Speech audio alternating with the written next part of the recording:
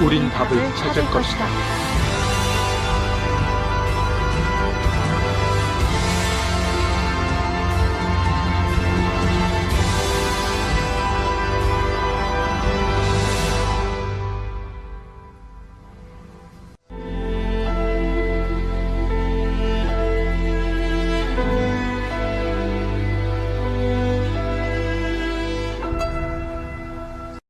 상상해보세요.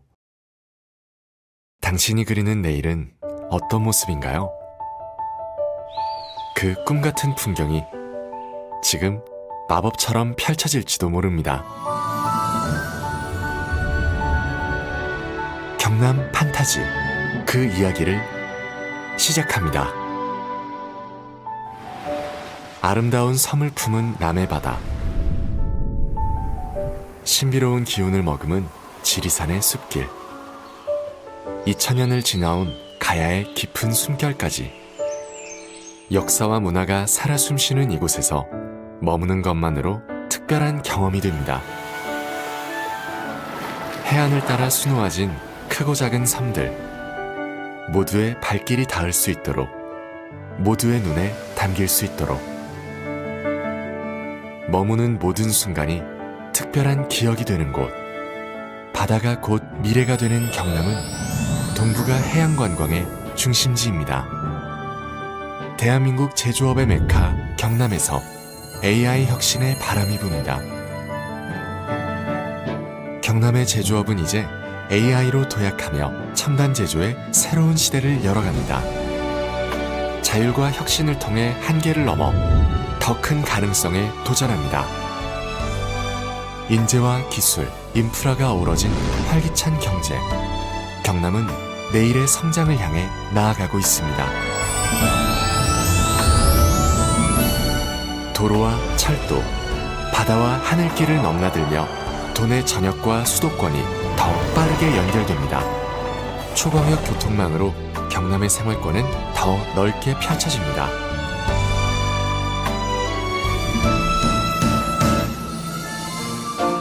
누구도 소외되지 않도록, 누구도 꿈을 잃지 않도록 모든 순간을 따뜻한 손길로 보살피며 함께 걸어가는 세상. 복지, 동행, 희망으로 경남의 내일을 채워갑니다. 청년의 가능성을 믿고 그 열정이 현실이 되는 곳. 오늘의 도전으로 내일을 그려나갑니다. 경남은 청년이 배우고 성장할 수 있는 길을 넓혀갑니다.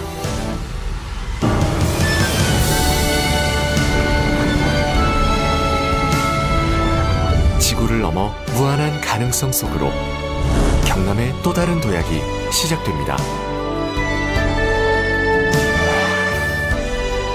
항공기 연구개발과 첨단 제조 인프라를 바탕으로 경남은 대한민국 우주항공 산업의 심장이 되어 우주시대를 향해 힘차게 나아갑니다.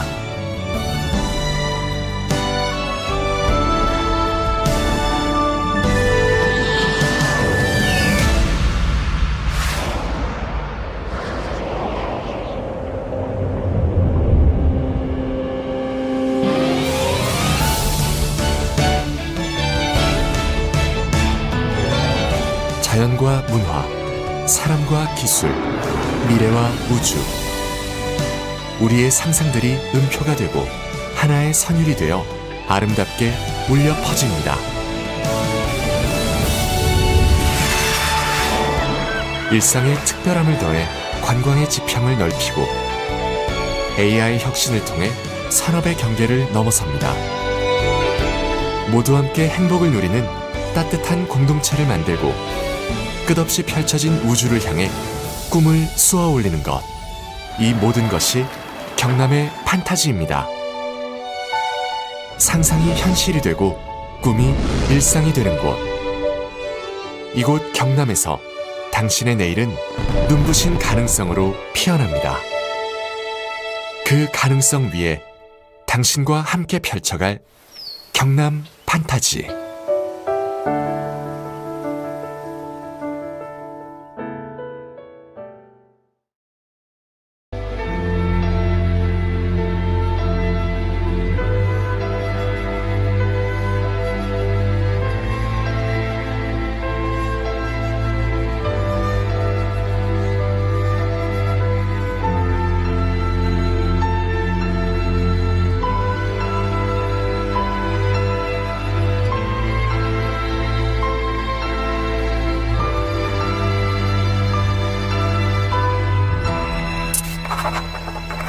일어나야 할 일은 일어날 거야.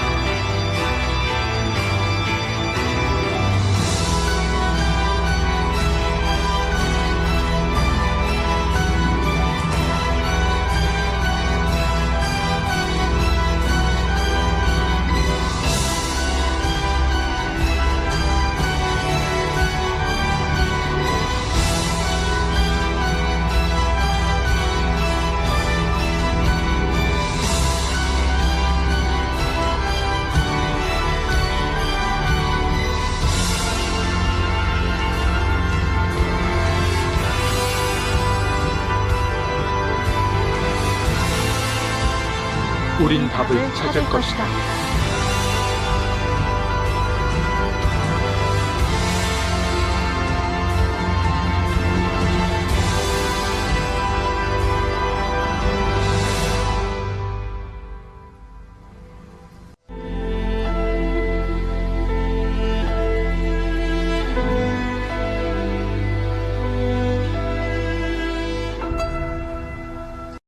상상해보세요.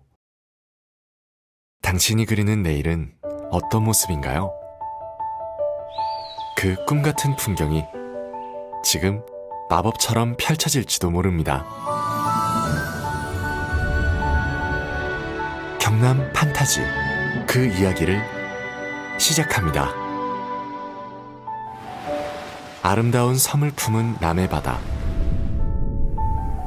신비로운 기운을 머금은 지리산의 숲길, 2000년을 지나온 가야의 깊은 숨결까지 역사와 문화가 살아 숨쉬는 이곳에서 머무는 것만으로 특별한 경험이 됩니다. 해안을 따라 수놓아진 크고 작은 섬들, 모두의 발길이 닿을 수 있도록, 모두의 눈에 담길 수 있도록, 머무는 모든 순간이 특별한 기억이 되는 곳, 바다가 곧 미래가 되는 경남은 동북아 해양관광의 중심지입니다. 대한민국 제조업의 메카 경남에서 AI 혁신의 바람이 붑니다. 경남의 제조업은 이제 AI로 도약하며 첨단 제조의 새로운 시대를 열어갑니다. 자율과 혁신을 통해 한계를 넘어 더 큰 가능성에 도전합니다. 인재와 기술, 인프라가 어우러진 활기찬 경제. 경남은 내일의 성장을 향해 나아가고 있습니다. 도로와 철도, 바다와 하늘길을 넘나들며 도내 전역과 수도권이 더 빠르게 연결됩니다. 초광역 교통망으로 경남의 생활권은 더 넓게 펼쳐집니다.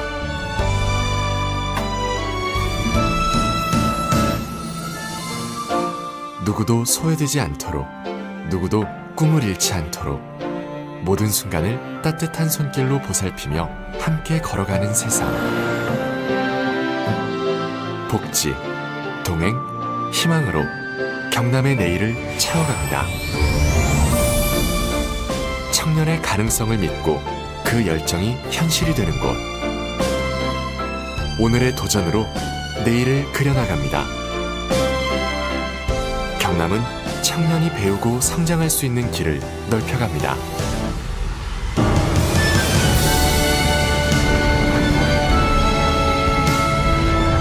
지구를 넘어 무한한 가능성 속으로 경남의 또 다른 도약이 시작됩니다. 항공기 연구개발과 첨단 제조 인프라를 바탕으로 경남은 대한민국 우주항공 산업의 심장이 되어 우주 시대를 향해 힘차게 나아갑니다.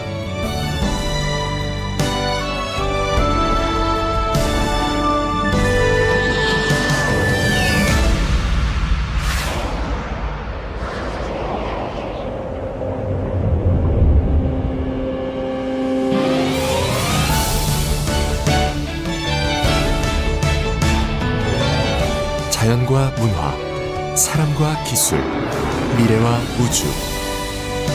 우리의 상상들이 음표가 되고 하나의 선율이 되어 아름답게 울려 퍼집니다. 일상의 특별함을 더해 관광의 지평을 넓히고 AI 혁신을 통해 산업의 경계를 넘어섭니다. 모두 함께 행복을 누리는 따뜻한 공동체를 만들고 끝없이 펼쳐진 우주를 향해 꿈을 쏘아 올리는 것. 이 모든 것이 경남의 판타지입니다. 상상이 현실이 되고 꿈이 일상이 되는 곳. 이곳 경남에서 당신의 내일은 눈부신 가능성으로 피어납니다. 그 가능성 위에 당신과 함께 펼쳐갈 경남 판타지.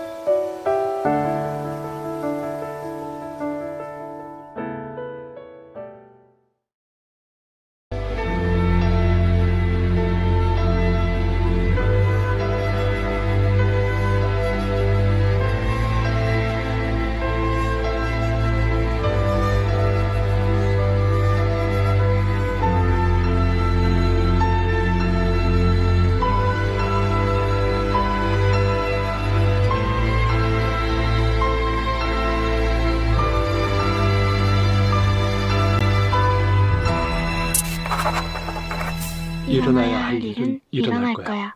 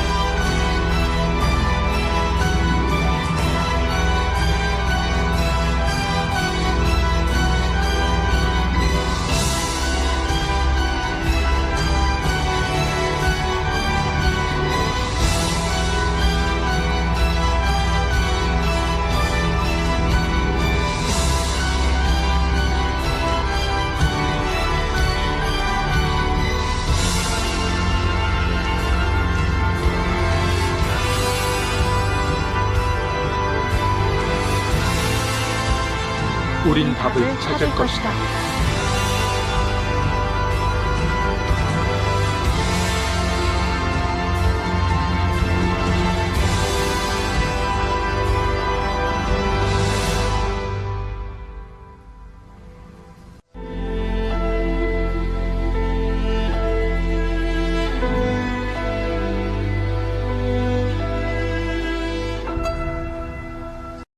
상상해보세요. 당신이 그리는 내일은 어떤 모습인가요? 그 꿈같은 풍경이 지금 마법처럼 펼쳐질지도 모릅니다. 경남 판타지, 그 이야기를 시작합니다. 아름다운 섬을 품은 남해 바다, 신비로운 기운을 머금은 지리산의 숲길, 2000년을 지나온 가야의 깊은 숨결까지 역사와 문화가 살아 숨쉬는 이곳에서 머무는 것만으로 특별한 경험이 됩니다. 해안을 따라 수놓아진 크고 작은 섬들, 모두의 발길이 닿을 수 있도록, 모두의 눈에 담길 수 있도록, 머무는 모든 순간이 특별한 기억이 되는 곳, 바다가 곧 미래가 되는 경남은 동북아 해양 관광의 중심지입니다. 대한민국 제조업의 메카 경남에서 AI 혁신의 바람이 붑니다. 경남의 제조업은 이제 AI로 도약하며 첨단 제조의 새로운 시대를 열어갑니다. 자율과 혁신을 통해 한계를 넘어 더 큰 가능성에 도전합니다. 인재와 기술, 인프라가 어우러진 활기찬 경제. 경남은 내일의 성장을 향해 나아가고 있습니다. 도로와 철도, 바다와 하늘길을 넘나들며 도내 전역과 수도권이 더 빠르게 연결됩니다. 초광역 교통망으로 경남의 생활권은 더 넓게 펼쳐집니다.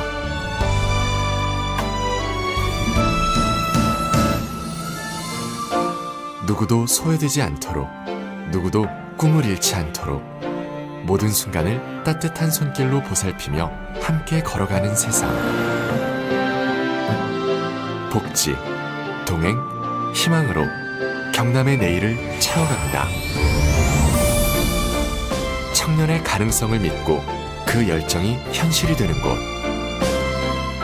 오늘의 도전으로 내일을 그려나갑니다. 경남은 청년이 배우고 성장할 수 있는 길을 넓혀갑니다.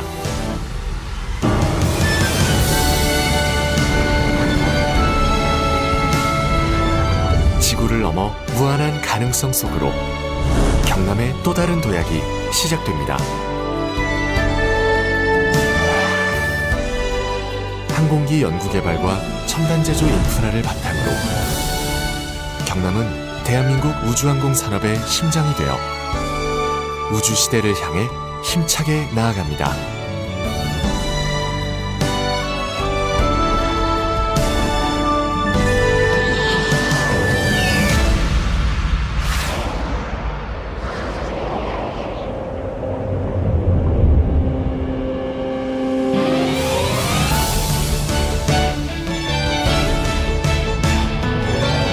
자연과 문화, 사람과 기술, 미래와 우주. 우리의 상상들이 음표가 되고 하나의 선율이 되어 아름답게 울려 퍼집니다. 일상의 특별함을 더해 관광의 지평을 넓히고 AI 혁신을 통해 산업의 경계를 넘어섭니다. 모두 함께 행복을 누리는 따뜻한 공동체를 만들고 끝없이 펼쳐진 우주를 향해 꿈을 쏘아 올리는 것. 이 모든 것이 경남의 판타지입니다. 상상이 현실이 되고 꿈이 일상이 되는 곳. 이곳 경남에서 당신의 내일은 눈부신 가능성으로 피어납니다. 그 가능성 위에 당신과 함께 펼쳐갈 경남 판타지.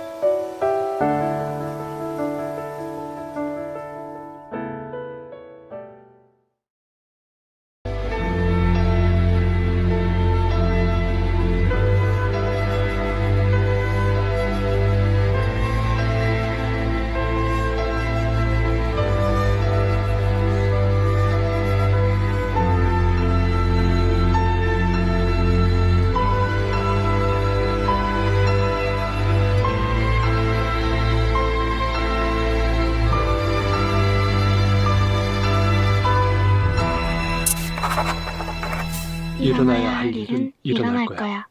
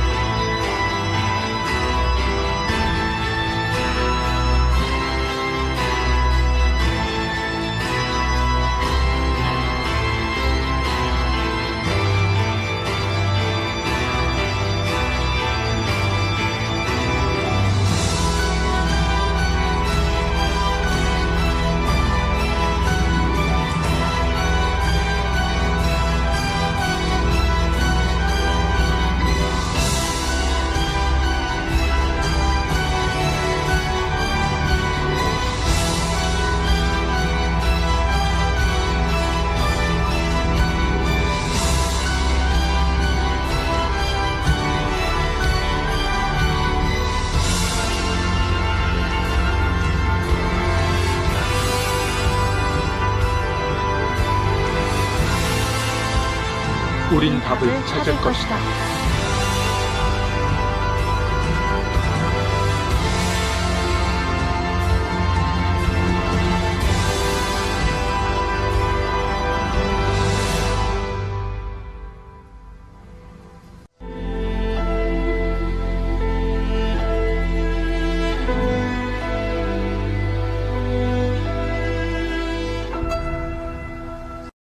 상상해보세요.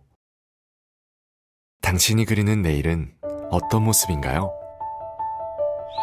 그 꿈같은 풍경이 지금 마법처럼 펼쳐질지도 모릅니다.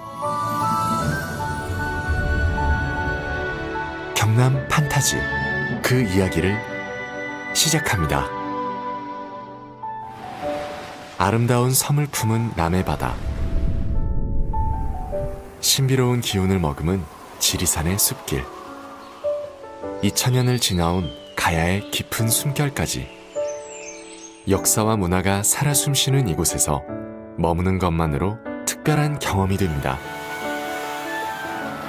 해안을 따라 수놓아진 크고 작은 섬들, 모두의 발길이 닿을 수 있도록, 모두의 눈에 담길 수 있도록,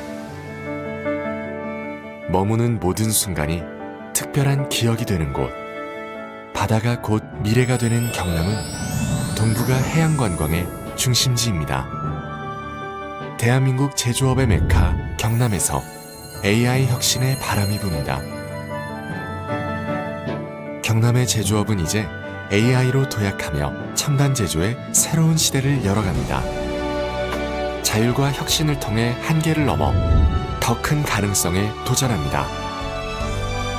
인재와 기술, 인프라가 어우러진 활기찬 경제, 경남은 내일의 성장을 향해 나아가고 있습니다. 도로와 철도, 바다와 하늘길을 넘나들며 도내 전역과 수도권이 더 빠르게 연결됩니다. 초광역 교통망으로 경남의 생활권은 더 넓게 펼쳐집니다.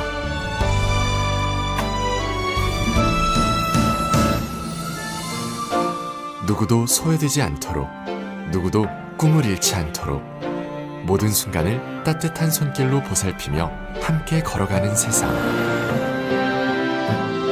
복지, 동행, 희망으로 경남의 내일을 채워갑니다.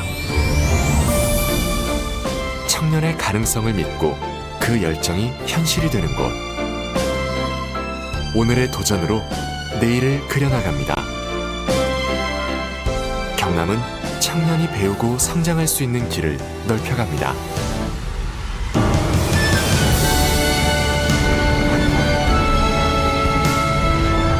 지구를 넘어 무한한 가능성 속으로 경남의 또 다른 도약이 시작됩니다. 항공기 연구개발과 첨단 제조 인프라를 바탕으로 경남은 대한민국 우주항공 산업의 심장이 되어 우주 시대를 향해 힘차게 나아갑니다.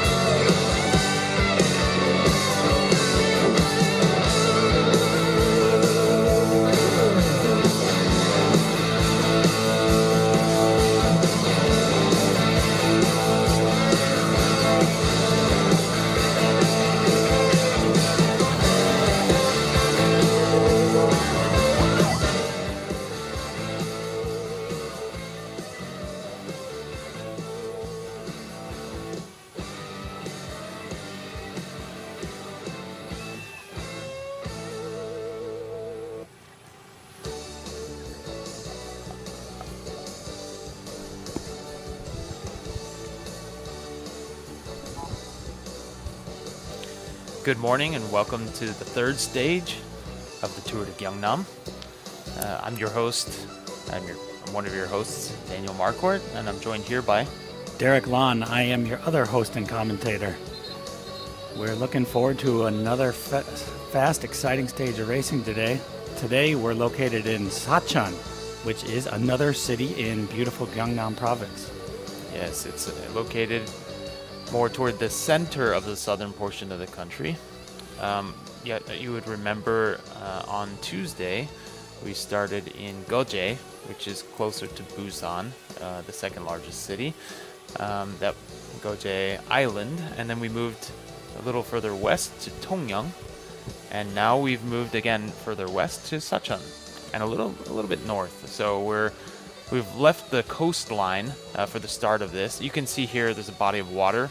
This is an inlet of the ocean that they used to use a lot for pushing ships out. You can see just next to there, this is a vacated shipping yard where they used to build ships, a company called SPP back in the day.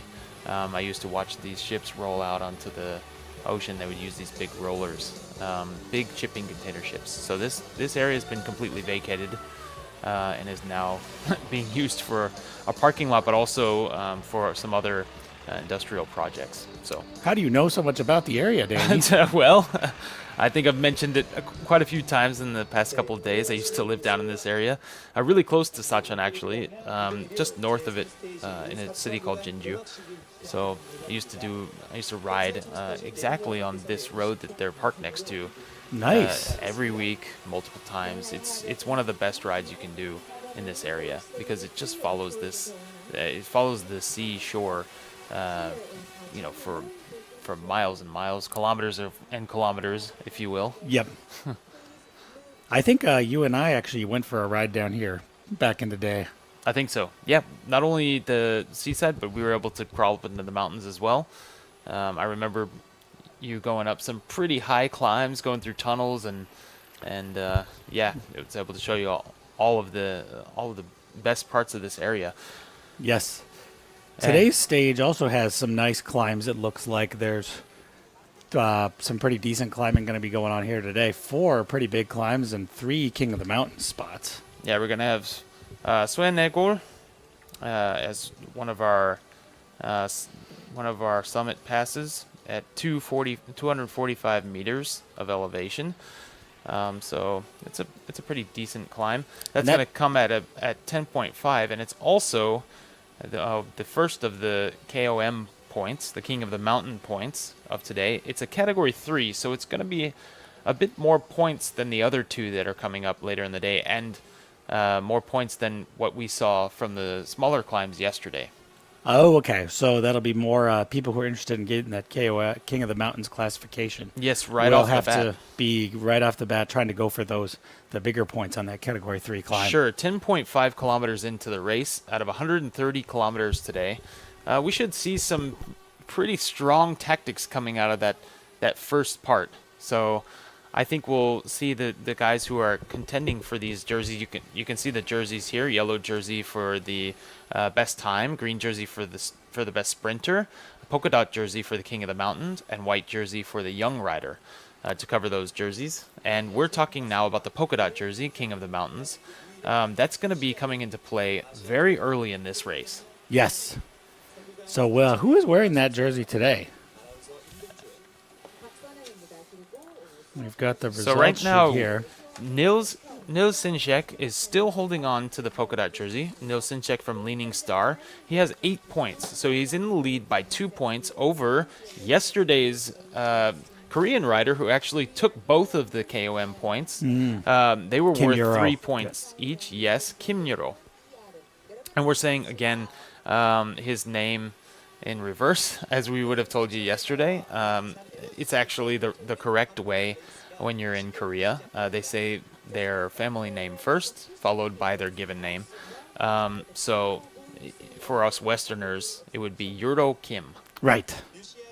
And so today with the climbs, it looks like there'll be some points available. The Cat 3 climb, if the first person over the top will get 5 points. Yes. And then the Cat 4 climb, the first person will get 3 points. So there's quite Yes. a bit of points on the line with 3 KOMs. If we should see those guys battle it out, I suppose. Yes, and it's important to note also that for this first one, yes, the first rider gets 5 points, but also that second, third, and even it goes to fourth place can still get points. It goes 5, 3, 2, 1 in that order from first to fourth, in the amount of points that they can get. So it'll still be really, really important for the likes of Kim Yuro and Nils Sinchek, and even Tesh Bayar Batsaikan from Rujai. Yes. It's going to be really important for those guys to place themselves for this jersey. And you would have seen yesterday, Ilham Ramadan. He looks like a climber. Yes. So he's also going to be a great contender for today. It is a shorter climb in the grand scheme of things, but I think you could see some climbers come out of the mix.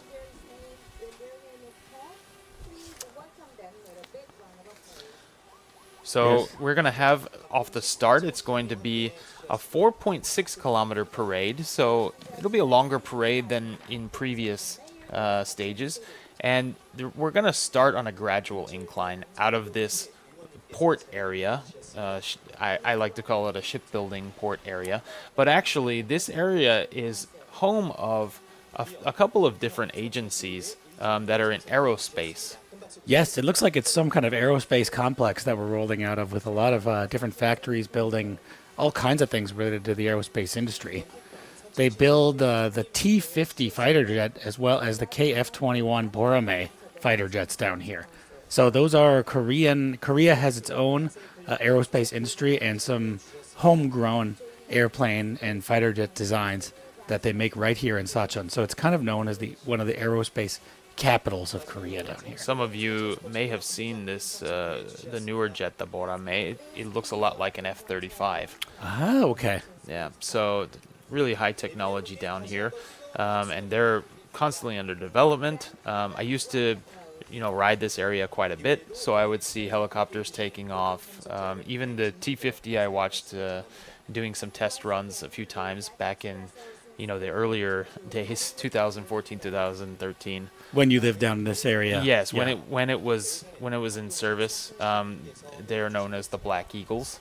Oh, the- very the cool. T-50s. So, yeah, pretty interesting. Yeah, so the race will roll out of this industrial complex and do a big loop around SaCheon City. We have 2 circuits on board today, and then they'll come back around and finish up here at the same place. So it's a pretty nice. It'll be a nice wide flat finish for the riders, but there's still a bunch of climbs in here that will give some opportunities for breakaways or for the field to get chopped up a bit. That's right.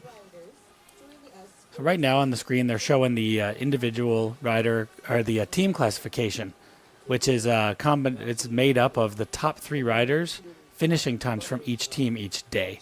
So after stage 2, it looks like Team Leaning Star is leading that. They have a 5-minute lead over Team Yukio. So that's going to be a pretty difficult thing to overcome. And the team classification is generally not as big of a focus as the individual, but the teams will still be interested because there's still decent prize money in there. You would have seen yesterday that the finishing results for stage 2, 3 of the top 5 riders were from Leaning Star, and the other 2 were from Keish Body Wrap. So you have those 2 teams are looking really strong at this point. And Team Ukyo is also holding steady with their lead on the yellow jersey as well. Yeah. Now, right now, we're just going to show a couple highlights of the race from yesterday, stage 2, that was held. This is last year's, stage 2 that was held yesterday in Tongyang. So the peloton rolled out and the attacks were coming fast and furious all day.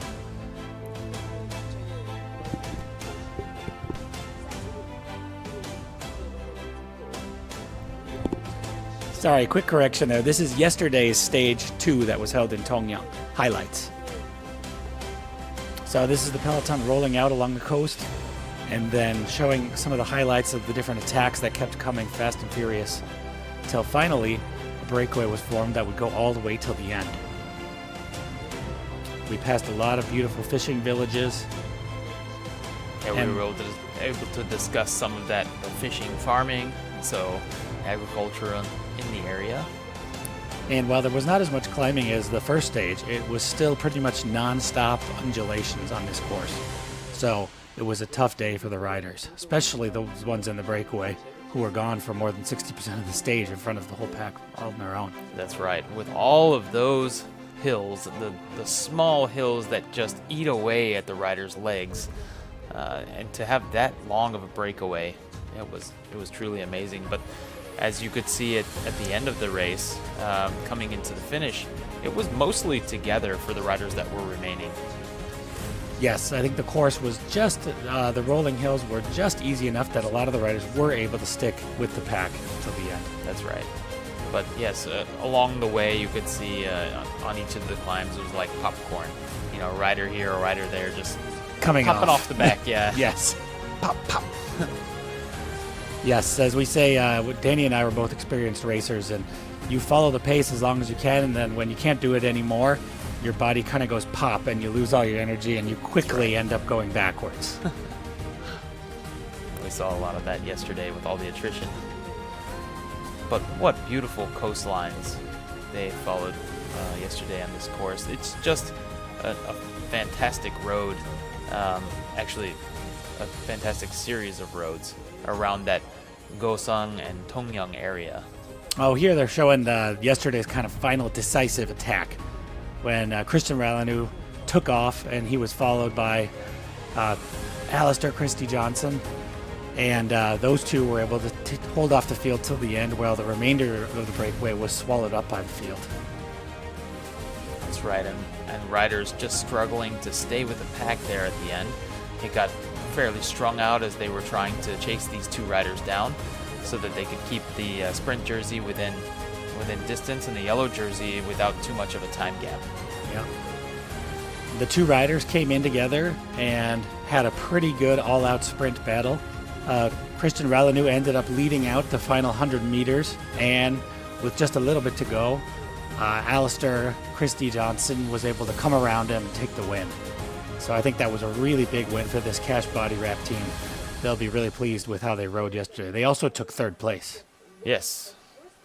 And it looks like Christian Ralanu, if we're looking at the standings, was able to keep a fairly decent GC spot with not too much of a time gap, so I think it's something that could be closed, at least to the likes of, he's in 9th place now, with 1:18 down from first.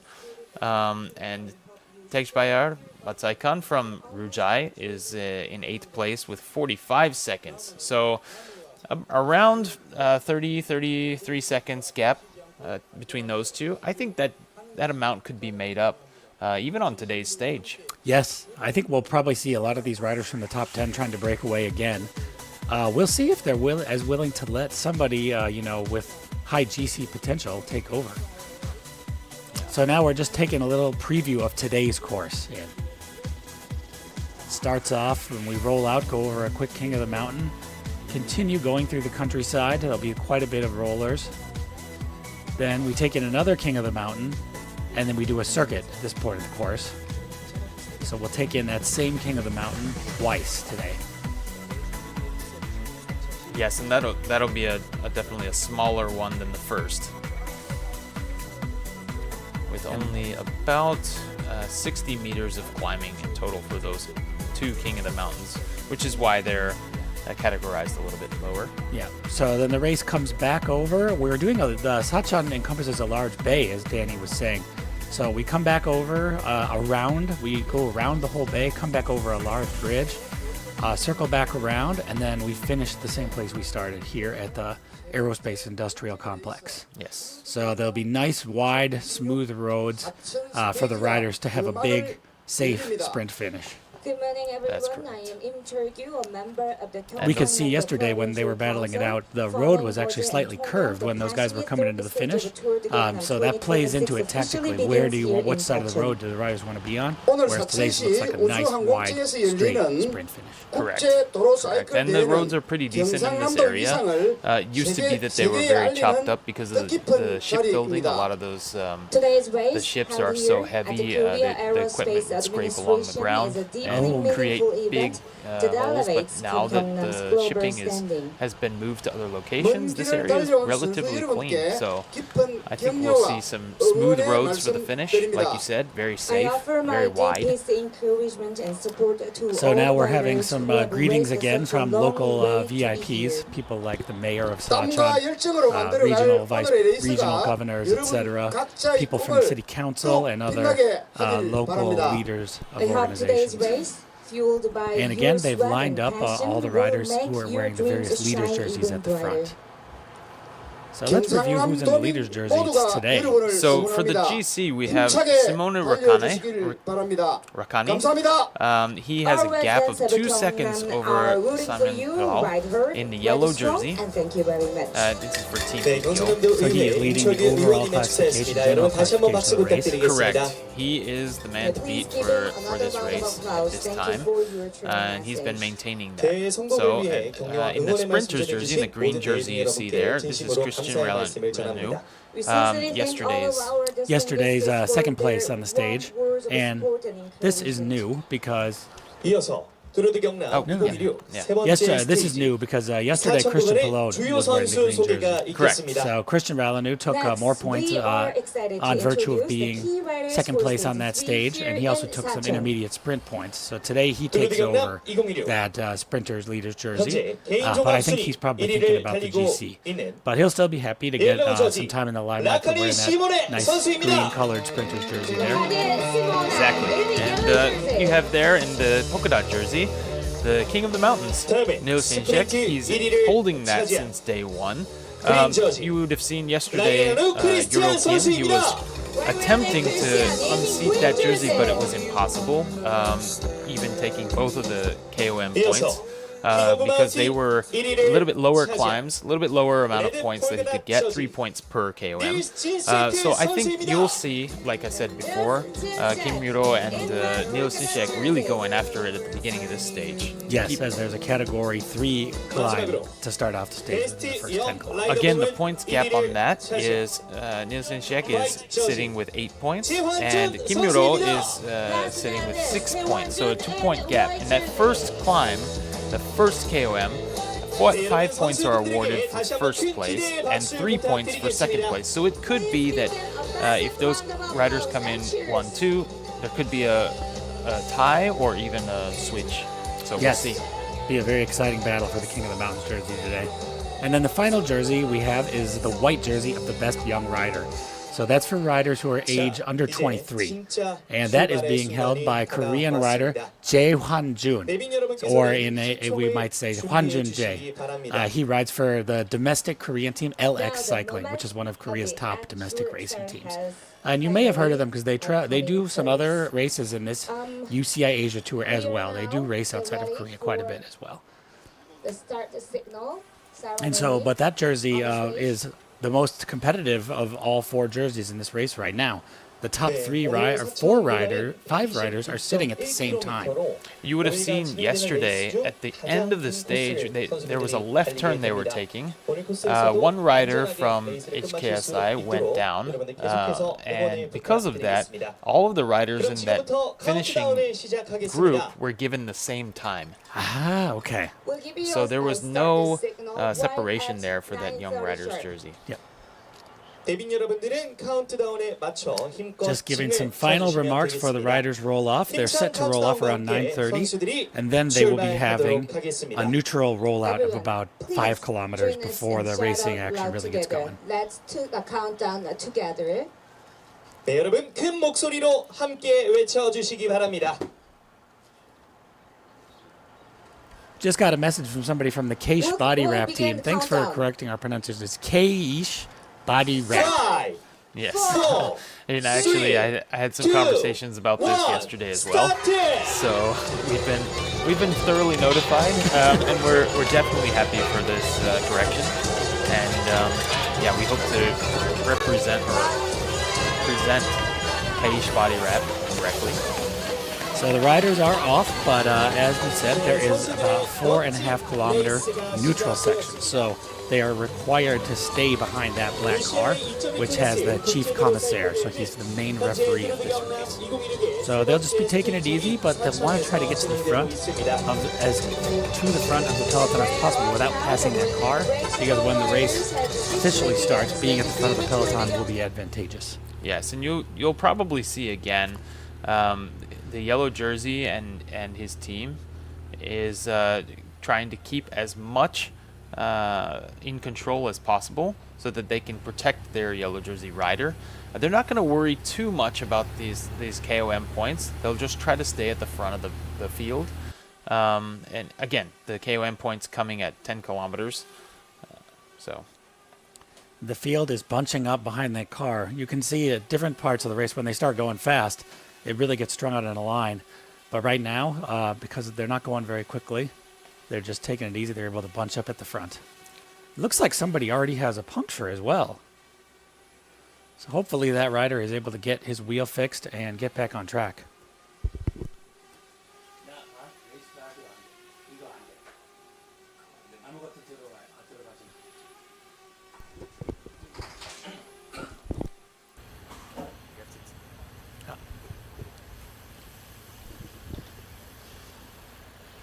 So the rider's just cruising along here along the coastline through this aerospace industrial complex where they make all kinds of parts and assemble jets.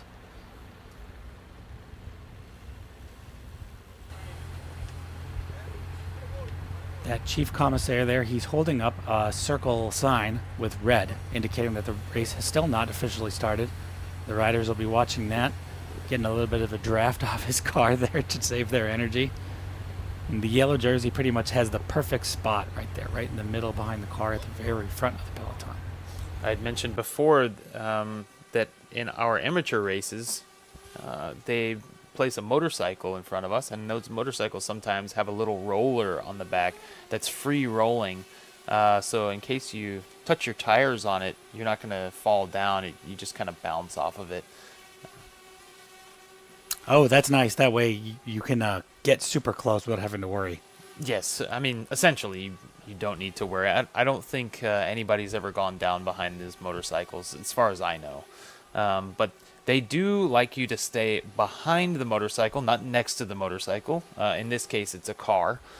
They like you to stay behind, and if you start moving past that, they really let you know.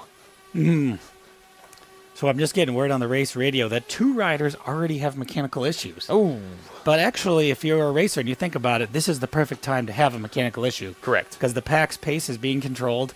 Go back to your team car, switch your bike, get it fixed, and catch back up. That's right. If you had a mechanical issue, say on the King of the Mountain, it's harder for the cars to get to you, and then you're going to lose more time than you would have at this stage in the race. I once had a dead shifter battery during a neutral section, so I had to switch it while riding. Oh, wow. That was pretty tough. And had to take the battery out of another person's power meter to do it. Oh, wow. I suppose these riders would maybe go back to their team car and be able to get a new battery, though, wouldn't they? Yeah, at least in the amateur series, it's not allowed for safety reasons. But I think in this series, they might be able to get a battery from their team car. Yeah. Speaking of mechanical issues, we saw yesterday the Mongolian national champion from Rujai. He was messing around with his stem. He had an Allen wrench from his team car. Yes. And I asked the team about what happened, and they said that his handlebars got twisted.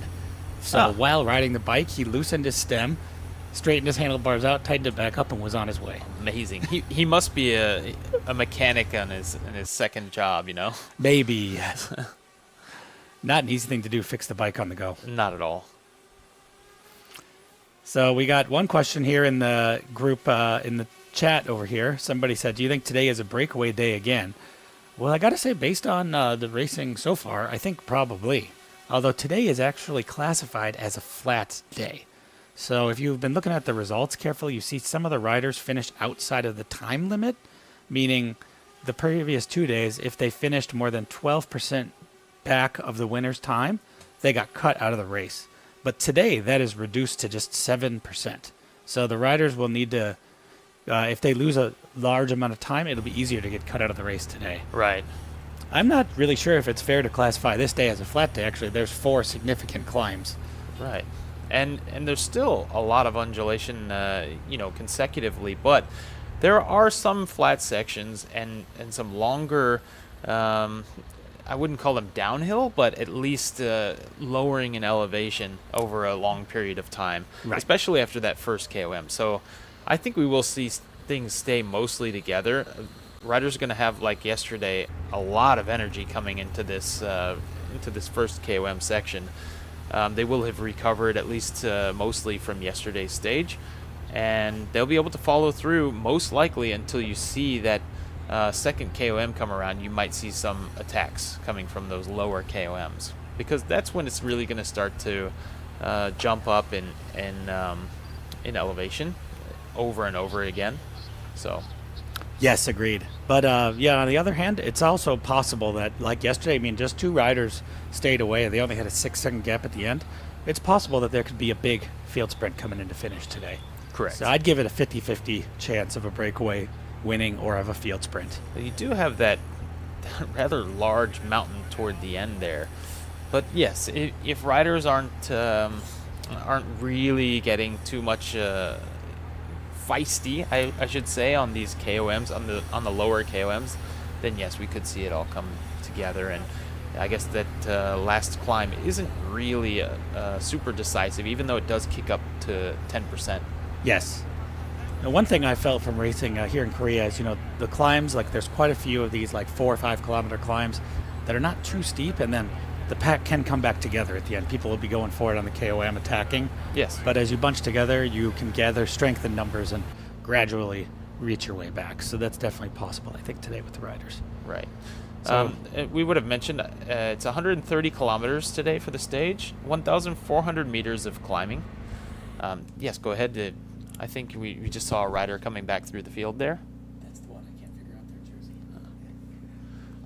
But yes, see, we could see those two. Those are the 2 riders who had mechanicals who are coming back up now. They went back to their team cars, got their issues with their bicycles taken care of, and lucky for them, the pack is not able to go very fast now, and they're able to catch back up to the back of the peloton and start trying to wiggle their way back up to the front here.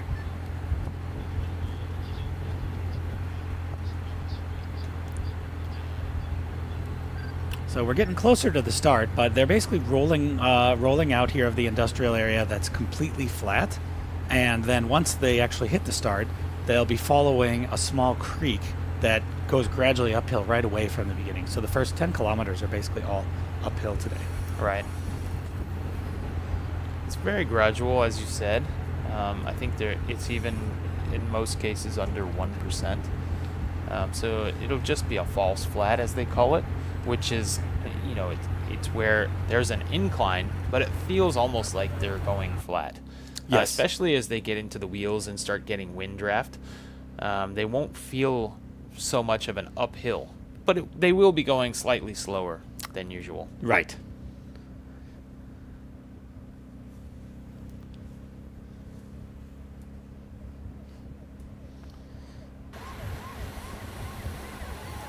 Yes, you can see there on the side of the road, we can see they're only going 26 kilometers an hour right now. This So they're parade, really keeping them going pretty slow. again, 4.6 kilometers for this parade, so it's a little longer than yesterday. They need to get out of this city area. This is a really busy area with a lot of cars. It's been getting busier and busier every year.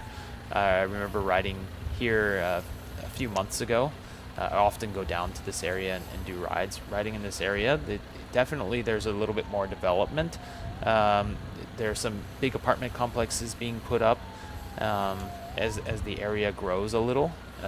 It would make sense with Korea is kind of becoming an aerospace and space powerhouse country these days. Yes. So that is reflecting in the growth of this SaCheon city and the Gyeongnam area in general. It's Right. an exciting place to be. So if you're just joining us, we're going to reintroduce ourselves. My name is Derek Lon, and I'm here with, Daniel Marquardt. and we are co-hosting commentary for this year's tour to Gyeongnam for the first time ever in English. Yeah, exactly. So we hope you enjoy our broadcast, and if any of you have any questions, you can put them in the chat there on the side, and we'll do our best to answer them. We're both from the U.S. We've been here in Korea for many, many years. 14 for myself, and 15 or 16 for me. Yeah, he's somewhere in the middle. But yes, we've been here quite a while, so we know the area pretty well. Derek speaks the language fluently, I would say, and I'm getting there. So we've really developed a life here. Yes, and so both of us are former top-level racers in the U.S., and we've been racing as amateurs in Korea, more for fun, but we've also gotten to race all over the country. Danny used to live in this area, and I've been down there to visit him a few times. So we're familiar with the roads the riders are riding on in these stages, especially Danny, as he lived just north of the city of SaCheon in a city called Jinju. Yes, so on the weekends, even on the weekdays, we would I would come down with a group of local riders in Jinju that form teams. It looks like we're getting started here. Yes. We'll get back to that. From kilometer 0, somebody attacked. Now that's very impressive. It looks like Already. a Cache body wrap rider. They're feeling inspired from their win yesterday. Cache. We'll get it. We're working on it. Thanks for all the feedback. Keep it coming. Yes. But yeah, Keish body wrap. And here's the Mongolian national champion, rider number 2 on the back. That's SaCheon. Maybe he's just trying to take it easy today, or maybe he had a mechanical issue that he had to roll back and get fixed. It could be. Yeah. Twisted handlebars again, perhaps? Yeah. He's riding there with rider number 1, Dylan Hopkins, who was last year's winner of the Tour de Gyeongnam. Ah, okay. But so far he hasn't had as good a luck as he had last year. But we'll see. There's still 3 stages remaining, and there's a lot that can change up in these next 2 stages. Are still good potential for big GC shakeups. Yes. Yesterday we would have seen in the breakaway, there was a 5-man breakaway. One of those riders from Team LX, Kim Yuro, he was looking good for at least the KOM jersey. And then on that last riser, we saw the huge attack coming out of the second place rider, Cristiano Relanu. And that dropped 3 of the riders. Yep. Now you can see in this small breakaway, we have a Seoul City Hall rider there, the front. And a Cage body wrap, and also the LX team, the same as Kim Yuro, so you can see them taking that responsibility. Yes, as we were saying yesterday, as Koreans, this is really their home race. Yes. So this is the biggest UCI race in Korea this year. There's 4 Korean teams represented, and they'll all want to show their face and get a good result for the home crowd. Yes, and also I would imagine there is a little bit of thought there to protect that lead that Kim Yuro has in the KOM points in second place. Sure, definitely. So perhaps he's trying to set up a breakaway Kim Euro can bridge up to, and then he can assist him to win KOM points. Yes, it could be that, or it could just be, keep yourself represented, keep your team represented in the breakaways in this beginning part, so that when we get to that KOM points, then you can have potentially a little bit slower breakaway that, as you said, Kim Euro could come up to that. Yep. Could bridge. So we can see the road is getting narrower, and the pack seems content to let these guys get some time. They are just bunching up there and kind of chilling, it looks like. So I don't think any of these three riders off the front are a GC threat. I would think not as well. And Nils Sinchek is definitely going to be sitting in the pack thinking, okay, I've got to grab these points as well. So this rider at the front is rider Che Asam from the Seoul cycling team. Cha Asam, doing a good turn on the front there. I think we saw him coming out yesterday as well. Yes, he also attacked yesterday. The Case body wrap rider is William Heffernan from Australia. Also, the team is from Australia. He's probably feeling inspired by their win yesterday. And then there's one more LX rider who we don't have the number of quite yet. William Heffernan is a 21-year-old rider from Sydney. He won the under-23 Oceania Championship earlier this year, and from what I know, or from what I'm seeing here, he's known by everyone in the Sydney cycling community. Okay, so he's also a potential. If he's only 21, he's also there for the young riders competition in this Tour de Gyeongnam as well. Yes, I got some communication actually from the Cage team pretty recently, and they let me know that his bike actually broke 2 days before this race. Oh no! Well, hopefully it looks like he got a spare bike, but hopefully he's comfortable on it. These guys already have 45 seconds. Wow. So wow, the peloton has really set up, and you can see, as we said, the race starts going uphill right away. Essentially right now, they're actually on a section that's going up to a dam. So they're following a creek line, but the creek has been dammed to make a reservoir to collect water for agricultural usage. And the road, a short section leading from the creek up to where the dam is steep. So that's the section they're coming on right now. And it looks like they've got the hammer down. They want to establish a gap, but 45 seconds is pretty big. So I think they'll be happy with what they've done so far. And they've got about 7 kilometers left until they hit this KOM. Yeah, Asam Cha on the front here. So yeah, they're really working together well. Yeah. The LX rider has not been pulling, so maybe he's just trying to hold his. Maybe he's waiting to see if Kim Euro can come up to him to get those KOM points. I think we saw Heffernan also coming out in an early breakaway yesterday as well. Oh, okay. Yes, this Case body rep team seems very motivated, attacking a lot. As is the Seoul cycling team and the LX team. For sure. And yesterday we would have seen Cage Body Wrap finish with 2 riders in the top 5. Right. So this is looking like a really strong team. I would imagine that they're looking to unseat our race leader, but we have to look at the. Yes, we will see. Their GC standings are not as high, but they had a great ride yesterday. They'll be happy with the stage. But I think for pretty much any team here, winning a stage would be enough to make this a satisfying race result of the 5 days. I think so. I think they're pretty happy with yesterday's result. Yeah. Again, that's rider number 195, Sung Min Sung from LX Cycling. Yeah, so the 3 riders we have are Heffernan from Case Body Wrap, Sung Min Sung from LX, and Cha Asam from Seoul Cycling Team. And they've got a minute and 12 seconds now. So it's just expanding like crazy. Wow. So this is becoming like a Tour de France style. Let's let a day-long breakaway go, get 20 minutes, try to reel them in at the end. I guess this is the day for it. It's a little flatter than the other stages, so it sounds like that's what they're doing. But I would think a lot of those riders in the pack who are on teams that maybe haven't gotten results yet are thinking, I wanted to be on this breakaway today. How did it go? It's how did we let it go so quickly? These guys literally attacked from kilometer 0. Exactly. We'll review. But having some words with the LX rider, Heffernan doesn't seem very happy that he hasn't been pulling through. What do you think he said to him? I think that's the case, especially with that gap that's being created, and they were rotating pretty well. but it looked like the LX rider was sitting a little bit toward the back for a while. So let's see if that was the case and he starts rotating through. I was reviewing the courses here. So the first course in the Goje area was 115 kilometers roughly, with about 2,300, 2,400 meters of elevation gain.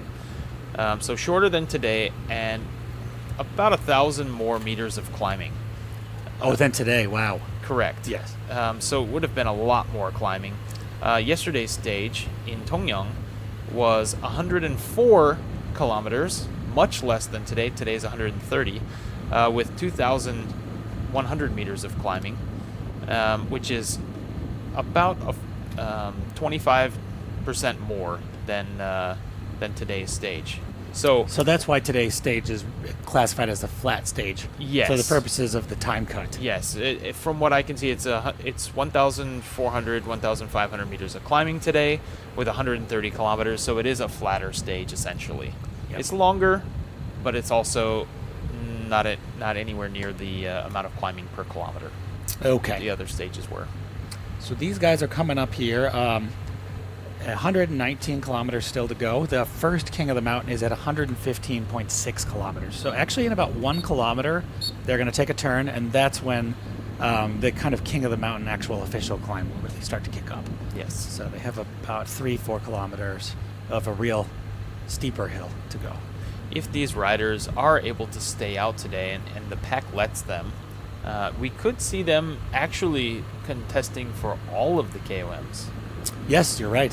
And Because- there's enough points on the line today that if somebody won all three, they'd be in the lead, I think. Right. And it really just depends on what the pack wants to do. As these riders are not really riders threatening for the GEC, then you won't probably see Team Ukyo coming out to defend. Yes, I would think the teams who have these riders in the top 10 for now are just happy to keep chilling and keep their riders safe. So let's see where the top riders are in this individual classification right now.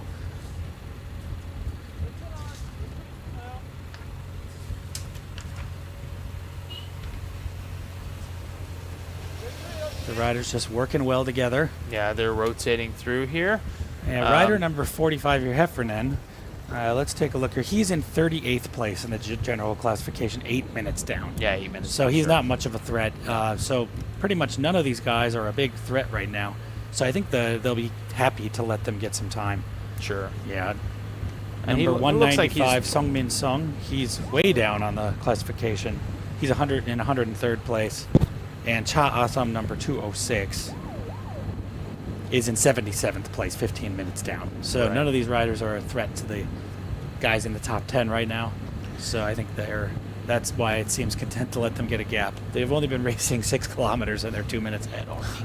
So, something to note about Cage Body Wrap team here, just to play along with maybe the tactics that they're using. Heffernan would be good at going out for breakaways, but they have a designated sprinter, or at least Oh, okay. they have a great sprinter back in the pack in Liam Walsh. So I think as long as you have Heffernan out front, he can pretty much take up the responsibility for the whole team. They don't need to pull on the front. They don't need to ride at the front of the main pack. They can just relax and rest, wait for the sprint finish. Their riders are not contesting for the GC at this point, so wait for the sprint finish. Try to take the stage with Liam, or perhaps another one of their riders, Yep. and that would be I think a great tactic. That's one of the benefits of putting one of your riders into a breakaway and letting them go out front. Your team can essentially rest as long Yes. as there's no threat in the breakaway of the GC. So So Soul Cycling and LX, they should all be satisfied, I think, with what's going on at this point. I think so. I think they should be satisfied, but then again, you do have, for LX anyway, Kimuro is looking is- at that KOM classification. So he may be thinking, okay, maybe I should get out for at least 1 or 2 points of this, because the 4th place will be awarded a point. Yes. On So this yes, on first this first one, this Cat 3 climb, 4th place gets 1 point. So we might see somebody coming out of the pack to Yes. try to nab that point. but we're not going to see that happen, I think, for this particular breakaway. They're just not close enough. I don't think that Euro's going to be able to catch them and snag any more than 1 point. Maybe he will get the point. Yep. So right now they're just crossing a bunch of what looks like rice paddies here that have been flooded to get the rice started for the season. Korea is a major producer of rice. Obviously, as an Asian country, the main food is rice, so they grow a lot of it. Rice for every meal. Rice and kimchi. Yes. So you'll notice here, this is most of the countryside in Korea is agricultural. They grow all kinds of things, rice, and we're going past some vegetable fields here. Korean food is very spicy, so they need to grow a lot of hot peppers as well. That's right. And if you look off to the right side of the riders, you'll see these rice fields are like stair steps. Yes. This is really typical in Korea. They'll build the rice fields on the mountainsides. They really have to utilize the full breadth of the land because there really isn't. You got the KOM start here. Yeah. Okay, it's 1 kilometer. Yep. As you were saying, yeah, because it's so hilly. If they want to do agriculture like rice that has to hold the water, they had to build it into the hillsides like steps. Right. So we'll see if these riders going to contest this KOM. I suppose they might, because it's a Cat 3, 5 points on the line. That's pretty significant. So they've got about 800 meters left to go. We'll see which of them tries to take it. Yeah, they could. But for now, they're just working together, it looks like.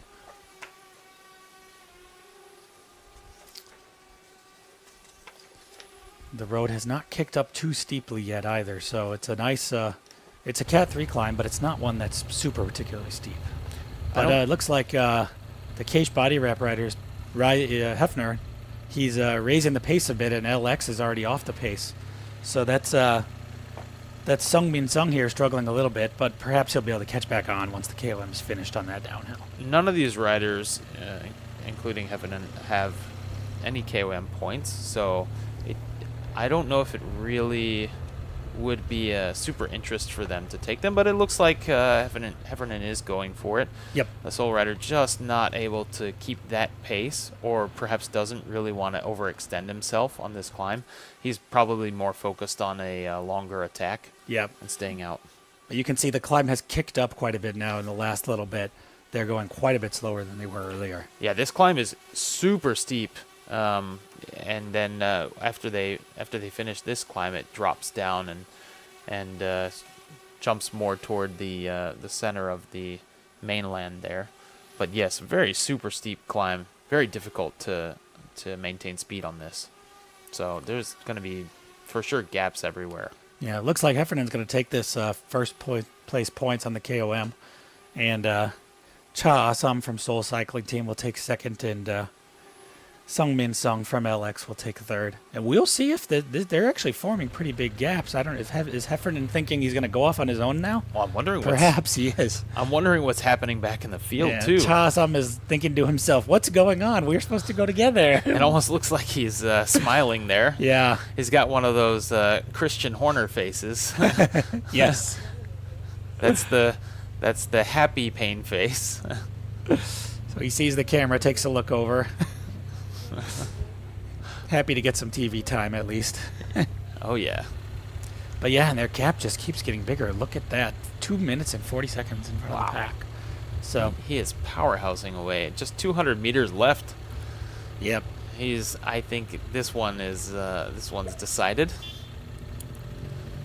Yes, this Heffernan looks very, very strong today, so he will want to keep going, I think, at his pace. I think it's definitely frustrating when you're in a breakaway and the other riders cannot match your pace necessarily. Yes. So great cadence by Heffernan as well.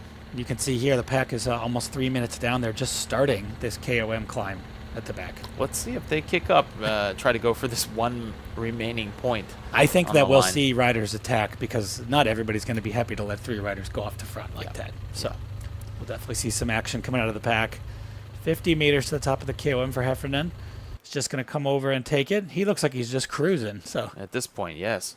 I believe the better tactic, in my opinion, the better tactic would be to finish that KOM point, wait a little bit, grab those 2 riders, have people to work with. They were getting a great gap. The field wasn't really chasing so hard, so...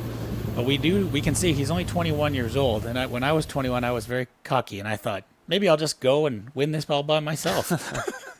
So he might try that. We'll see. I mean, he's already got like a 25, 30-second gap on Cha Asum here. So we'll see if Asum is able to catch back on. Well, he could also be, Heffernan could also be just that much stronger. Yeah. Let's see if he's been reserving for today and he's ready for this really long breakaway. But I think solo on a flatter stage like this is going to be a big ask. Yes.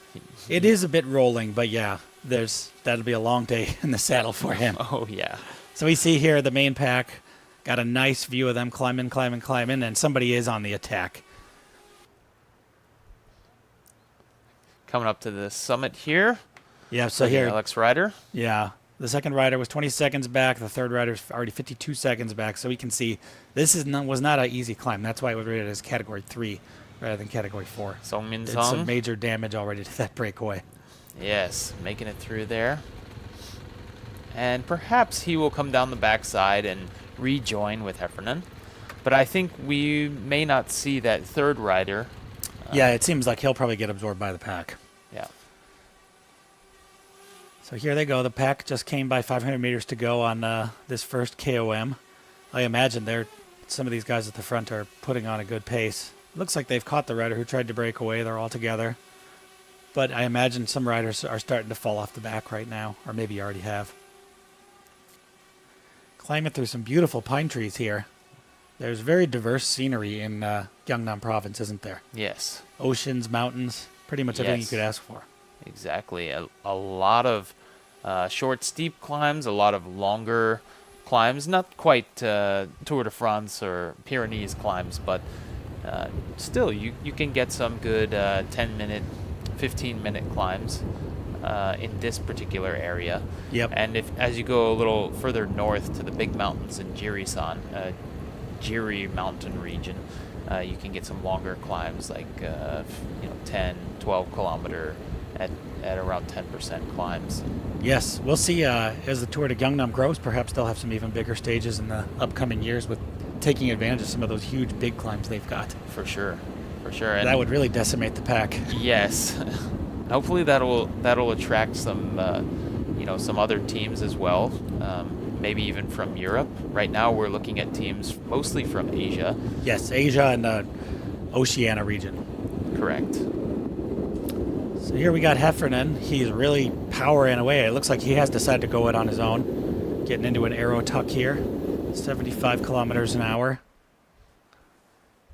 Not quite frooming. Was a Yes. legal arrow tuck. You got to have your butt on the saddle, and you need to have your hands on the handlebars. Ah, you have to have your butt on the seat. I see. Correct. A part of your rear end has to be touching the seat, and your hands need to be touching the handlebars. So there have been multiple incidences in the past couple of years after they've established this rule in the UCI where riders have put their arms on the handlebars and kind of drape them over to resemble a time trial position. Yeah. Fully aerodynamic.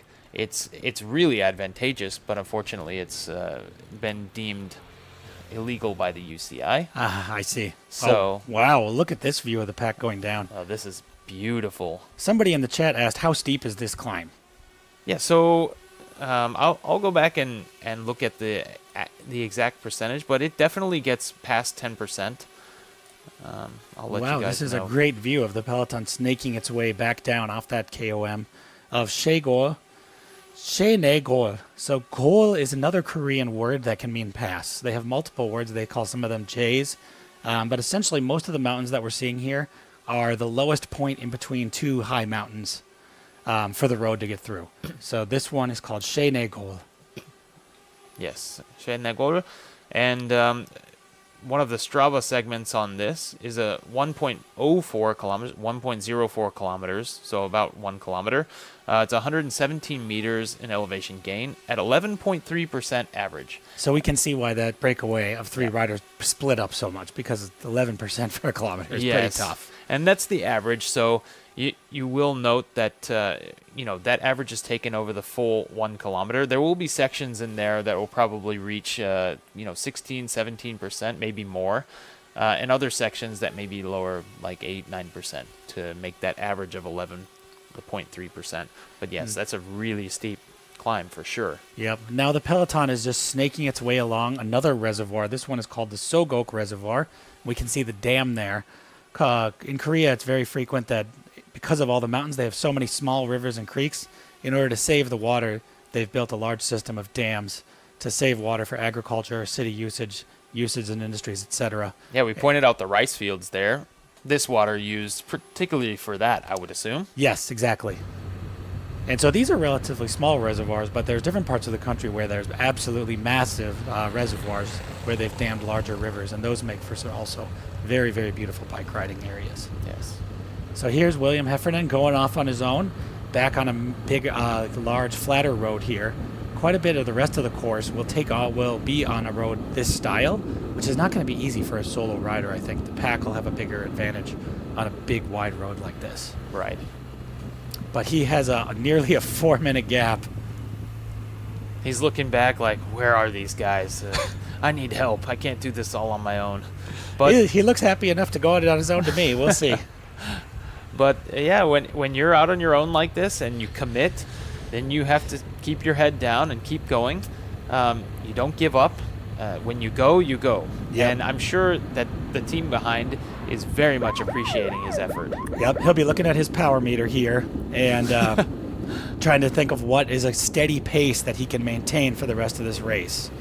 Ooh, 41.5. Look at that. He's really moving, and that's the average. Wow. 50 kilometers an hour, 51. It looks like it's dropping down. He might be hitting a small incline, but man, that is blistering for a solo break here. Yeah, he is really a strong rider. Wow. So yes, the first chase we just got word the guys he was with are now together. They're a minute 3 behind him. So it looks like he's committed to doing this on his own. Yep. Today. Well, it could either be that or it. Oh, okay. It looks like he's waving the motorcycle.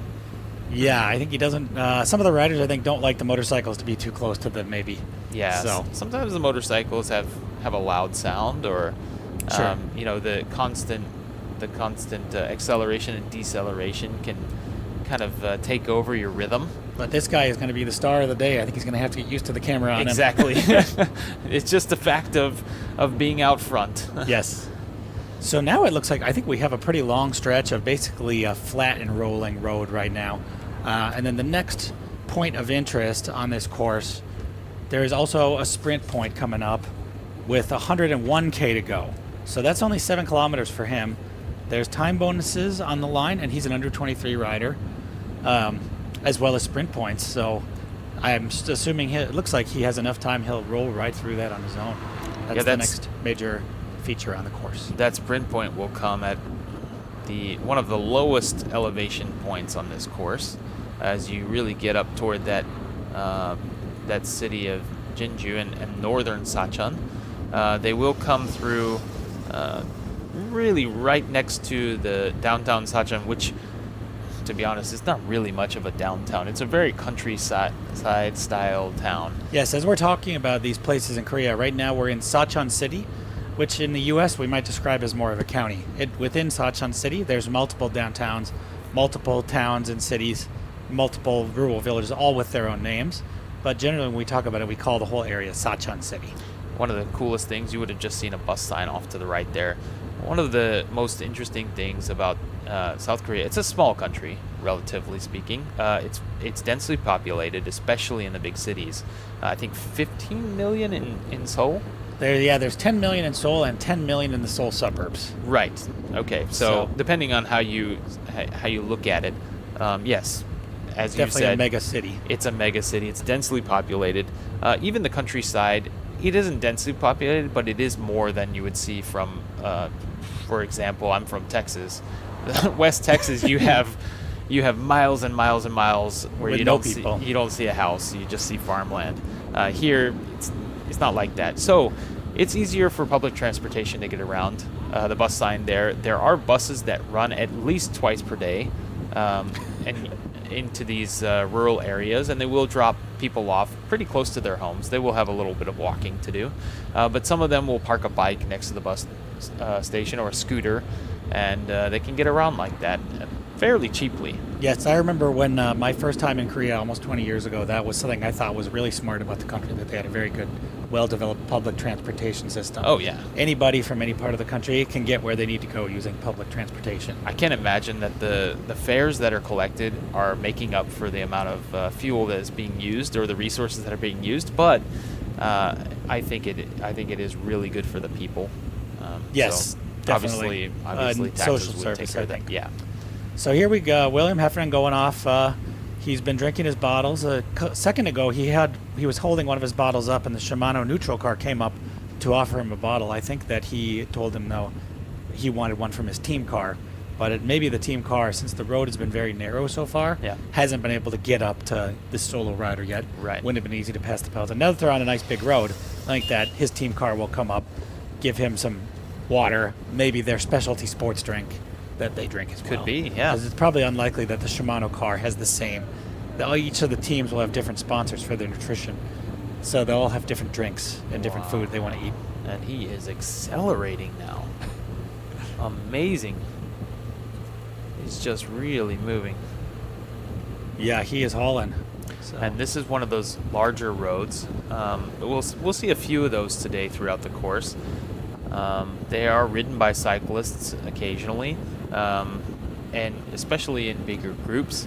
The drivers, as I said maybe a couple of days ago, the drivers in this region, they're not really used to bicycles, but they are used to farm equipment being driven on the bigger roads, like tractors and slower trucks, people who have work trucks that have, they've just used them to the bone and they're dilapidated. Yep. They drive really slow on the right side. They take over the shoulder a lot.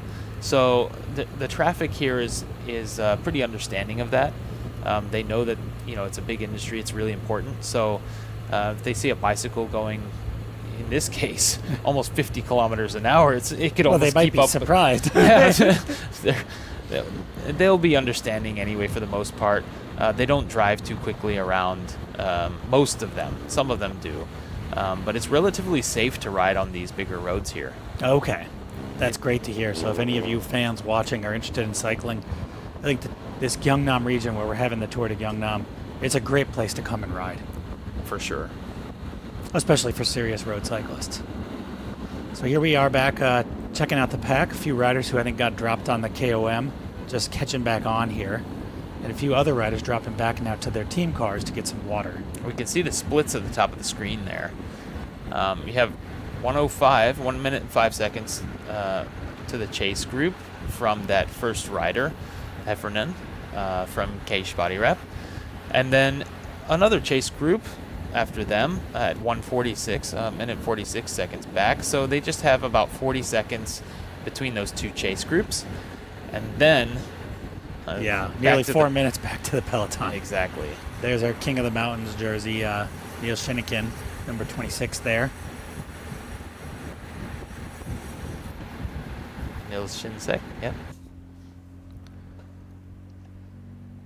And here's a team on the front. The teams that missed out on this breakaway are probably going to be motivated to do some chasing. Exactly. And you look at him just getting over a climb. He was trying to take advantage of those motorcycle drafts if possible. Smart move. Those motorcycles will leave a little bit of a draft there for him to take advantage of as they come by. But not too much.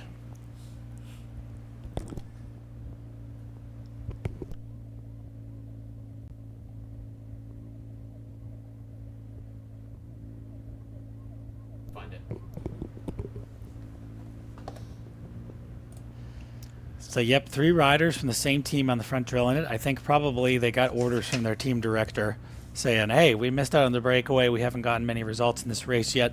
Let's try to get this breakaway back and then send one of our riders off the front or save it for a sprint. You can see their teammates, 2 of them are on the way up too.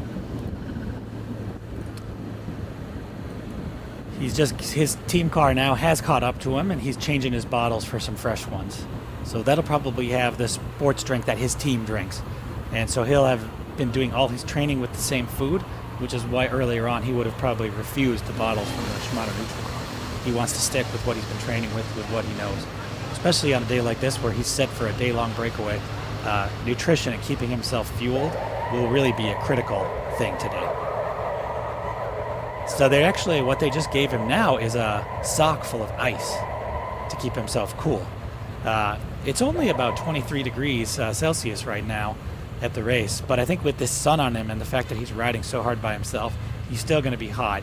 And so just everything that he can do to keep his body cool will help him run more efficiently, help him keep riding at a high pace. Getting more ice socks. And you can see he's stuffing them down the back of his jersey. As they melt, they'll roll down his back and help keep him cool. Having a little chat with his team director about what to do. I imagine he's probably telling him to ease off the pace slightly because he needs to think about going all the way to the end. And if he keeps looking at what he's been doing so far, it really looks like he's been pushing hard. So I imagine his team director is saying, take a look at your power meter. Let's talk about what you can do that you'll be able to maintain till the finish.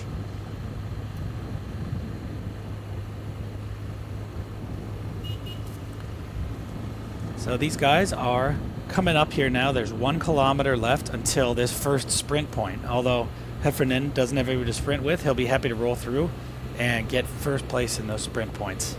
The peloton, on the other hand, if they're able to catch the chasers, there might be more of a sprint as riders in the top 10. Some of them are just within a few seconds of each other and could use those sprint points for improving their GC general classification standings. Head down, just going at full pace here. He's taken on the responsibility. The team is likely very much appreciating it. 3 minutes and 50 seconds. Maintaining this gap as a single rider. Yeah, he's got a huge lead, so whether he likes it or not, he's in for a long day in the saddle out there on his own, I think. Sure. 500 meters to go till the sprint point. The peloton will be a few kilometers behind him at this point still. So we won't see them roll through for probably another 5 or 10 minutes. He's going to be soaking this up.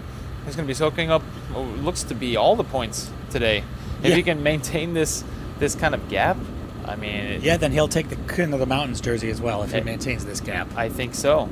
Yeah, it's 5 points for the first and 3 for the other 2. So even if he takes the next one, he'll be tied for the KOM points as long as you don't see Nils Sinchek coming out to take any of the points. Yeah. We can see on the screen the chasing group has been all combined now, so there's just one chase group and the peloton at 3 minutes 50 seconds back.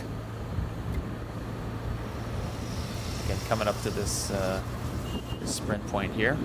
So we can see the motorcycle here. This is a communication motorcycle, so what they've got written on that board is telling him how far back and what groups of riders there are behind him. Giving him those time gaps. And if they can, they usually try to write things like where the yellow jersey is, etc. So they try to give him as much information as possible because radios are not allowed in the race for the riders. So they need to rely on what information they can get from the motorcycle and on their own instincts. William Heffernan just cruising along here on his day-long breakaway adventure. Still got 100 kilometers to go. That's about a little over 60 miles. Let's see if he's trained himself for 130 kilometers off the front. Maybe he sticks this out to the end. I mean, he's got quite a gap. Yep. But they do seem to be maintaining. We don't really, we can't really see what's going on in the main pack at the moment. We don't know if they're accelerating or what's happening. And usually these time gaps are being, well, there you go. Usually these time gaps are being posted or being calculated once every minute or once every minute and a half. Sometimes it's longer, sometimes it's shorter. So that could be changing over the course of a couple of minutes. These time gaps, they could be a little different from what's being shown on the screen there. So yeah, those riders, the riders from the peloton just coming up. Oh, and now we can see, so there's been a little bit of a change up here at the situation. The LX rider, who was off the front, has been joined by the rider from Rujai, who we saw attacking on the KOM. So there was one rider who went off by himself at the KOM. That's the Rujai rider there. And he has joined number 195. That was Sung Min Sung, who was in the original 3-man breakaway that got split up on the climb. So they're going to look to work together, and he's going to hope to get some help from Sung-min Sung. That rider from Rujai is going to be number, looks like 3. That is Carter Bettles. And he is wearing a national championship jersey. Yes, from Australia. That doesn't look like Australia to me, though. Let's check what national championship that is.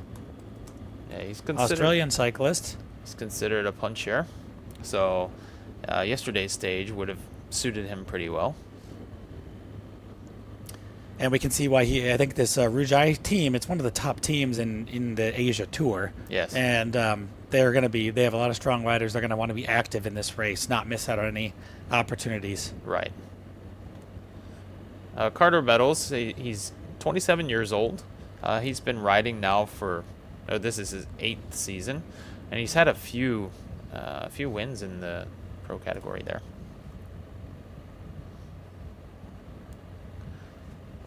Some of his more notable wins, the Oceania Continental Championships. That's the race. Oceania Championship jersey. Yep, and Okay, that's this year. Yep.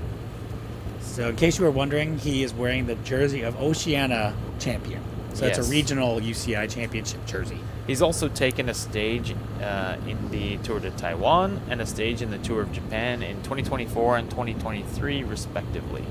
So he's won quite a bit in Asia. Yes, Strong rider. third GC, third general classification over the course of the Tour de Taiwan in 2024. So that's a pretty big race in Asia. Yes. And that's a great placement.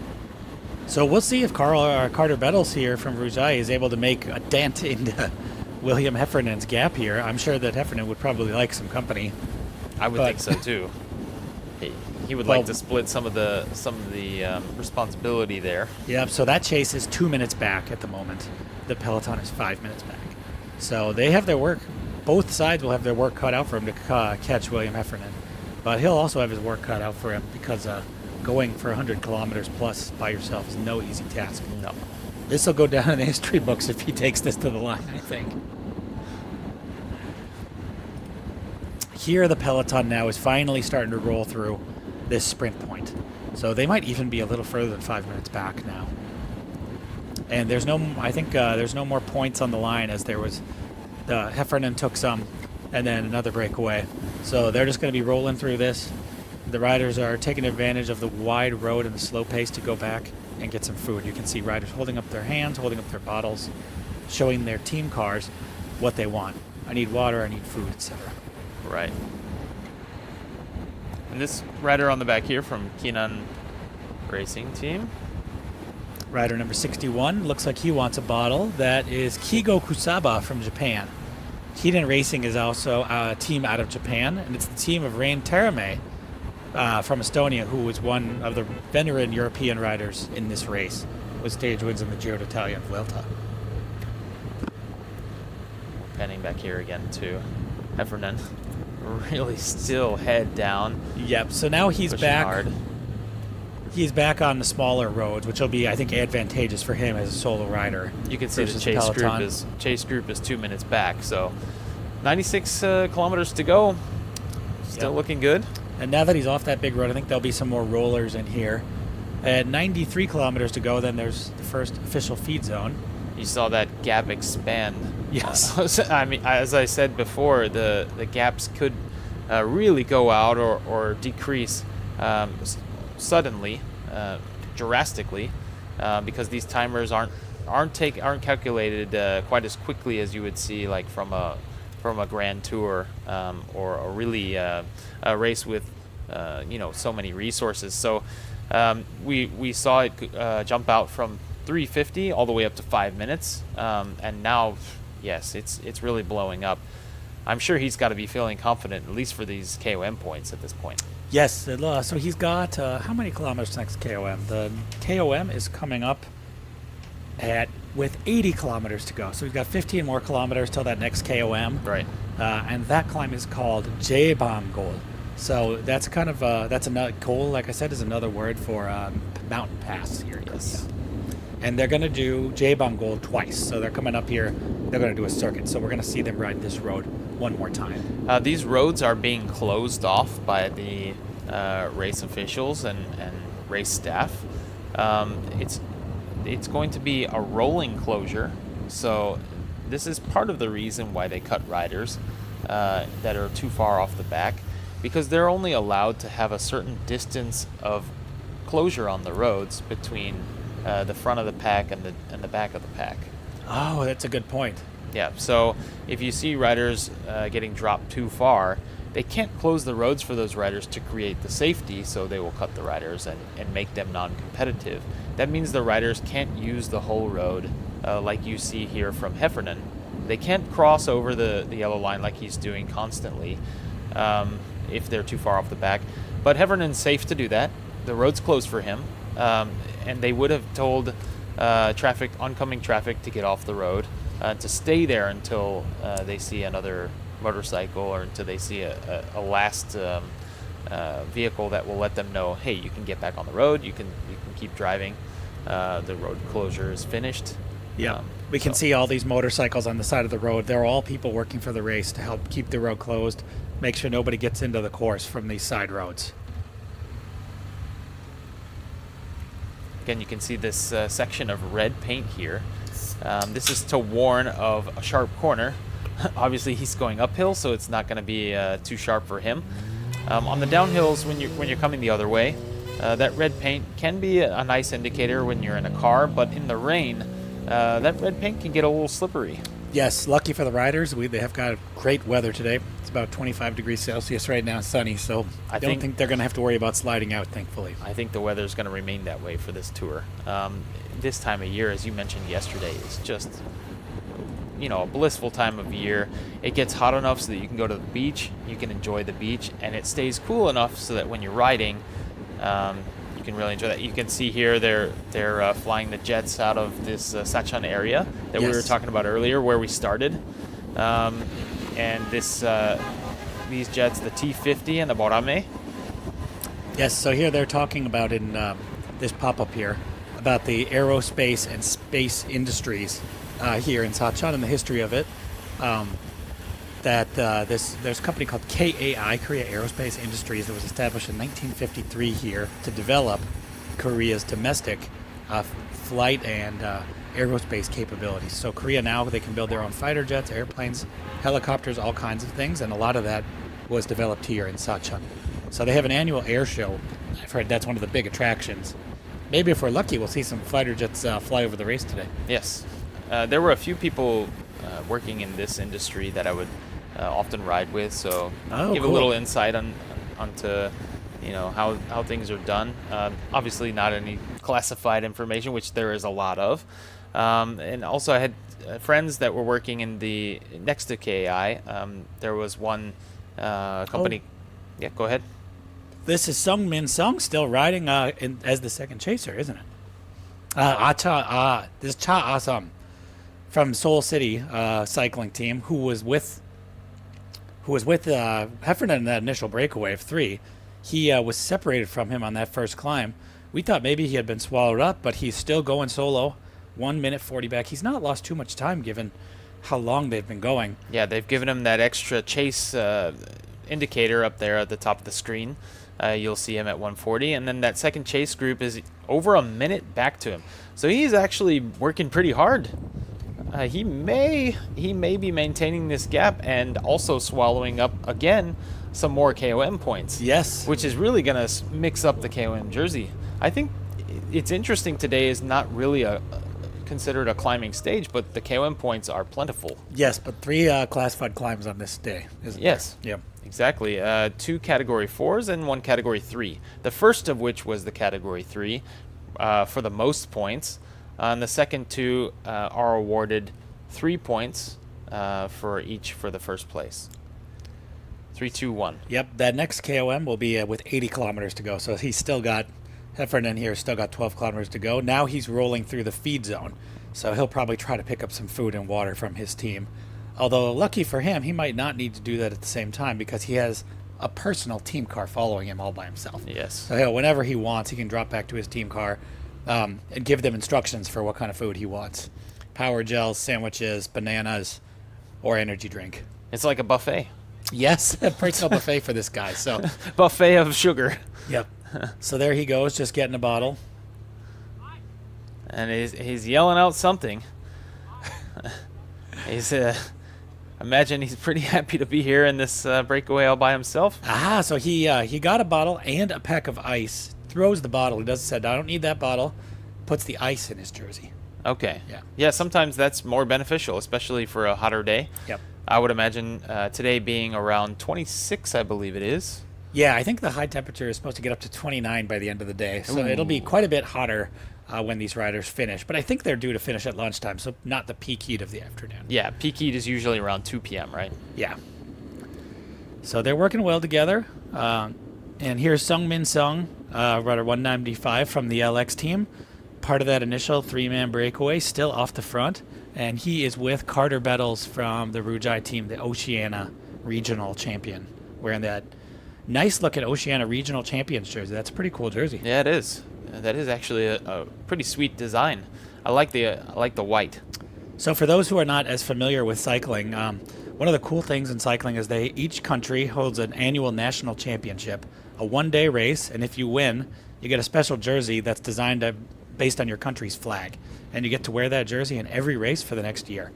And the same goes for regional championships. So this jersey that Carter Bettles is wearing is a regional Oceania, so New Zealand and Australia, those countries, have a race, a regional race, and then he won, so he gets to wear that Oceania Champions jersey for the year. You would have seen related to that.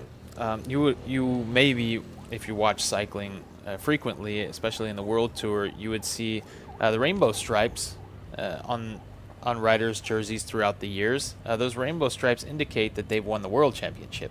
Right. So if they're wearing a full rainbow stripe jersey, that means they're the current world champion. And after you've won a national championship or a world championship, you're allowed to have those bands on your armband for the rest of your career if you've been national champion or regional or world champion at least once. Correct. So you'll see riders racing who have rainbow bands on their sleeve, or maybe the colors of their country on their sleeve, indicating they're a former national champion. And also to expand on that, there are some riders who have been fortunate or fast enough or talented enough to win the Olympics. And with the Olympics, at least in recent years, they've been wearing gold helmets. And since the Olympics happens every 4 years, they are able to wear those gold helmets for 4 years. Oh, wow. That's pretty cool. I did not know that. I still remember my first national championship when I was 13. I raced and I didn't get on the podium or anything. I watched the podium ceremony, then I saw Chris Stockberger put on the national champion jersey, the Stars and Stripes, and I said, someday I'm going to wear one of those. And that got me motivated to start training and start my cycling journey really in earnest. Wow. That is Hasn't amazing. happened yet, but you have national championship jerseys for riders up to 90 plus. So potentially I'll start racing Masters again and get one of those in the future. Oh, yeah. So there's a bunch of national champions in this Tour de Gyeongnam race this year. Not just Carter Bettles from the Oceania Championship, but the Korean national champion, Jae Bin Yoon, riding on the same Rujai team. He is wearing the Korean national championship jersey, so you'll see him in the colors of Korea. The Mongolian national champion, SaCheon. is also in the race. He has a Mongolian flag on his jersey. And which team is he on? And he's on Rujai. There they have you go. a whole cluster of national champions and regional champions on their team. Yes, they are rocking with some really talented riders, for sure. So here we go. The peloton has still not reached that feed zone. They're just cruising along on the smaller roads here, saving their energy, I imagine. I think we can expect the peloton at some point will start going faster, but And we should don't seem expect interested in doing it yet. Also that KOM points will be coming up pretty soon. One of the questions, what would you guys tell the solo rider to do in this situation if you were the DS? So we were the director of his team. What would we tell William Heffernan to do in this situation? Well, I would tell him to focus on his nutrition, make sure he's eating and drinking enough to maintain his energy. And then I would also tell him to make sure he's maintaining a pace he can keep up till the end of the race. So I think it's easy to get overexcited probably, especially he's only 21 years old, and maybe push a pace that he might blow up on later. Right. So I think I'd be telling him, don't overdo it and focus on eating and drinking, please. Yes, and the bigger tactic is really, really important here. As I said before, at least what I think is happening with this race with the cage body wrap is when Heffernan's riding out front, their team doesn't have to take responsibility for doing any work. This has been the tactic for many, many years, and many, many teams who are doing well in races or who have a very strong sprinter who can win a stage. They will send a rider out front and just let them take all the responsibility. Other teams have to chase them down if they want to win the stage, or if they want to take KOM points or sprint points.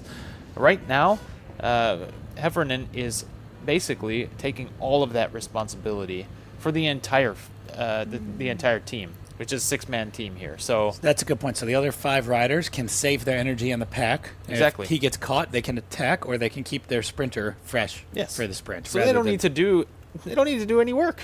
So maybe just telling Hefner to just keep up the good work and keep riding. That's right. Is enough. He's doing a lot of work for the team, and we'll see if that pays off for some great individual results for himself today. Yep. And if he gets caught, then perhaps the cage body wrap riders, they could send another rider out. They still have 5 potentially fresh guys remaining, or they could start playing tactics to take sprint points or focus on the finish there. So a lot of these riders, this Tour de Gyeongnam race is part of what's called the UCI Asia Tour. So that's a collection of international pro cycling races all over Asia. And most of the teams, they compete in the same races. So I've heard that a few of these teams are actually rivals. Keisha Body Wrap here, yes, they're actually rivals with Li Ning Cycling. That team also has... Star? Yeah, Li Ning Star. So that team also, it's based out of China, but because it's in the Asia Tour as well, they race against each other frequently, sometimes even poach each other's riders, apparently. Yes, that can happen in big teams. So I would be interested to see the front of the peloton to see who is leading the chase here. Maybe Li Ning Star has a couple riders on the front helping. Yeah, I'm sure they do. I think, as you were saying, there have been some team switches, especially among those rival teams.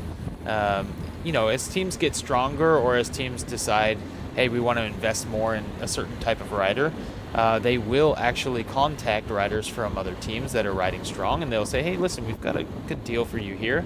We'll sponsor you with a bike, we'll sponsor you with so-and-so equipment, we'll give you this salary perhaps, whatever it may be. They'll take riders from other teams, and that'll create even more of a, maybe a tension or a rivalry or some kind of friendly competition. It could be. Yes. In a lot of cases it is. And it'll just raise the stakes. So we just saw rider number 61 there getting a bunch of water bottles from his team car. That was Keigo Kusaba from Kinnan Racing Team. He is doing the role of a domestique right now. So you could see he put like 3 water bottles in the back of his jersey, and then he raced back up to the pack to hand those water bottles out to his teammates. So a domestique in cycling is a rider who is helping his other teammates to save their energy so that they can focus on getting a top result. yes. Each of these teams has 6 riders. Not all of them can win, right? In cycling, getting the first man across the line is the goal. So getting your own individual result can often be, you might need to sacrifice that to help your teammate get the best possible result. That's right. So we've still got these guys out here. There's actually, it looks like 3 groups. So they're not displaying.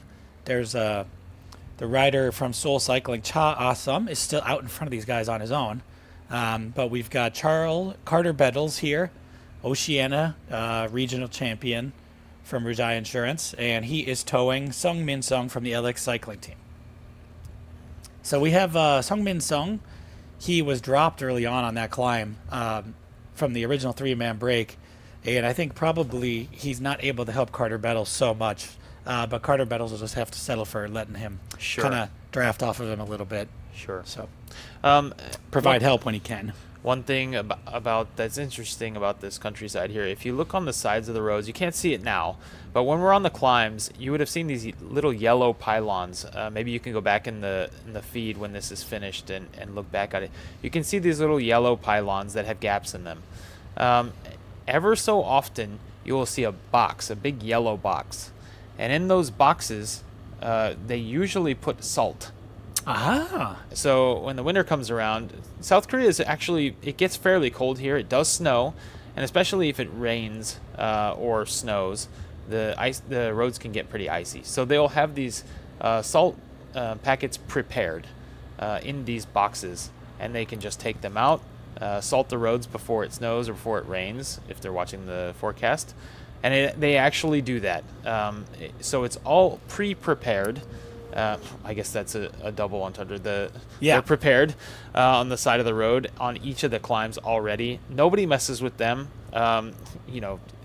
Petty crime is really, really low in South Korea. Right. Any kind of crime. It's just it's such a safe place to be that you can keep these resources and you can keep these really excellent infrastructure attributes just laying around everywhere. And they use them throughout the year. Yeah, they do a good job of maintaining the roads. It's cold here. It does snow, but you can ride almost all the year in most of South Korea.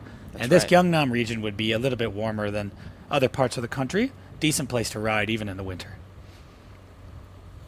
So we got word, we can't see the front of the peloton from our camera, but Kinnan Cycling is on the front.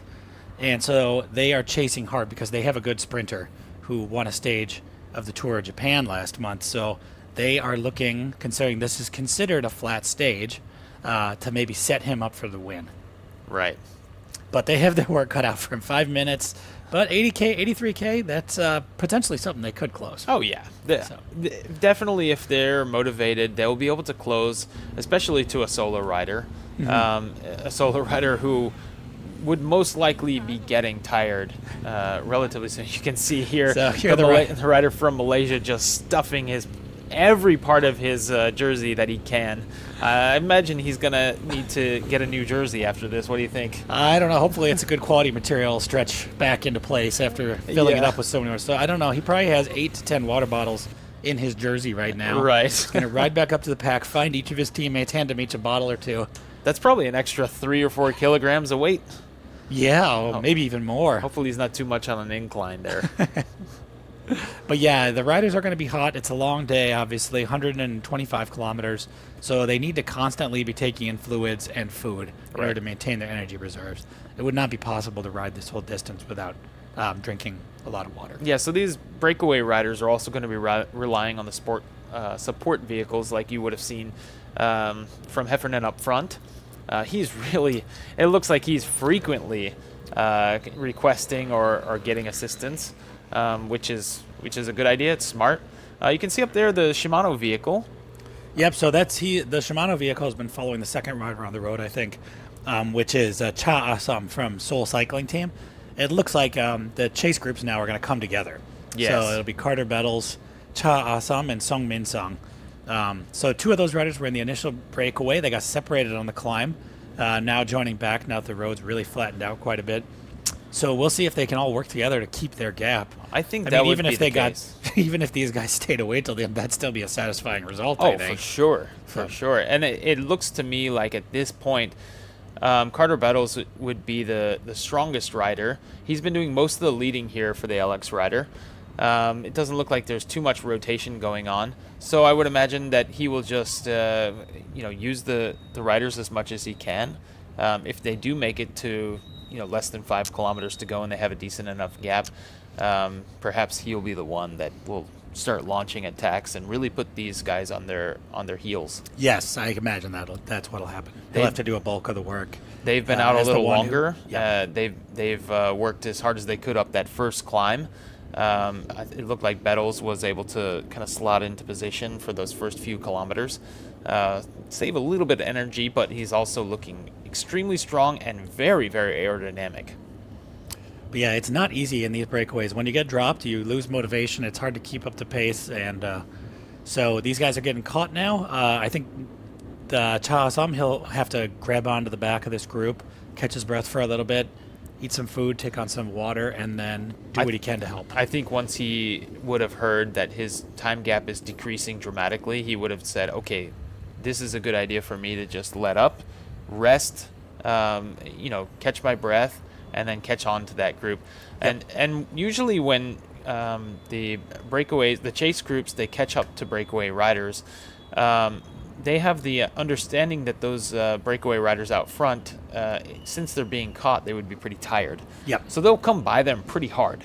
They'll increase their power and even in some cases try to drop them. It looked like that didn't happen in this case. Yeah. It Pass them super fast so that they miss it and they can't catch on. Exactly. Wow, And that's that just happens. cruel. That happens. It's cruel. That happens most often on mountains. You'll see if you watch the Tour de France or Giro d'Italia. Yep. Happens a lot. So update on the road. Heffernan now is on the second KOM of the day, and he's making. It looks like that he'll easily take it. It's called Che Bangol. It is a Cat 4 climb.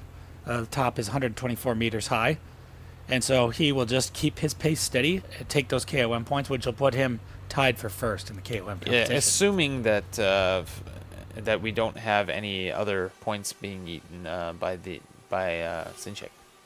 Right. But I don't know. It's a Cat 3 climb, so how many riders? There's only points for the top 3 Cat 4. at the Cat 4 climb. Yes. So exactly. only 3 riders. So the other guys in the break will take the rest of the points away from Right. Sinchek. Do you know? Do you know who took the Cat 3 climb 4th place at the beginning? That was Bettles. Okay. Yeah, so Bettles, we saw him break away So on that then- first climb. so He's then been it will away be- since then. it will be at this point. So he has 1 point. but Virtual not much. standings are tied Yeah. for the KOM. So good for, that's really great for Heffernan. I mean, that's something to take away from the race as well. King That's of the right. Mountains. And All done in one stage. yeah. Let's see if he can stay away until one more lap of this course and even hit this again, the KOM.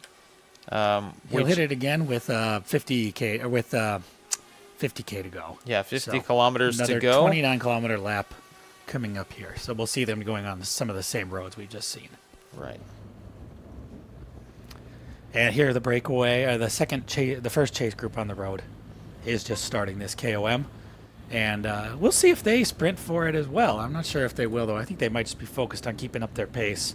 And given that Carter Bettles is doing so much of the work, they might be happy to just let him take the points. Yeah. I would think so, and I would think they won't be able to contest it either. They just look a little tired now. Perhaps the sole rider can slot in and get some recovery and then really start to help Carter Bettles reel back this front rider, the Case rider, Heffernan. Yeah, boy, this is an impressive ride by Heffernan. When they went off so early, I thought, for sure they'll get caught, there'll be another breakaway, etc. But I thought they would stay together. A breakaway going this far from kilometer 0 is really something And a special. solo breakaway at that. Yeah. So now he's getting closer to the top. You can see the road is pitching up. They got the red lines on the road to tell cars, hey, this is a steep gradient. Slow down. Yes. Steep gradient with corners as Yeah. well. So, yeah, 300 meters to go to the top of the climb for him. He'll be happy to see that sign, I think. He's making it look Yeah. easy, though. Yeah, he's making good work of this course. So green here. Yes, All the so- land is incredibly green. It's the trees in this area. Some of the people, as I would have said yesterday, the farmers would cut them down to use for various things like building materials or sometimes even firewood. But it looks like this area is pretty well protected. Yeah, beautiful part of the country this Tour de Gyeongnam is taking place in. Yes. So, yes, here's William Heffernan just coming over the top of that climb. And he will just keep on motoring here, I think. So, if you're just joining us, this is the Tour de Gyeongnam 2026. We're racing in SaCheon today. My name is Derek Lawn, and I am being a commentator for the race this year. Yes, and I'm Daniel Marquardt. I'm the other commentator, working together with Derek. We've known each other for quite a long time. We're pretty good friends. And we actually met first in this region. Yes, I think I met Danny at an amateur cycling race. We became friends. I came down here to train with him when he used to live down in the area. Much nicer riding down here than in Seoul, where I lived. Seoul's a big city. It's got good riding for a big city, but it's always nice to get out and have some quiet country roads nice climbs.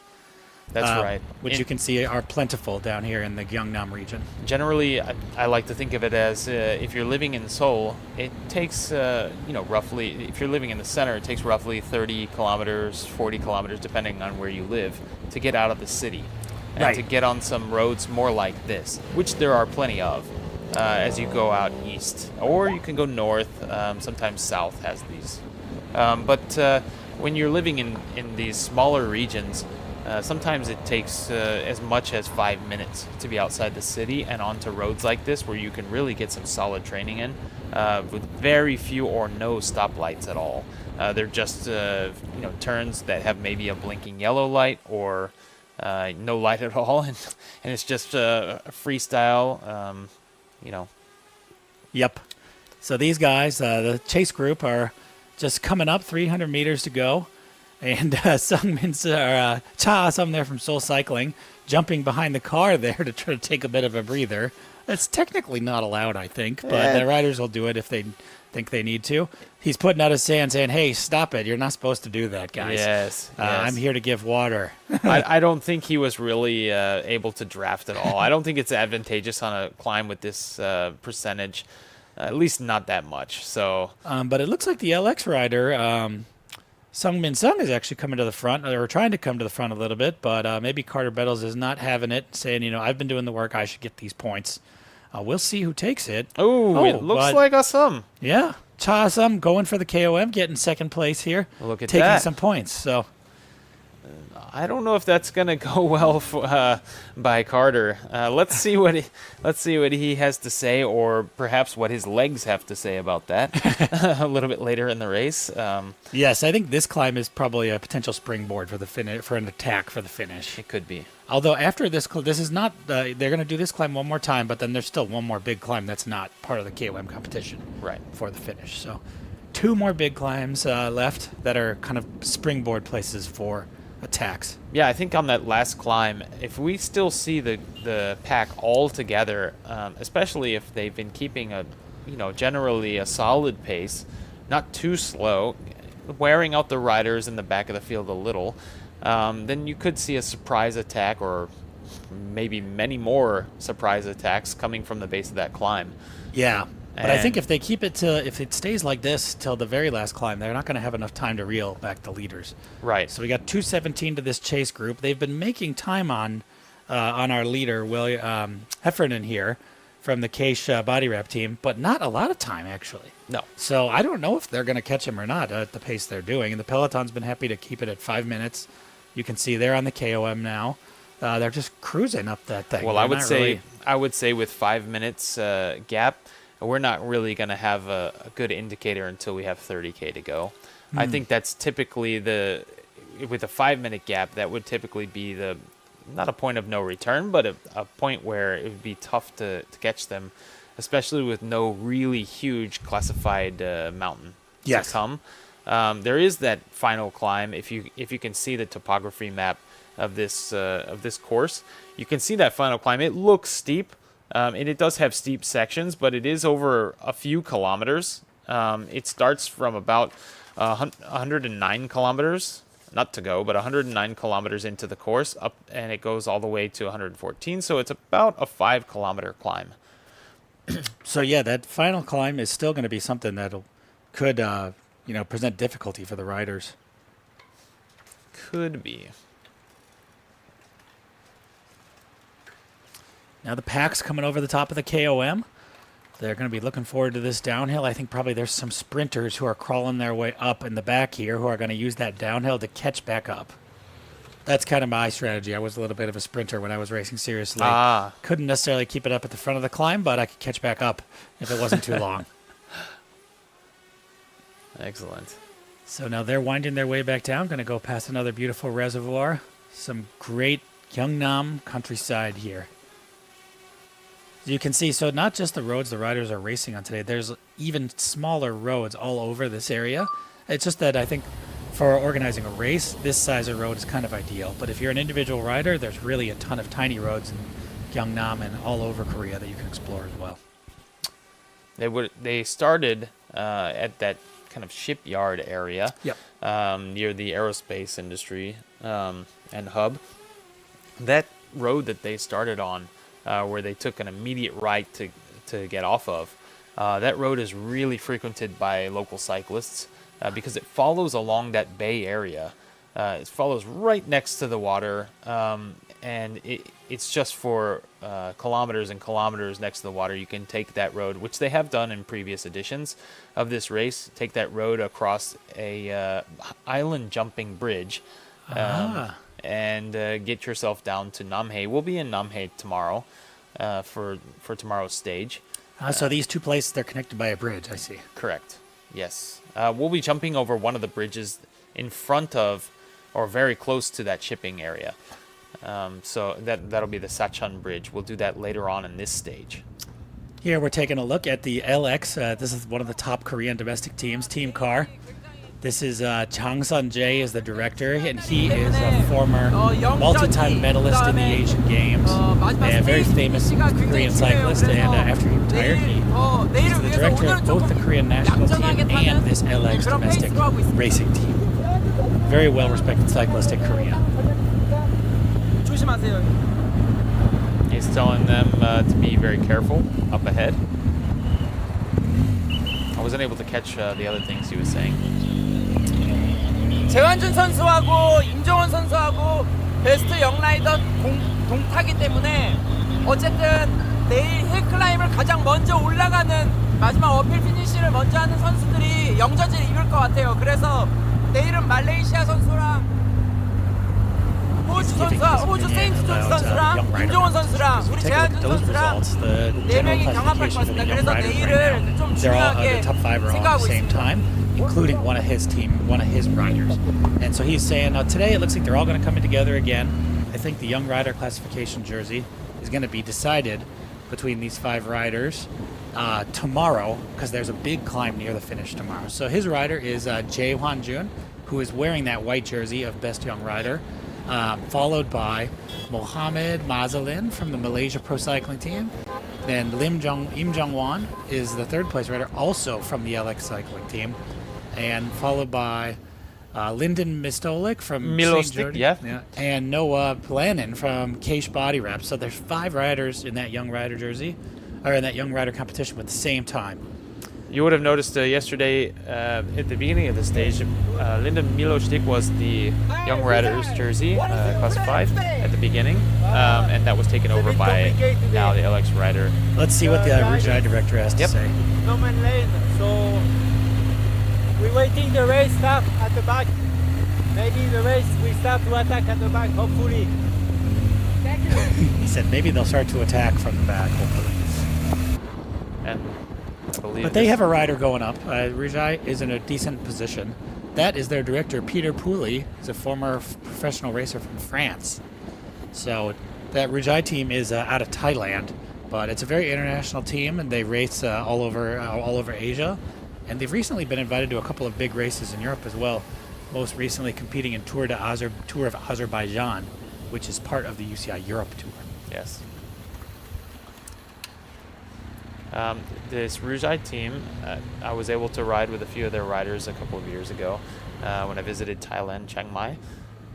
It's a Bangkok-based team, but they do have a few of their riders that live around Thailand.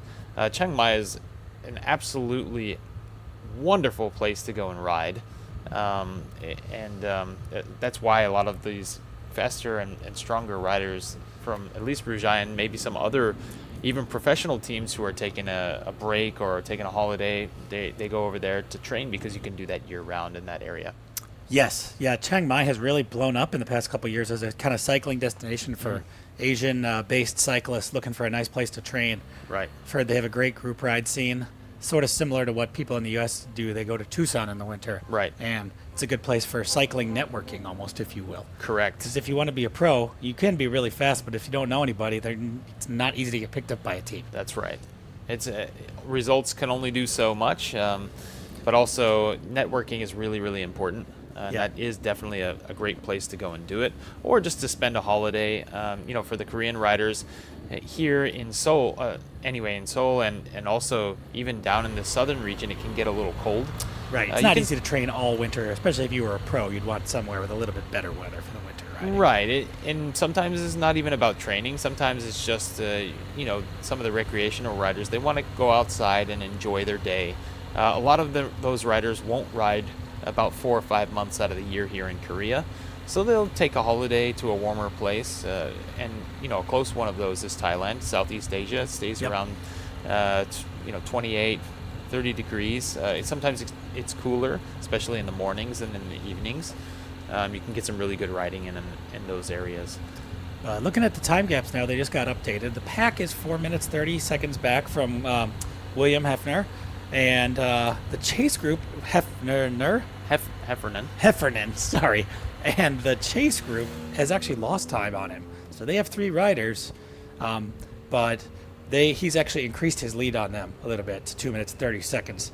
Still got 71 kilometers to go and 2 more big hills, but boy, this is a very, very impressive ride by William Heffernan from this Cache body wrap team. There we go. You can see he's got his, he ate a couple power gels. He's got one flapping around. You're not allowed to throw the garbage, so you need to keep it in your jersey in the pockets. They're only allowed to get rid of garbage or water bottles at the designated feed zones. Generally, when I take gels in these races or anywhere, I like to take the topper if it's not a connected topper. I'll take that in one hand and just slip it underneath the front of my thigh band. Oh, that's a nice way to store it. Yeah, and then the gels, unfortunately, when you just stuff them in your pocket, when you're in a situation like Heffernan's in, you don't really have a lot of time to faffle with these things. So, for me, I try to fold them up if I'm in the pack, but if I'm not, I'll stuff them in the back pocket. And then later on, you got a sticky back. Yeah, so exactly. Not really much you can do about that. But either way, these guys are going to have a lot of laundry to do, and I think a lot of salt on there. It looks like Heffernan here has decided that he doesn't want a sticky back. He's just letting the top of the gel hang out the back. That's a big size gel that he ate, too. Yeah, so. that is a rather big one. But wow, he is really hammering. I mean, almost 42 kilometers per hour average pace so far.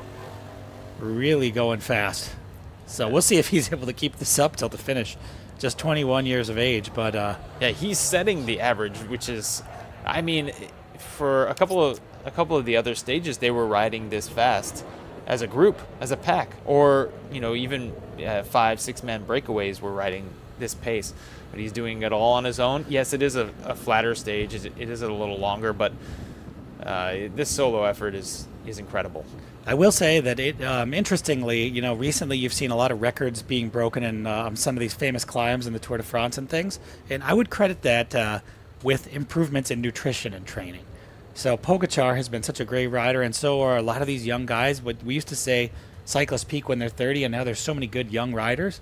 It's because we've gotten a lot more information about the importance of the nutrition, eating as many carbs as possible when they ride, and about doing high-intensity training. That's right. Versus when me and you started racing, it was like, oh, go ride like 6 hours, and that'll be enough.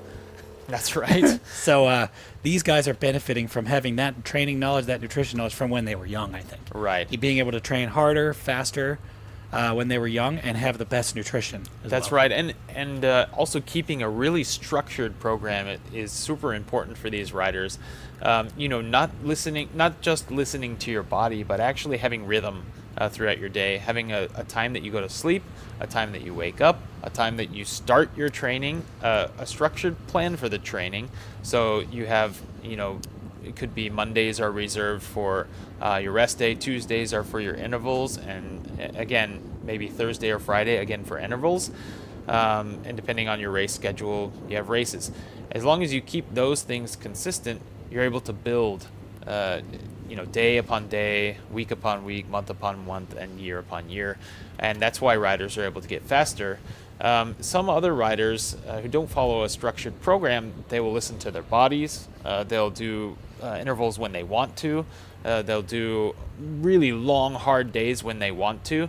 And they'll build but it won't be as consistent a build as you would see from really structured programs and trained riders like this. Yes, that's a good point. It's not enough anymore to train by feel. I think you really need to approach it with a scientific, structured approach. That's right. And I think almost all these riders will have a coach supporting them, so they can make the training plans, discuss how they've been feeling, look at the numbers together, etc.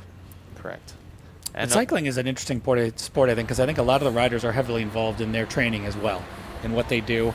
They can give feedback to their coach. They can design their own plan. They can do their own scientific research about that, and then say, hey, I want to apply this, or I want to apply that to my training. That's right. Information so readily available now with the introduction of AI in the last few years. It's really bringing all of this nutritional data to the riders' fingertips. Even riders who are unsupported, who don't have a team, or who don't have a coach that's telling them what to eat, telling them what to do. They'll do this all on their own. I know a couple of my teammates are doing the same thing. I also do a lot of my own research to figure out, what works best for me. Yep. And what kind of nutrition I need to have for the distance of races that we have and the distance of training that I like to do.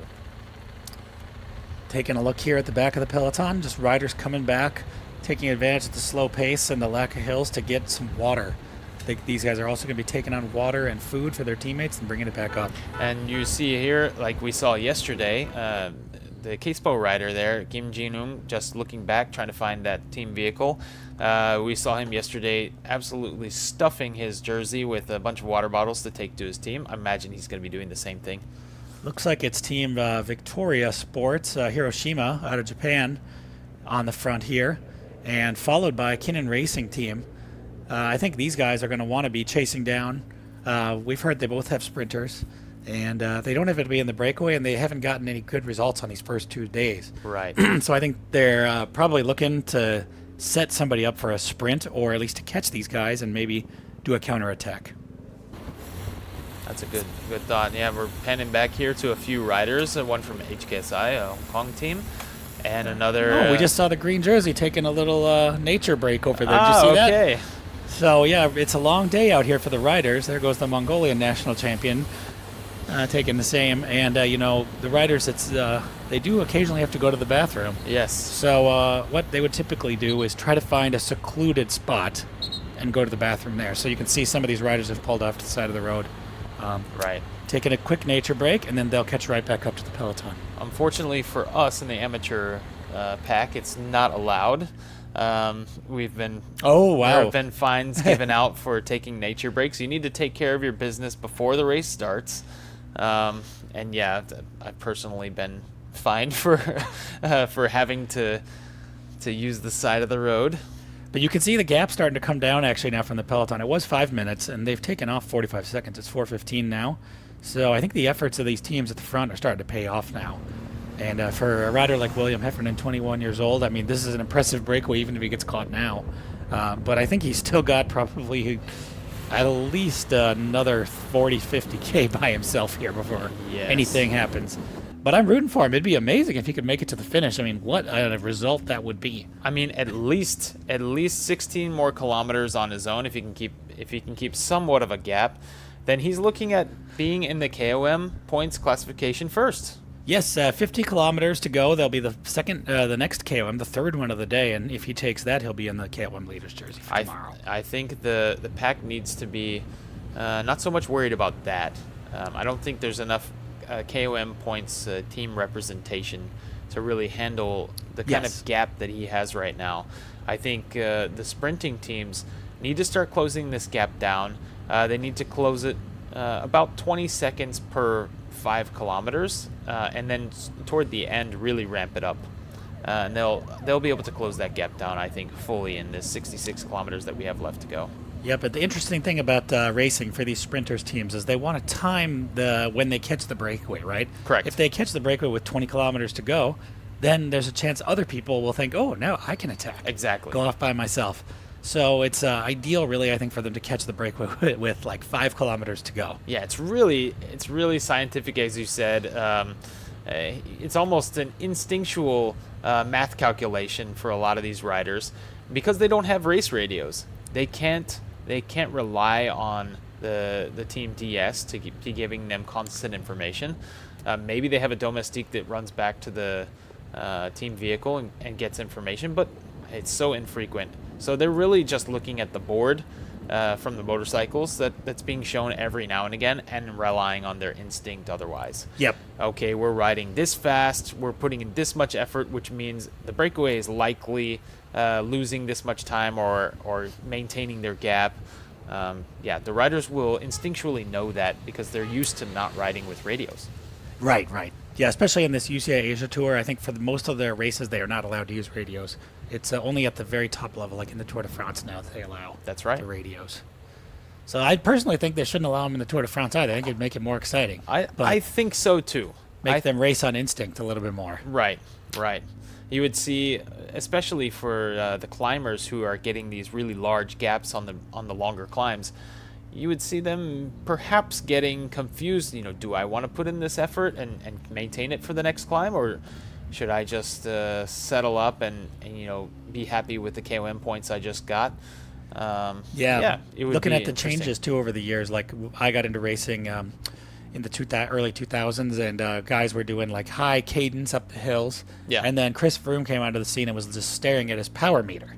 Was his Yes. thing. And people said, that's so boring. He's going up the climb and he doesn't look forward. He looks at his power meter. He knows what he can do. Yes. Maintains that exact power. Yes. Somebody attacks. He doesn't respond. He says, I know what I can do. I'm going to do it. I'll catch him later.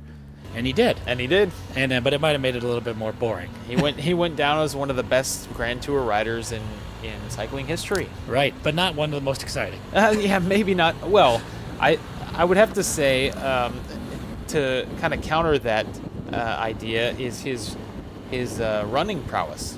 Right.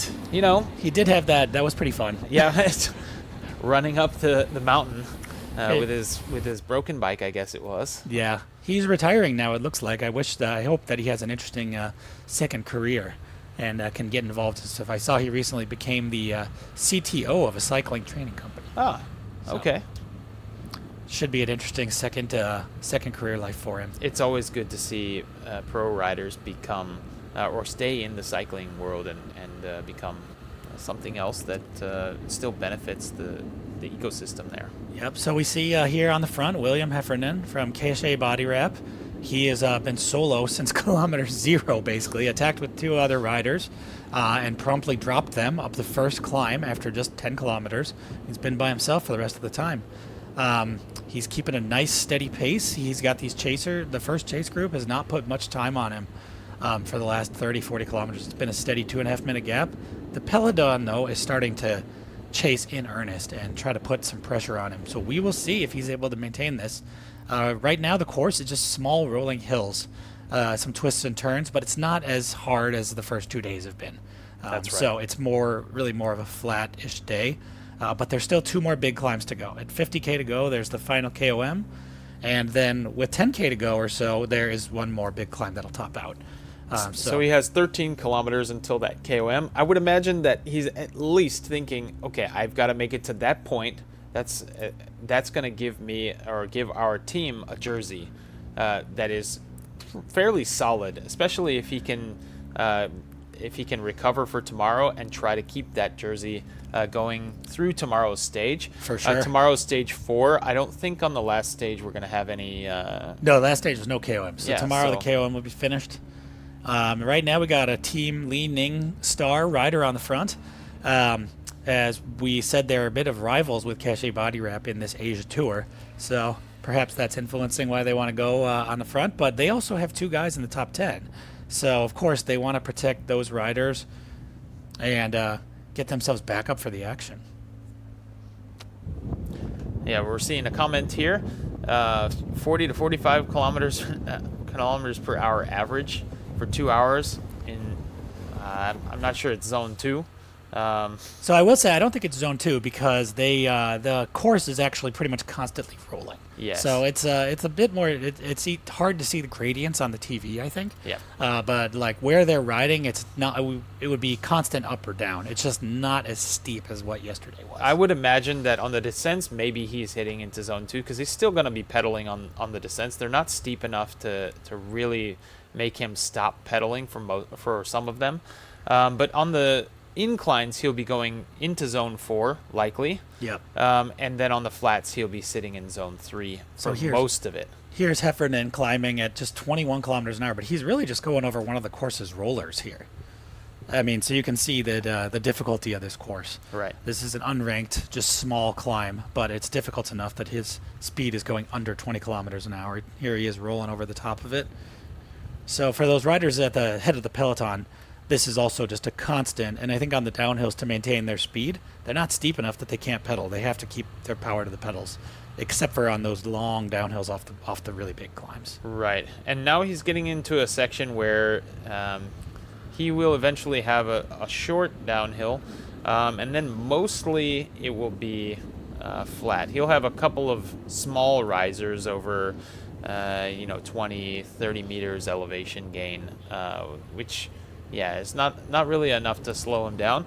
He'll be on this flat section for quite a while, maybe 8 kilometers, 9 kilometers, and then he'll start to kick up for that KOM points. Yep.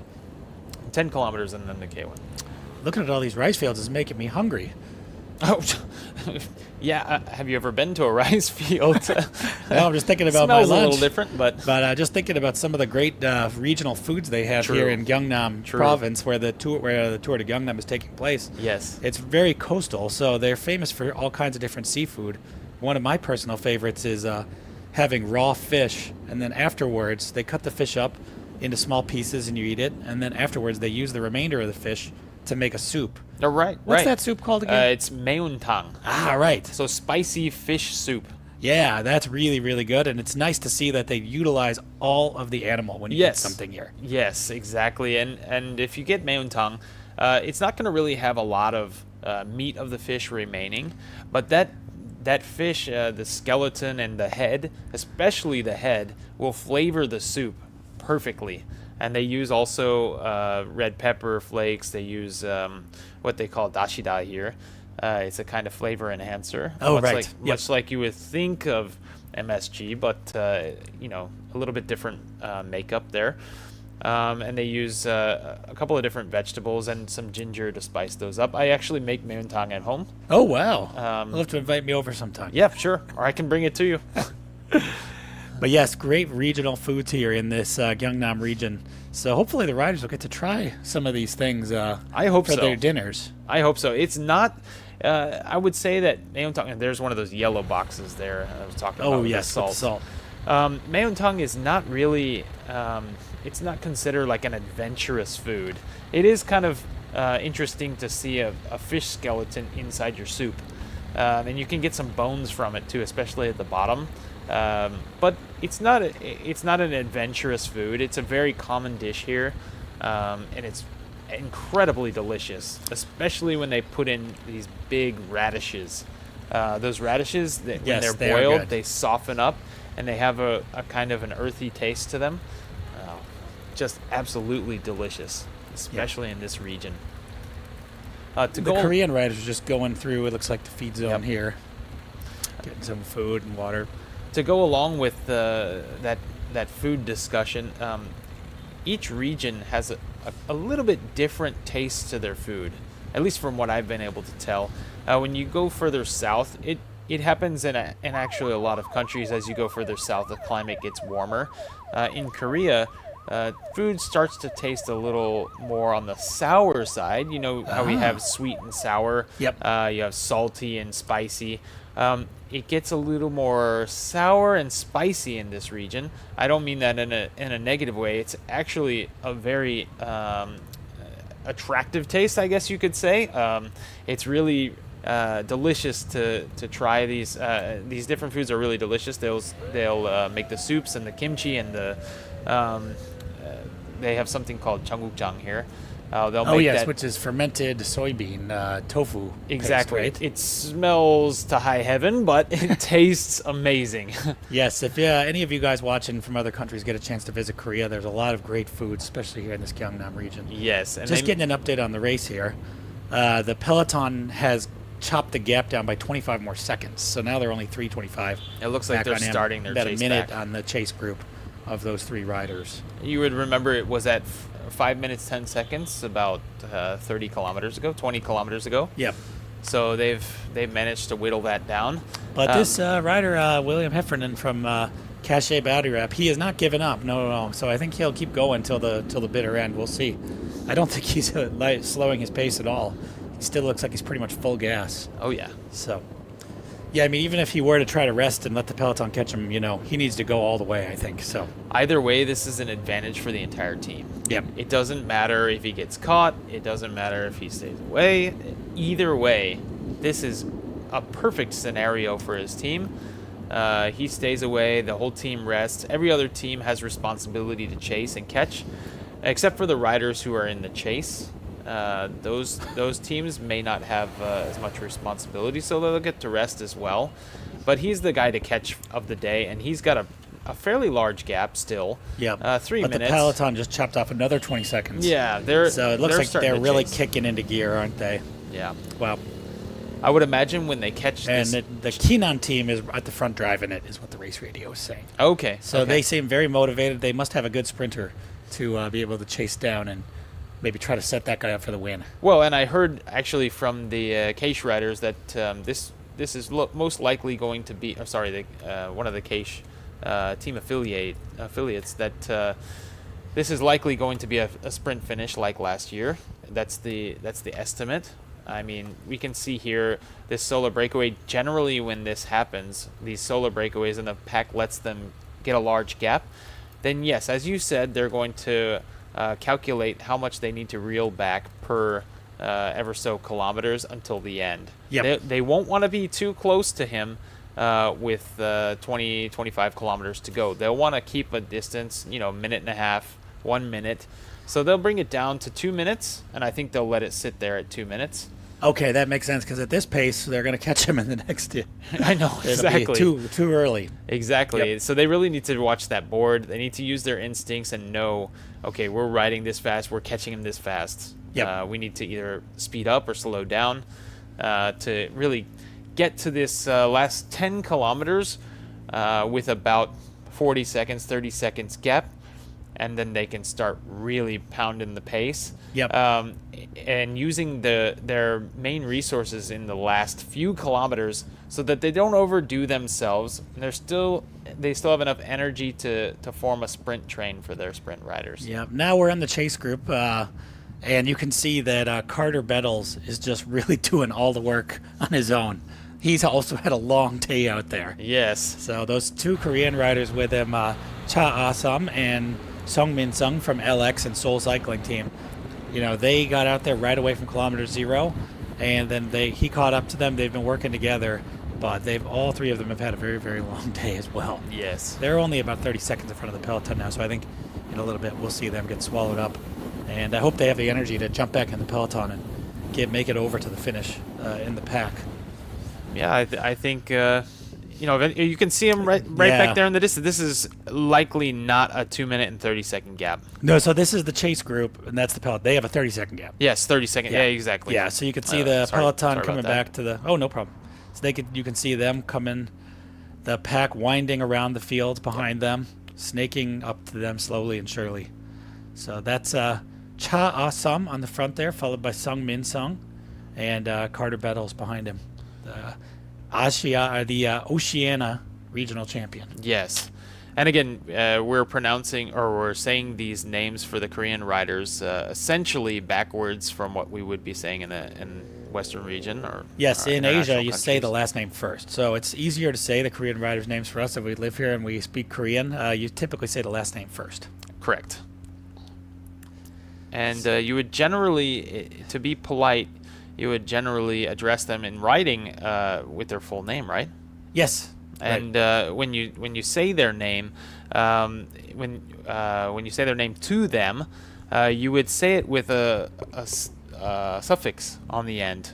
So, for example, Cha Asam, we would say Asam Shi, Right. or Asam Nim if we're just meeting them for the first time and they're a respected figure. So Right. Respect is a very big part of Korean culture, and so they have a lot of different ways in their language to show respect to various people, depending on how well you know them. Yes, like it could be even your, especially when you're in a company with with a colleague, or you're addressing somebody that's from a company, you will address them with their company title.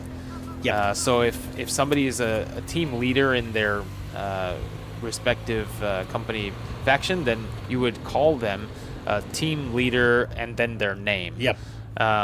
Which would come out as, if we're talking about Asam, for example, and he's a team leader, we would say Asam 팀장. Yep. Or 팀장님. So we just saw a rider from the Philippines team, the 7-Eleven Click Road Bike Philippines. He was filling up on water bottles to bring them back up to his teammates. It looked like he threw 3 or 4 bottles in the front of his jersey and 3 or 4 in the back. I think these guys from the chase group now, they can see the peloton breathing down their necks. They can feel they're going to get caught, so they're going to take this opportunity just to eat a little bit more and drink before they get caught and jump back in. Yes, the Rouge Eye rider there, probably thinking, I put in all this effort. We're getting caught relatively early, 55K to go. I mean, I think it would be in their best interest to really, really work hard as much as possible to try and take these remaining KOM points that are kind of hanging on the line there. You're they right, only have a few kilometers to go. Yes, the KOM is going to be at 50 kilometers to go. So if they can hang on for the next 4 kilometers, they'll get those remaining KOM points for themselves. Exactly. So maybe that's what they are trying to hang on for. It could be. I mean, it's going to be a tough ask. They need to have about a 30-second gap before the KOM starts to really hang on if the pack's going to be chasing this hard. Right. But it looks like they're coming up really fast. The pack is motivated. They've strung out the front end. No, they've actually increased their gap to the pack again. Oh, No, never no, no, mind. no. That's back. Okay. There's no way. Yeah. So they're going to be getting chased down pretty heavily here. And there you have the signboard giving the giving the gap times to So these is riders. the LX rider celebrating or saying, "Oh no"? If it were me, I would be celebrating. I'd be like, I don't want any more of this. Finally getting caught, we can take a break. Yeah. It's too long a distance to be hanging out with a 25 second gap. Yeah. If they have a 2-minute gap, it's a little more comfortable. They can just put their head down, keep riding hard. Yep. But when you have a 25 second gap, it's a lot of pressure to be Exactly. They can see the mentally. peloton behind them. They keep looking over their shoulders. Okay, are they coming or not? All right, they're not, so let's keep going. Yeah. But they just saw from the motorcycle that they only have 20 seconds. So If they have some notification here, perhaps they've taped the course markers on their handlebars or their stem. They can. A lot of riders do that.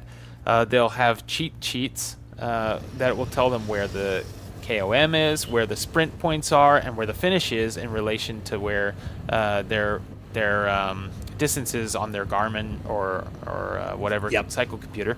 If they have those indicators, sometimes they tape them on the stem. Then they'll be watching that, and they'll know, okay, I've only got 3 kilometers left to this KOM points. Let's stick it out. Try to make it all the way there, and they'll try to motivate. For example, a Rouge Eye rider here, he'll try to motivate the other 2 guys that he's with and get them all the way there. Yep. They'll know that they'll get to take points as well, Right. so they'll be motivated too. But there won't be points for each of them.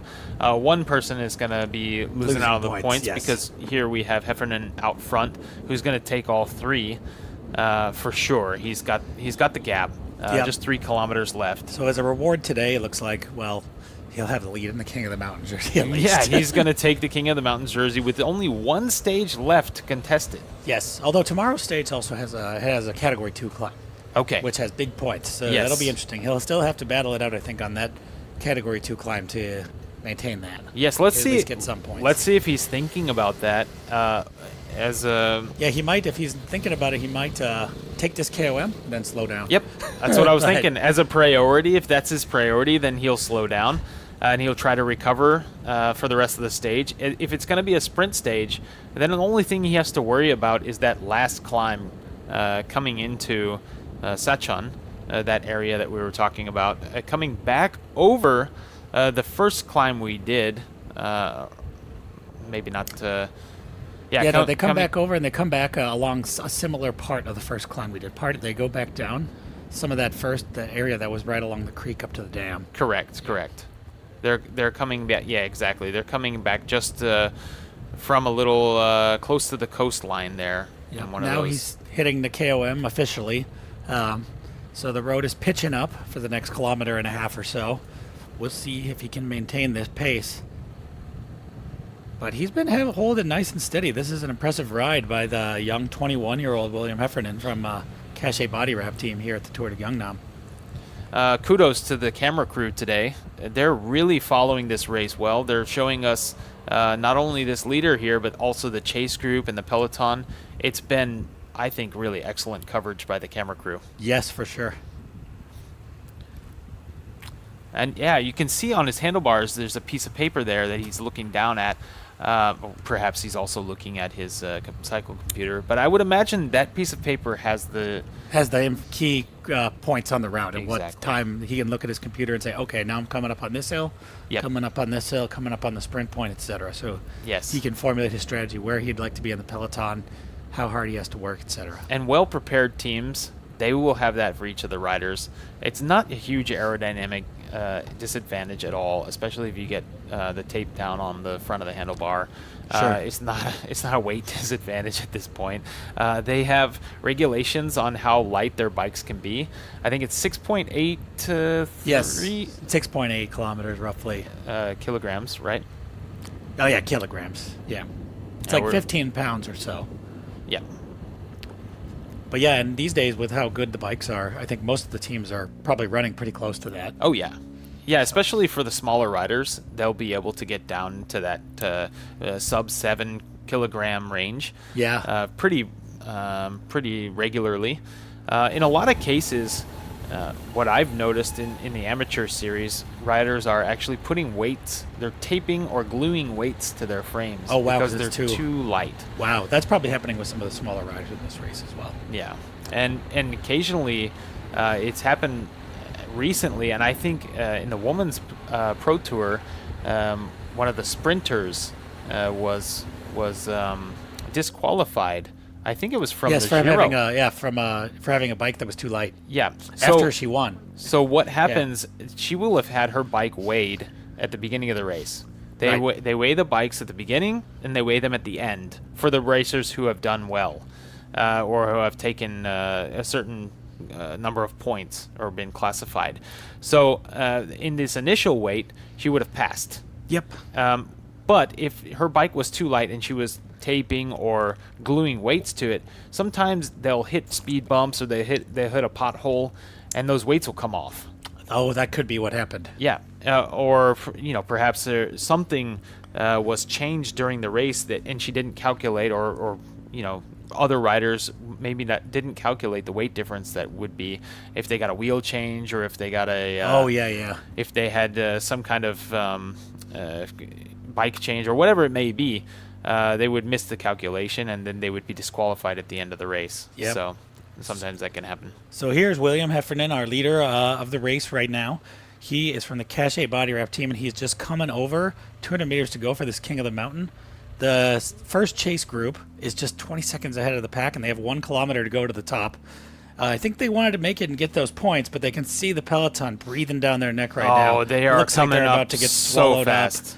And not really great timing, but they'll hopefully be able to at least jump in on that downhill and catch their breath a bit. Let's see if it doesn't look like they're focused. But the on Rouge Eye that. team, they're powering on the front. They must have some interest in these King of the Mountain points, it looks like. And Yep. we can see the LX team of Kim Euro, who is sitting in second place in that competition, also going to the front. They're going to want to try to grab some points for themselves. Yeah, I think if he can take 2 points here, he will be tied for second. Okay, so yeah, here we go over the top. There goes William Heffernan taking the points, and now he's virtual King of the Mountain right now. And we'll see here come the peloton will not be coming for another 2 minutes. I think we got to wait a couple least. seconds here. They were back with a 1 kilometer to go still, and that 1 kilometer will take a while because it's a steep hill. let's see if Heffernan slows up. Yeah. I'm curious to see if his He took it priority and is to stay out front. He took and- 3 points, and then the next 2 riders will get 2 points. And Ooh, 1 look at point this. for- Yeah. Who is this coming over? This looks like Kim Euro to me, coming up here. I think it sprinting is. to come out and get. I think it those is. points. So Excellent. So he will put himself. I think probably now tied. Actually, Looks like Kim Jinung there and coming in 4th. And sometimes it happens, they go for these KOM points, and this is the start of another breakaway. It could be. You can see quite a gap there in the sprinter's jersey there. So now Kim Euro has 8 points in the King of the Mountains competition after grabbing 2 more points there. Yes. And the rider leading, William Heffernan here, he took 5 points and then 6. So he has 11 points. So he is the King of the Mountains leader. Right. And then Kim Euro and Niels Shinchek are tied for 2nd place. But I wonder who the 3rd rider was. Oh, yes. After we'll Kim see. Euro. Yeah, if I it was wasn't somebody paying who could- attention and didn't yeah. catch that. So, yeah, let's see who that 3rd rider was. If any of you guys have that information, feel free to put it in the comments. So here we are at the back of the pack. A lot of riders probably getting shed, at least temporarily, there on that climb. They will try to take advantage of this downhill to catch back on. And, yep, 1 minute 30 now. So they took a big gap. They took a big hunk of time there off of Heffernan's lead right now.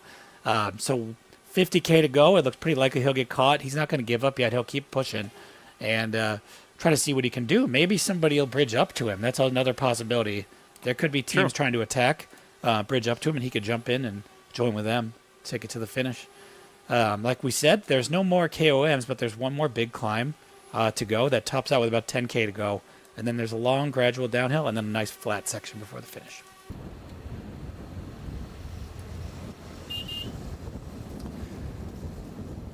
He's still powering away there. Just has to keep it going on his own. He's been out now. The race is 125 kilometers long today, and he's been out there now for, basically 75 kilometers by himself. Exactly.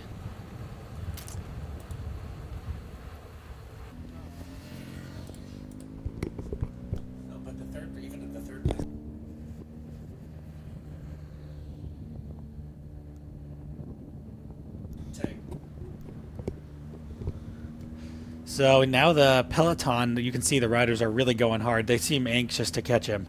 So I don't know if this rider at the front right now was trying to break away or if he's just trying to set the pace. But now we see a couple of riders from the UCI team coming to the front. They are the team of the yellow jersey. And so they're interested in, I think, controlling the pace, keeping things together for their leader right now. You can see the yellow jersey. They're slotting in around 10th spot, staying out of trouble. They could also be trying to set up a sprinter as well. Yeah. But I would imagine, yes, the priority is going to be, for sure, keeping that gap on the yellow jersey. Yeah, that's Simone Raccani there in our yellow jersey from the UK We have team. one rider there from Geish just saying, hey, get this motorcycle a little further away. You're giving us a draft. Oh, wow, look at this. The peloton looks really small now, doesn't it? It looks like it's really been reduced on that climb. Could we call this a breakaway? I don't know. And see, Yeah. there's a much bigger peloton now coming behind that. There was a big gap created. Wow. There was just enough acceleration on that KOM throughout the entire climb there to create that separation. Now you can see attacks coming. Ooh. Okay, here's Heffernan. He knows he's been caught. He did, in fact, slow up. So And he he's going to take some gels in before he gets caught, take some water, and then try to jump in with these guys, I think. responsibility of the day is complete for Heffernan. He doesn't need to do any more work. His team has signaled for him, hey, we're coming. Yeah. I still give him, this is the ride of the day in my book. Oh, yeah. This might even be the ride of the tour so far. Yeah, for a solo rider. For a solo seriously. rider, right. Yeah, I don't think we'll see another solo break like this for the rest of the tour, but we'll have to see. No, that was quite a long distance. He went from almost 126 kilometers to go until now 46. So Yes, wow. So he 80 had kilometers. a good 80 kilometers on the front by himself. That pack is not going slow, so he will have to accelerate, jump in, and try to get in their slipstream. And there you go. You got attacks coming already. Yep, that looks like Victoire Hiroshima rider up there. I think this is an ideal situation for the team Ukyo there. They need to keep this pack together, but it looks like you got so many attacks coming from other riders. The reason I say that is because the sprinter, I don't think he's in this front group. No, it would be unlikely. The sprint jersey in the KOM there at that KOM section. I didn't see him in the front. I saw him actually in the third group. So it could be that he made it back up here between then and now, but I didn't see him before. Yes, we will have to see. Wow, just non-stop attacking now. 45 kilometers to go, which is still a long way. Right. As they head into this feed zone. So they're going to want to maybe slow down and grab. It's not the time to attack. It's usually considered poor form to attack in a feed zone. Right. But they'll try to be grabbing bottles and some food. They're ice accelerating. packs. But no, that's another rider has said no. I know this is a feed zone, but let's go. Yep. It's too crucial a time frame because they have that gap and they know it now. But even the Rijai rider, this is one of my this is one of our favorites so far, the Mongolian national champion. It looks like up there. Yes. That's SaCheon. Yep. Up there, taking a bottle. He was not attacking actually. He was just trying to get in position to get his stuff from his team. Well, it could be that, and it also could be a little bit on the attack portion as we were talking about. But this is kind of chaos, I think, because they're going fast now. They're going fast, and these the feeders are stepping really far out into the road with that truck, that really huge truck taking over the entire left side of the road there. I think, there will be some words about that, perhaps, or perhaps that was planned. But you can see here it's a little bit more tame toward the end of this climb. But these riders are going to be saying to themselves, hey, this is not what normally happens in a feed zone. But I think because they've made that gap with the peloton, they want this group is trying to go away. I think there will be some understanding and take there. the lead. Yeah. So that's what they're trying to do, it looks like. So coming over this hill, it's a Victoire Hiroshima rider there on the front. Yes. Followed by a rider from the Keenan team. Yes. It looks like they're kind of slowing down though now, but maybe there's another attack there coming on the left side of the road, coming up the right. The yellow jersey just happy to coast down the hill, not do any work. He doesn't have the responsibility of chasing anything down right now. His team needs to take care of everything for him. Yes, that's the worst when the yellow jersey has to chase. Yes. So I would imagine that that his team is thinking about this, and they're really trying to keep him protected.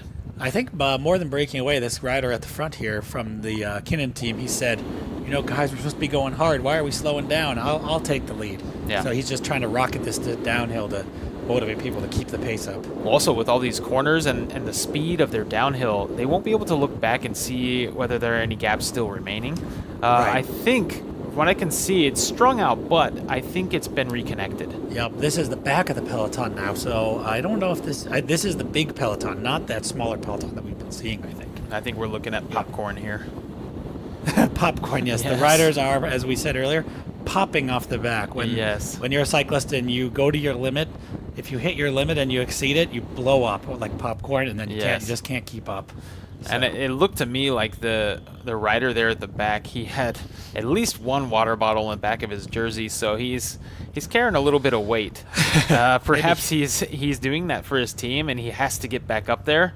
He'll probably put in this effort. Maybe he's completely tired when it's finished, and takes care of his responsibilities, gets them the bottles, and then we're out the back. We can see here the peloton has reconnected. It's much bigger than that 20-man or so group we had earlier. Yes. So and we have this wheel top rider taking off here, trying to get a gap. Looking really strong. Yeah, he's 5 seconds ahead of the peloton, and it looks like everybody's back together now. Right. So this will be an exciting finish. 40K to go, one more long climb, and a bunch of rollers before we roll in. So potential for a breakaway, potential for a big sprint. Right now up on the screen, they're showing a very famous temple located in SaCheon in this Gyeongnam region. It's called Bongmyeong-san, so the name of the mountain is Bongmyeong Mountain, and the temple is called Da-Sol Temple, or Da-Sol-sa. It was founded in 1500. So Korea has a history of Buddhism as one of the religions, and there's beautiful temples located around the country that are interesting to visit and take a look at. Most of the temples are up on mountains, Right. and a couple of them, and I believe Dasosa is one of them, they have very extremely good mountain views. And in this region, you can look off, as we can see from the drone footage here, off to your left side and in the middle of the screen, you can see a little bit of ocean. This would be overlooking all of that. If you pan to the left, you can see the ocean views. You can see all the small islands. There are a number of temples right in this particular region that I've visited, and they have these kinds of views, or they're just so peaceful to visit. You can hear the sounds of the monks praying. Let's get back to the race here for a moment. These guys are going to be praying they can make it to the finish. Yes. But yes, now there's a 4-rider breakaway. 3 more riders have joined. The guy from Representation Rotor, from Wheel Leaning Top Star, Rotor, yeah. Chengdu. And Leaning Star is in there. There's a rider from Seoul City Cycling Team. And there's a rider from the Orange VC Hiroshima team, Victoire Hiroshima, out of Japan. So all these different teams are participating in this UCI Asia Tour, racing here at the Tour de Gyeongnam 2026.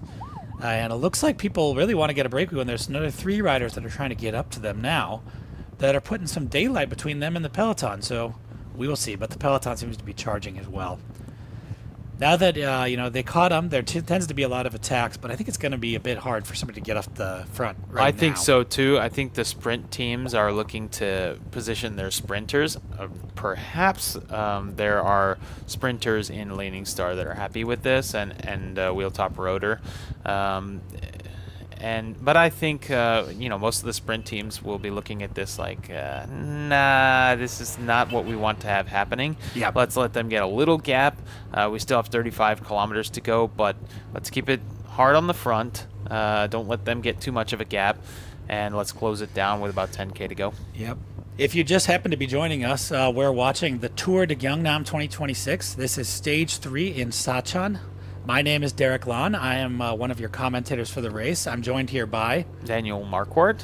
Yes, and we're happy to bring this tour to you in English for the first time. Yes, so we hope you all are enjoying this coverage and getting to learn a bit more about the race and about the Gyeongnam region that we are riding through right now. Yes. So you can see the peloton there. The riders are trying to break away, but the peloton's not really giving them much room. If you watch from the beginning, you saw that Heffernan, who had that long breakaway, he really got a big gap fast. And I think that, if the peloton is motivated, they don't give you much of a leash, it's not easy to get away. Right. You need to get like some kind of a lull in the peloton to really make it work. Right, and off the start of today's stage, I don't think there was much motivation in the peloton to really close gaps or keep the riders all together, especially not from riders who weren't a threat in the GC standings. Right. For the overall yellow jersey classification. So the time gaps were large enough to those riders who were involved in the first breakaway that they didn't really need to chase anything. So Right. this here, I'm sure that those teams who have general classification contenders will look at this break and say, okay, who's who, how much time gap do they have? They will know. Some of them, like I said, with the cheat sheets on their handlebars and stems, they will actually have some of these numbers written down with the time gaps. In very small riding, they can look down at the stem. They can say, okay, yeah, so-and-so rider is this much gap. We need to chase that down. Yep. We don't want them to get away. And then for a lot of the teams, they will have memorized this as part of their homework. Right. I think, though, the riders who are at the front of the peloton now have looked up at this breakaway and said, all right, we don't like that. Yep. And here As they you can see. They're on another gradient here, and they have chased them down. That's so. done. So you'll see those breakaway riders give up. They'll slow up, and as you can see, they'll peel off to the left there, to their left. Yep. The right side of our screen. And they'll take a breather. And now it looks like the pack is slowing down again, but I bet somebody else is going to try their hand maybe and attack again. They're looking back like, okay, who's next? Who's next? Bring it out. This is Ison Racing at the front of the pack, and he said, all right, we caught him. Let's take a break. Can't be going hard max speed the entire race. They still have 31 kilometers to go.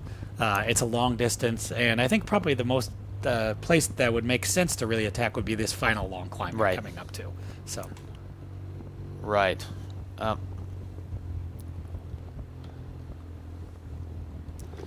Yeah, and another thing, we talked yesterday about their positioning.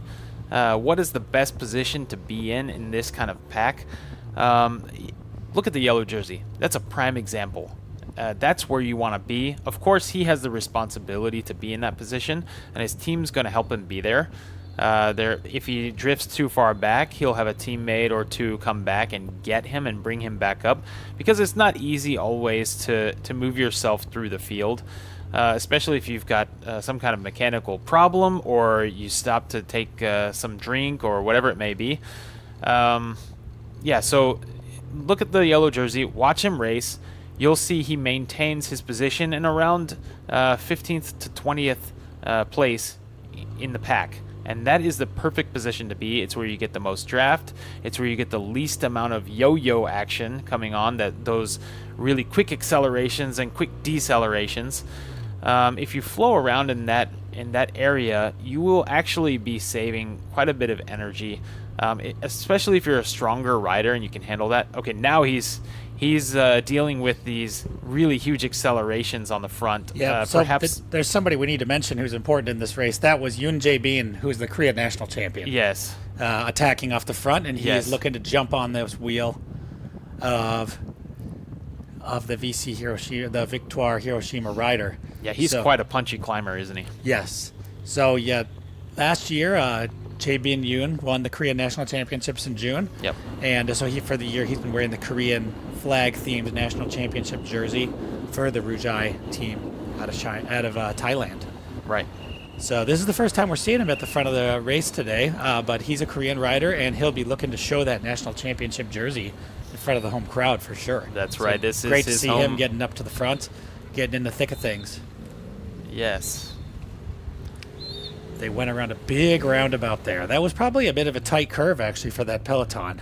I think so. I think they would have been coming there at speed. Jae-bin took them over the climb at a pretty high rate of pace there. Yep. Super power. And then, they would have come off that with quite a bit of speed.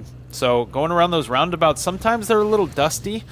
But I would imagine that the race organizers would have Cleaned up Yeah, the they would have roads had that for the road race. cleaned a little bit. Yep. Sometimes things can happen. There's a lot of farming around here, so tractors can, go through these areas and leave off a little bit of mud. But at least in the days coming up to the race, they would have checked these roads and had them cleaned. Yeah, here's rider number 5. It's Vincent Lau. He's also from the Rujai insurance team. He's from Hong Kong. Looks like he's taking on some bottles, potentially bringing some up to his teammates. They are one of the strongest teams in this UCI Asia Tour this year. So a lot of people are going to be watching their strategy and what they do. Vincent Lau is, from what I could find, he's a strong time trial rider. Oh, okay. He's 29 years old. He's had 13. This is his 13th season, and he's had at least 4 registered UCI wins. So it's quite a bit in comparison to the other riders in this tour. He's done pretty well. I understand that most of those are coming from the time trial, or at least most of his results are coming from time trials. He is a 3-time national champion of Hong Kong in 2024, 2023, and 2022 in the individual time trial. And also, he won the national championships in Hong Kong in the road race in 2022. So he won both the time trial and the road race in 2022. Impressive Palomares. Oh, yeah. And 3rd in the Summer Asian Games in the individual time trial in 2023. So he's maintained his time trial status for a few years.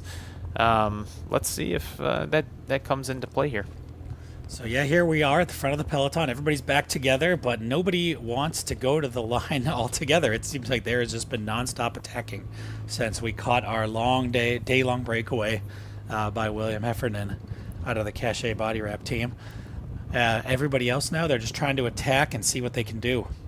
I would imagine they're going to keep doing this until we get to this last.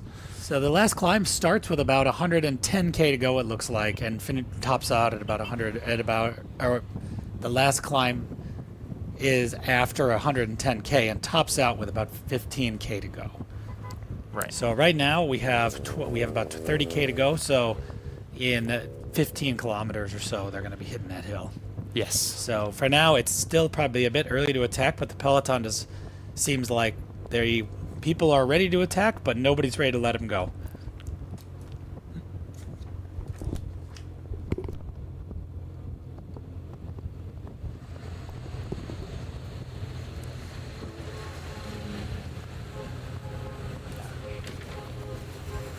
Yep, coming up here to a tunnel.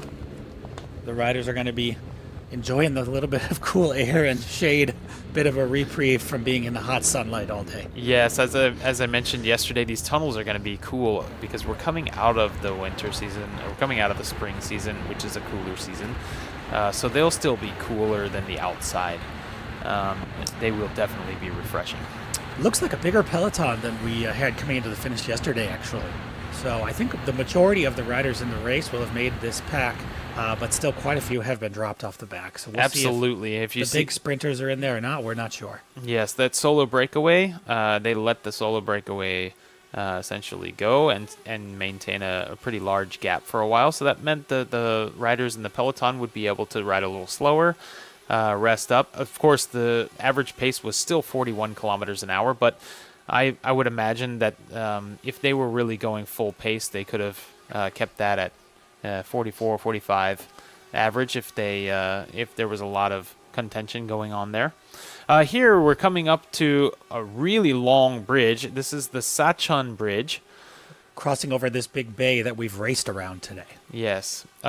Just off to the right side of this bridge, quite a long time ago, one of my first rides in Korea was here, one of the first longer rides.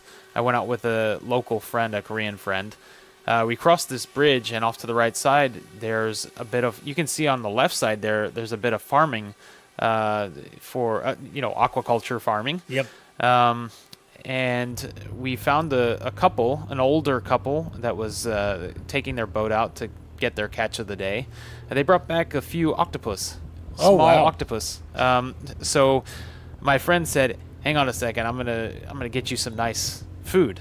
And he started negotiating with this older couple to get one of these octopus. And I was like, "What are you doing, man? I don't want octopus. I'd never really eaten octopus before." And so he negotiated 30,000 won, which is equivalent to like these days $20, $25, yeah.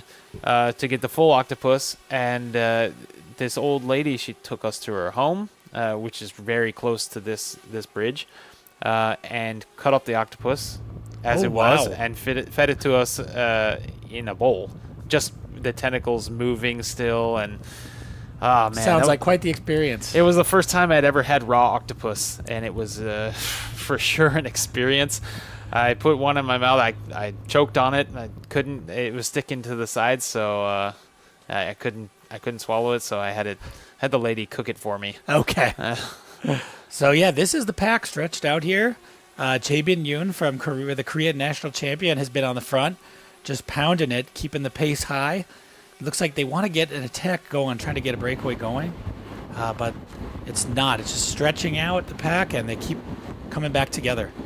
Yeah, one of the questions here, is there any danger from crosswinds along this bridge? I've ridden this bridge probably 100 times. I would say no, there isn't really a danger from crosswinds, but there are portions on this bridge that have what I think they're called like teeth connectors. I'm not sure exactly what they're called, but they're sections of the bridge that are meant to connect to the main road or other sections of the bridge which have really large metal gaps. Oh, so the riders will need to watch out, maybe jump over those. They either need to jump over them, or perhaps there's been some kind of infrastructure placed there so that their tires don't puncture on them. But if you ride off there, you can see where he's standing. Oh, yeah. So they've put rubber over those. I think they've covered those. Yeah. But that bridge in particular has rather large gaps, and you can puncture if you're riding in the middle of the road. Oh, okay. Off to the right side, they have it set up so that cyclists or vehicles with smaller tires can ride over a piece of metal that has been either bolted in or fastened down to the ground somehow. So that's a really big risk factor. If you're just riding in the region, you need to be careful over the really big bridges, because they will have those kind of what looks like shark teeth that come together, but they have really large gaps. Especially as time goes on, the earth moves or the bridge becomes smaller or whatever it may be. Bridges constantly have these gaps forming, becoming larger or getting smaller. So. Yep. Something to consider. But crosswinds, It looks like the Peloton made it safely over the bridge either way. So yeah, good yeah. to see that. Crosswinds are not really an issue here. I don't think the wind is strong enough. Maybe during the monsoon season you'll get some high winds, or when the typhoon season comes around back in, later in September, or perhaps the end of August, you'll have some higher winds, but that's only during storms. Yep. So this bridge is relatively Looks like great covered. weather for the ride to the race today. Oh man, this is perfect. So right now we're looking at the Mujige Heiandoro, which means in English the Rainbow Seaside Road. So you can see they've painted the blocks along this beautiful seaside road to look like a rainbow. And this is a nice place. I would think people maybe who go out and ride or explore SaCheon would come here and take some pictures, just enjoy the nice colorful view they've made. It's one of the most ridden roads in this area. It is definitely a part of half the route side plan around this area, because it's just so beautiful. It's flat. You can keep large groups together, so it's a really seaside view, nice flat road, plus the pretty colors. Exactly. It's cycling friendly. So if you have a group with different levels of riders mixed in, you can ride together for a really long time without having too many climbs to set you guys apart, and it's fun for everybody. So Nice. Great views. Local people out there fishing or gathering crabs, or could be various things. There are great restaurants in that area as well. You have to go a little bit inland to get to them, but yeah, really good restaurants too. Local restaurants with local food. So yeah, they're another local tourist attraction. They're showing a fishing place that's been set up. And so if you are into fishing, come out, do some riding, visit some of the other islands that are off the coast here, and try your hand at some fishing. Yes, and you can see in the middle of the water there are little domes. They would be little fishing houses, if you will. So you can hang out in there and go fishing? Yes. Get out of the sun a bit? Yes. You can spend a day there. They're they're kind of shaped as an ecodome would be, so they'll maintain temperature on the inside a little bit better. Yeah. So yeah, beautiful views here in SaCheon. Back to our racing action. The Peloton is not slowing down at all, just non-stop attacks here. Looks like another rider trying to stretch out the Peloton. He's going to take a look over his shoulder though and realize everybody's on his wheel, so he pulls off. And I think that's kind of how this is going to go until a break can get established, or it might just go this way till the finish. But the Peloton does look, when you look at it from this view, it does look quite a bit reduced from what we started with. We have more than 120 riders in this race. 24 teams of 6 guys. Yes. I'm just reading the comments here. One person said you have to jump over those gaps in the bridge. No, they've been covered up. They've been covered up, but I wouldn't advise that, because they are, I mean, for some riders who maybe can't do the, a huge bunny hop, they can be a meter long in some cases. Oh, wow. They're pretty long. Hiroshima, they're jumping out of the back. It looked like speaking he of was not jumping. happy with something. Yeah. But yeah, the pack is just, I think the riders in the middle here are probably best situated. These guys on the front who keep attacking and getting caught are really going to be expending a lot of energy. So I think the teams who are really focused on trying to win are probably trying to situate their riders in the middle of this, let the other guys do the work for now. So at the same time, they're showing that there is a SaCheon cable car as well going over the beautiful ocean to get a view of all the different islands and the mountains on the mainland. Very, very pretty area. This whole area that's in the Tour de Gyeongnam is well worth visiting. Very, very nice, pretty views everywhere. So here these guys are coming up to a small town, and they're going along a big road here, but in just a little bit they're going to be getting off onto a smaller road and then going over the day's final climb, which is not a categorized climb, but it's still a good 5 kilometers of over 5%. So that could have an effect of being a springboard for somebody to break away or for the peloton to get split again before the finish. But when they come in, somebody asked, is it a mountaintop finish? It's not a mountaintop finish today. After that top of that climb, they'll still have a little over 10 kilometers left to regroup, and then a nice long flat straight section back into the aerospace industrial complex where we started, where the final sprint will happen. But yeah, just the peloton snaking along. People keep trying to break away. There's a group of about 7 riders right now with maybe, it looks like 4 or 5 seconds.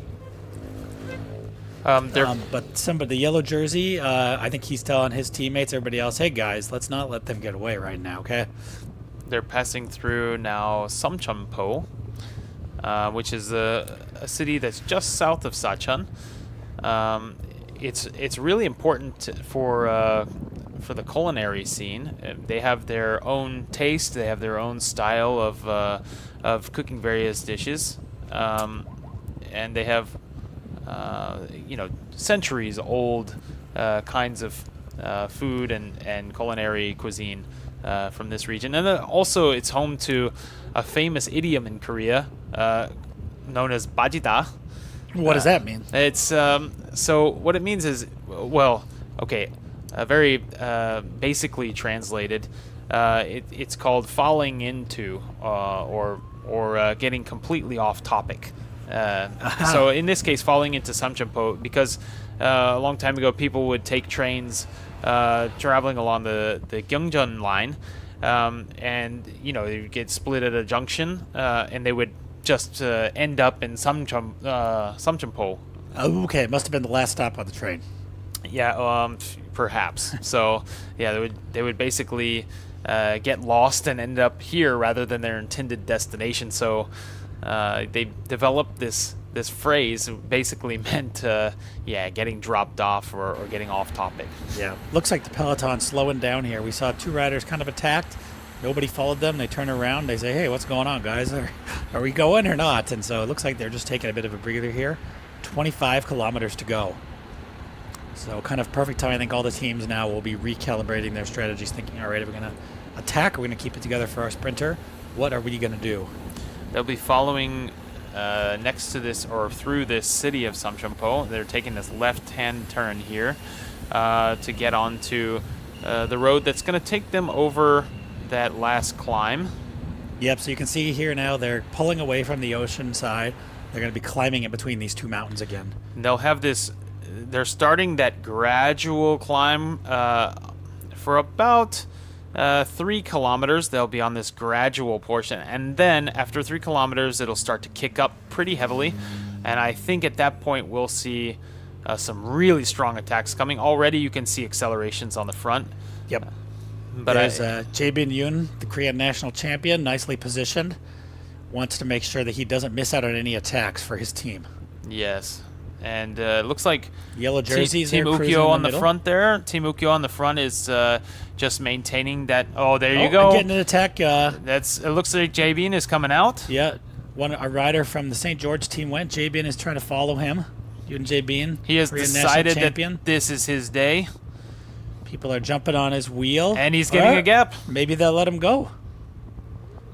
Great to see this. Go Jae-bin. So sorry we're biased. Danny and I have both lived in Korea for about 15 years. Yes. Big fans of the Korean riders. This is their home race. This is the biggest UCI race in Korea of the year. So it'd be great to see some of the Korean riders get some success. Right, and we've ridden with a lot of these riders as well. The Korean pro riders do make a concerted effort to join the amateurs and rides and small events, and even some bigger grand fondos. And the Korean cycling scene likes to also include them in these events. So sometimes they end up putting full teams in these events, and they lead out the events and make a social presence with the amateur riders and the recreational riders. And it's a really nice thing to have. Jae-bin's done that a few times. He's joined some local events, and it's really been a treat to be able to ride with such high caliber riders like that. Yep. Looks like these guys are riding on a brand new, newly paved road. Looks like gorgeous pavement heading into this final climb of the day. And it looked like a couple of riders were trying to join Jabin up there. Looks like that's one of the Yu-Gi-Oh riders jumped on his wheel. They have a bit of a gap, but the peloton is hard charging up. He says, hey, come on, man, give me some help. He's going to jump on his wheel. They're going to share the pacemaking.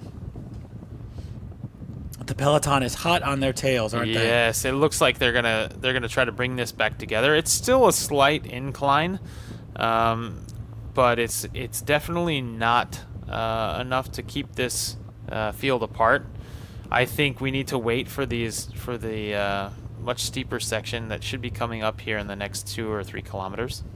But Jae-bin Yoon continues to set the pace, the Korean national champion here on the front. His team, Rujai, last year they had the winner, Dylan Hopkins. He's wearing number 1. So I think they are looking to set them up for some more success as well. Nobody knows how this stage will finish, but it's a big peloton coming in. I think the race's predictions, this was sort of a sprinter stage, were actually correct. Right. So it looks like the road is flat, but it's actually going up at about a 1% grade right now. They're going to come in through a big roundabout, keep going up gradually before they hit the steeper sections. Ooh, I think this looks like a roundabout here. Yep, so the whole peloton taking this big roundabout the long way around. Lots of riders all together still. Thinking about what are they going to do, what's their best chance to get the win? Is it to attack or is it to try their hand in the sprint? Getting on a smaller road here. Yep. There goes Yoon Jae-bin, the Korean national champion, again with another hard attack. The peloton's reacting immediately. We'll see. These Korean riders should know the course very well. They've all been down in this area previewing the courses. Correct. So they should have a little bit more inside information about what might be good places to attack, get a gap on the pack. There's just a lot of coverage going on here. It looks like that main peloton is extremely motivated to keep things together. Yes. Looks like there's a little bit of a gap forming there. And the road is twisty and narrow right here, so that'll slow things down behind him. Yes. He'll be able to keep his momentum. Good. Jae-bin just needs to keep his head down. Let's see here. And The pack charging back. There's the yellow jersey. He's keeping himself right there in about 5th, 6th wheel, so he can keep out of crashes, but still maintain a bit of a windbreak in front of him. Right. But he's surprisingly, there's not too many teammates like there were yesterday at the yellow jersey. It seems like maybe his teammates are a little bit worn out from their huge effort yesterday to bring in that breakaway. It could be, or it could be that they're just not having to do as much work because all of the other teams also need to be concerned about flyers going out. Yep. A lot of these teams, they haven't gotten a stage win, or maybe they haven't even had any points in any of the jersey classifications, so they feel the responsibility today to take advantage of this flatter stage and place their riders closer to the front. So they'll try to take care of any flyers that come out, like Jae-bin was doing there. They'll try to handle those in rather quickly, not let those get any kinds of gaps. Yeah. So we got a couple more interesting questions here in the chat. Somebody said, "Can you guys speak Korean now?" Yes, both of us can speak Korean. Yes, we can speak Korean. Yeah, I'm happy to do a little, but Derek's much better with Korean language than I am. But we can both get around, no problem. Yes. And yes, the attacks keep going non-stop. I think he was asking us to actually speak some Korean. 안녕하세요, Derek입니다. Yeah. That means hello, my name is Derek. 네. So yeah, back to the race action at the front. The attacks are not stopping. People just want to get something going. So the rider, Yoon Jae-bin, the Korean national champion who had been on the attack, has dropped back. And 5 other riders are trying their hand now, but the peloton looks to be reacting very, very quickly. Yes. So I think it'll be difficult for a group to get much daylight in between themselves with this motivated peloton here. A little fun information.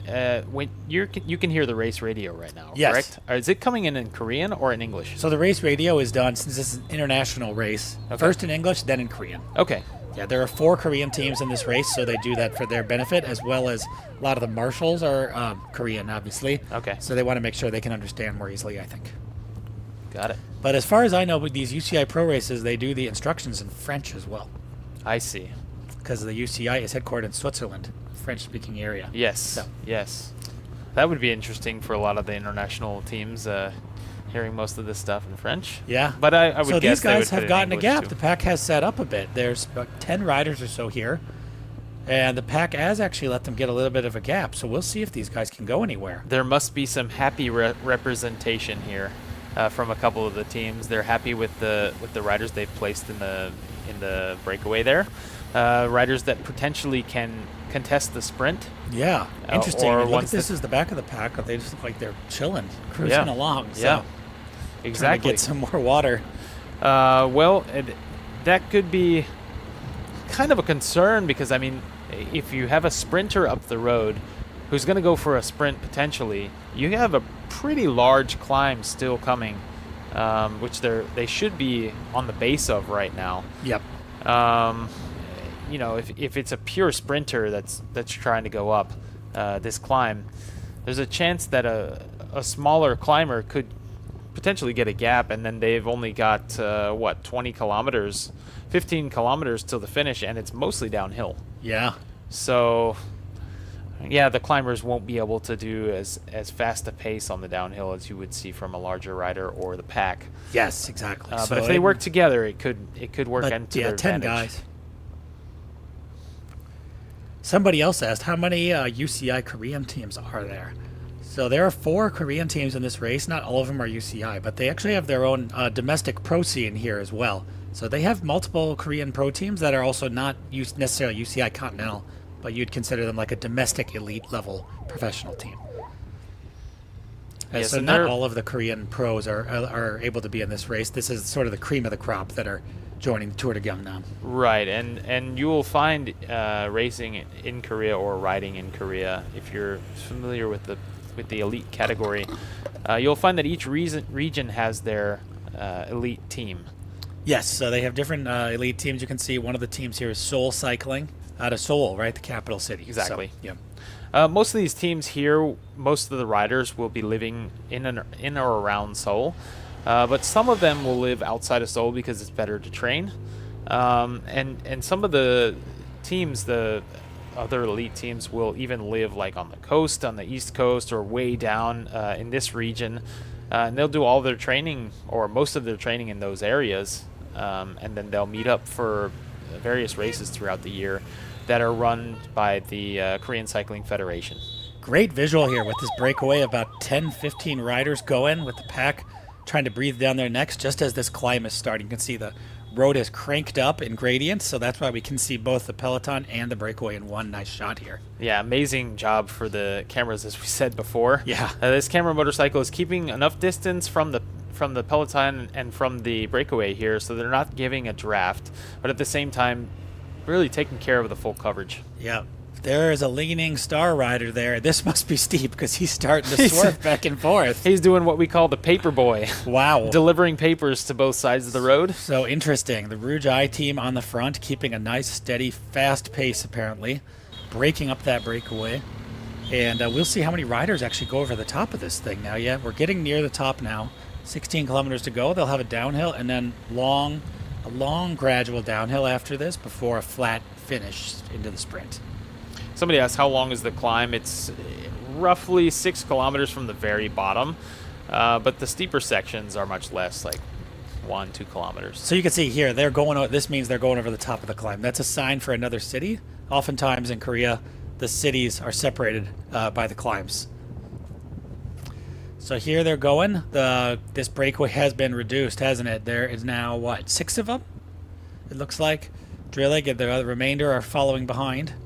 The peloton is 15 seconds back, so that's not that far, but we'll see if they're able to increase their gap or if the peloton chips away at it. I think we're looking potentially at the finishing breakaway, especially if they get motivated. I'd like to see who this Case rider is. I wonder if it's William Heffernan again. I don't That would imagine be, he's feeling fresh enough for that. If he's in that main pack still, that's an impressive ride in itself. We have some chasers coming up from behind. If they can maintain their power here on this climb, get over the top and then increase it for the descent, they could be potentially catching up to this lead group here. If they all come together and they're able to work together well until the finish, I think we would be looking at our finishing breakaway. It is a decisive enough climb, and there is enough of downhill gradient, just enough for them to take this to the line. But I do worry that once they get onto these bigger roads, the field is going to have much more of an advantage. They can rotate, 40, 50 riders as opposed to these riders being able to only rotate 5. That looks like Christy Johnston there from the Cage Body Wrap team, the winner yesterday. Aha! So wow, he must be feeling good for this race. So that To means, have made it. That means Cage Body Wrap is not going to be chasing this at all. No, so he clearly has a strong sprint. He'll be motivated to stay in this group, but I don't think you'll see him at the front necessarily because he'll want to save his energy to make sure he can sprint. Let the other guys drive it a bit. Yeah, it's gonna be a toss-up. I think if he's being smart, perhaps he wouldn't want to go to the front. He has a good chance sprinting from the breakaway, sprinting from the main pack anyway. So he doesn't really have to do too much work here. But if he wants to increase his chances, I would say rotate through. Don't do any more work than the other riders are doing. Do roughly the same, but it depends on how he's feeling too. But yeah, you can see this road. The camera angle now shows the steepness. This is hard enough to be a categorized climb, but today there was only 3 categorized climbs for that King of the Mountains competition. Right. They're letting the quick pro rider here do A majority of lion's the share work. of the work. Yes. Yeah, along with this Rouge Eye rider, they have been sharing the work up this climb.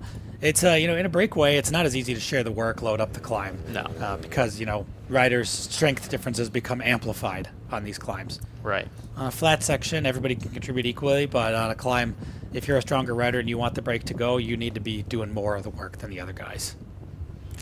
And I think that is both psychological and physical. Right. So we can see the peloton back there. I wouldn't say they're breathing down their necks yet, but they'll know that the peloton is not that far behind them. They haven't given them a big leash. Yeah, they'll be able to look back at them and really catch a glimpse of, they're 40, 50, 60 meters back, maybe a little bit more than that. They'll know that they need to keep on the gas, push the throttle down maybe even a little more because once we get to these larger roads, and especially with a slight downhill, the peloton's going to have a really huge advantage. Yeah, so one thing about these roads that they're riding on here, a lot of the roads that go up into the mountains, they first follow along a creek. So that provides, not a super steep gradient, but it will provide a constant 2-3% for this downhill coming up. That is something you have to pedal on. You have to keep the power on the pedals, and it does give an advantage to that peloton. Right. Whereas if you see some of the really big mountains in the Tour de France, they start on a creek as well, but when they get on the mountain pass section, they have long 10, 20 kilometer sections that are just steep, where it doesn't matter if you're in a pack or by yourself, you can go down that downhill based on your individual skill. Right. This Quick Pro team is from Estonia. Their riders are, various ages. They have a pretty long spans there. We're looking at... Is that the team of Rain Tarme? No, it's not. The Quick Pro team has a few notable riders. Ricardo Luca. I'm having a little trouble with the pronunciation here, but Lokfam and Arya Funsavath. Those riders have raced a few races and done pretty well in those races rather recently. For example, Lokfam, he's 21 years old. He's in his 4th season, and he was first in Vietnam Nationals in the road race, first in the road race in 2025, and also for a under 23 classification, and first in the individual time trial in the Vietnam Nationals as well in 2025, so just last year. And also he was first in the Vietnam Nationals road race in 2024. So he's had a couple of good seasons in his home country. Great to see a huge variety of riders at this Tour de Gyeongnam this year. Yes. Really nice to have a big international race here in Korea. So if you're just joining us again, this is Tour de Gyeongnam. We're on stage 3 here in SaCheon. And I'm one of your commentators, Derek Lon. And I'm joined by... All right, I'm Daniel Marquardt.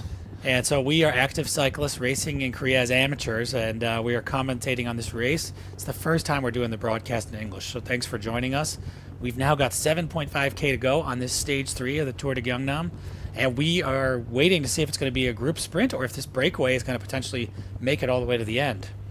Derek, I think it's worth noting, I think it's okay to let our viewers know this is actually our first broadcast for both of us. It is, yes. Hope you're enjoying it. I hope you think we're doing a good job. Yeah, we have never done this before, but we've been riding and racing for so long. We're interested enough, and I used to live in this area. It's super interesting for me to be able to comment on this. And yes, on the roads he used to ride on, and I've been down to visit him when he lived there and ridden in this SaCheon area and Gyeongnam area together. Very nice roads. Yeah, and I think you're still really connected with the cycling scene here in various ways. So it's just interesting for us to be able to comment on this and really get thoroughly into the race. Yep. The races that we actually weren't a part of. This is an elite race. We're involved in the amateur series here, so it's amazing to be able to bring this to you. Thanks for the comments, guys. All right, so this group looks like they're getting a bigger gap, actually. The last time update was 15 seconds. They're working together really solidly. They've got 10 kilometers to go now, and we will see if they can take this to the line. They're now on the downhill section, as you can see, but it's not very steep, right? So they're having to really keep their power to the pedals. It's not a normal downhill. They just have to keep pedaling, keep sharing the workload if they're going to make it. I don't think they'll be able to attack each other if they want to make it to the end until maybe 1 or perhaps 2 kilometers left. Right. You can see one of these local buses being stopped. I can't imagine what their riders are thinking. Those buses come like once every 2 or 3 hours in these small sections and these small towns. So if they get off track, I mean, some of the bus drivers, they're rather old and they've been driving for many years. They've maybe getting toward their retirement, driving in the countryside. They're probably going to have to press it after this race. So after the race comes through, they have a schedule to keep. Yes, they have a schedule to keep, and their passengers are going to wonder after a while. But they're used to waiting a long time in the countryside, and they do follow the schedules fairly well within minute 2 minute time frame. So. These riders in the breakaway now, they look like they're suffering at the back. You can see them using a lot of power to catch up. So this is a rolly downhill in the way in. So there's still some small uphill rollers for these guys. So it's not going to be an easy coast down to the finish. There's still a lot of sections where there's potential for attacks and where they're really going to have to put the power down. If you look at the profile, it's gradually downhill with small uphill rollers in the middle. Right. It's little bumps. Yep. And then finally, after you get over the last bump, with around 8 kilometers to go, they'll have this small bump that will take them about 400 or 500 meters of distance, and they'll raise up roughly 20 meters. After that, then they're pretty much on a straight shot down to the end. It'll start to slowly flatten out as they get toward that the aerospace hub. Yep. So looking at this break, there's 6 riders. A lot of the teams are represented, but I think that it looks like the Li Ning Star team is actually missing. So they might be chasing on the back there, hoping to catch up. And the rider from Rujai is rider number 1, Dylan Hopkins, who was last year's winner. So I think he's probably got a lot of eyes on him in this breakaway. And, of course, so will Alistair Christie Johnston, because he was yesterday's stage winner from Cachet Body Wrap. So we'll see. We cannot see the peloton behind us. We know that they have about 15 to 20 seconds. But the teams that missed this breakaway are definitely going to be on the front chasing. Tommaso Dadi is also in this break. He is from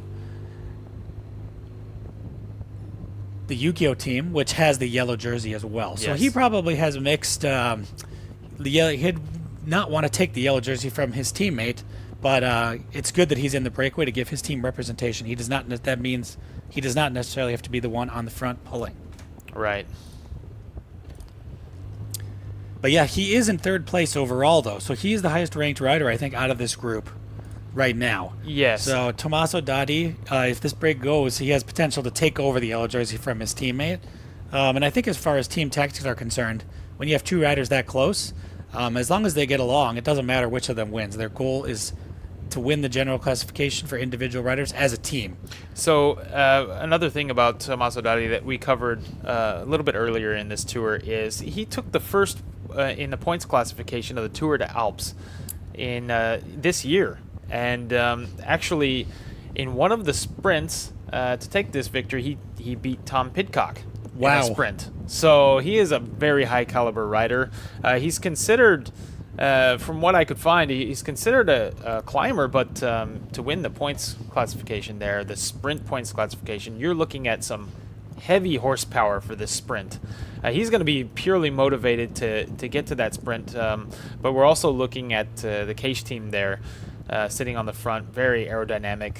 They will be looking for a sprint as well, as will the other teams from Victoire Hiroshima, Quick Pro, and our leading team, Ukyo, in that yellow jersey team. Yeah, so good breakaway with a strong mix of riders. Another guy from Victoria Sports in there. Yes, thanks for covering that. And we will see if they decide to start attacking each other now. I think they don't have enough of a gap to start attacking each other yet. They need to work together till they're certain of their win before they start attacking each other. Somebody asked a question, why aren't there a lot of Koreans on the sides of the roads watching the tour here? This is a really developing cycling culture in Korea, and we're away from the really big cities. There will definitely be fans at the start and the finish, and there are tons of fans when there are a bit shorter races. Perhaps we'll see that in Stage 5. We'll be able to see the Korean fans come out and really watch. But this is still quite a developing cycling culture here in Korea, so you won't have quite as many fans as you would have in Europe. It's not a way of life here. In Europe, I feel like cycling racing to them is quite a bit like soccer, what we call soccer, what you guys call football. I think here cycling hasn't really gotten to that status. Here they're still into baseball and football, soccer, yeah. And a few other sports, and they haven't quite shifted over to having a big fan base in cycling. So but there is a live stream of the Korean race, and I think there's quite a few people watching that as well. Yes. And we're using races like Tour de Gyeongnam to develop the popularity of cycling in Korea. Exactly. So you got to start somewhere, and I think they're on a good track here trying to get international pro races with top-level riders like this here in Korea. There's some big events like the Sorak Gran Fondo. You can see them jostling for position. The Sorak Gran Fondo, they have 5,000 riders each year as a cap. That's the biggest event here. And our company actually does a long ride from Busan to Seoul. We can't have a super amount of participants like that, but over a 2-day period, we have roughly 320 riders. It's a charity event that benefits a few local charity organizations that don't really get as much visibility, and that event helps the recreational riders have something really arduous and long to do and really get into cycling that way. Yep, for sure. So it looks like the peloton is catching these riders now. They did their best to maintain it, but the pack, I think, had the momentum on that long, gradual downhill. They're going to absorb this breakaway. 2.8 kilometers to go, and now they're pretty much going to be getting on wider, straighter, flatter roads for this final section. It's about a 1% decline until you get to the end here, and then it flattens out. So we're going to see some really strong tactics for this sprint finish, which I don't see any flyers being able to get away too thoroughly with any gap. At this point, you can see a little gap from the rider there out front, but yeah, I think that's the final rider from the breakaway getting absorbed. Right. I don't think there's going to be any maintaining of gaps anymore. You'll see the sprint team setting up. Perhaps their riders are fresh enough they can form a sprint train. But let's see. Yes. Been an exciting race so far, and as predicted, the race organizer said this was a flat stage, and it's coming down to a sprint. That's right. After that 5-minute gap from Heffernan, I didn't see this coming. No, yeah. So there's one rider off to the left there attacking solo. We'll see if he can get any ground. But it looks like the peloton's really stretched out thin. People are going to start jockeying for position. If you're going to want to win, you're going to need to be probably in the top at least 20 riders with 1K to go, ideally probably top 5. So they're going to start really shuffling for position right now all together. What a great drone view we've got here. You can really see what's going on in the whole peloton. You can see the front is strung out. That means that the pace is super high at the front. And it looks like we have one team, perhaps Kinan Racing, I can't tell, one team that's driving up the left side there, and they're potentially setting up their sprinter for this stage win. Yes, that's Leaning Star there on the front now. The Keenan rider pulled off, and it looks like the green jersey is following him. So he'll be wanting to try to get that sprint as well. From Kinnan Racing, we would have mentioned before, Lucas Karstensen would be their sprinter. He is a 7-time stage winner of the Tour of Thailand. He has 14 wins under his belt. Same team as Rain Tarame, who has been prominent figure in this race so far. That's Christian Ralanu there in the green jersey. So we'll see if he has what it takes to finish off this sprint today. Amazing. But he seems to be drifting back. Maybe he was up there doing some work. The green jersey's fading fast now. I think it's over for him. I would think so. They're going to rely on this bunch time. So he would be looking at the GC classification rather than focusing on getting himself 500 meters to go now, I'm hearing on the race radio. So this is kind of the final shot here. They're coming here into the finish. They're wide, but the road is wide, so I don't think they'll have to narrow up too much. It's really anybody's game right now. Looks like a Cachet body wrap rider there on the front. Is that Alistair Christy Johnson, perhaps? But they're all together now, so it's not going to be easy to tell who's Here comes gonna Cachet rider win. out the side. It looks like a Cachet body wrap rider there. And another rider's attacking. Team Ukyo's coming up, and they get it again. Wow, Team Yu-Gi-Oh in second place, and a St. George's rider there in third. Wow, they are having an amazing tour. That was a Cachet body wrap rider. And as they predicted, it was Liam Walsh. Wow. Yes, we had some communication from them earlier in the day. They said he was the man to beat in the sprint, and here it is. Liam Walsh taking that sprint finish, number 41. 2 stage wins for that team. That's a very impressive tour so far. They're going to be very happy with themselves.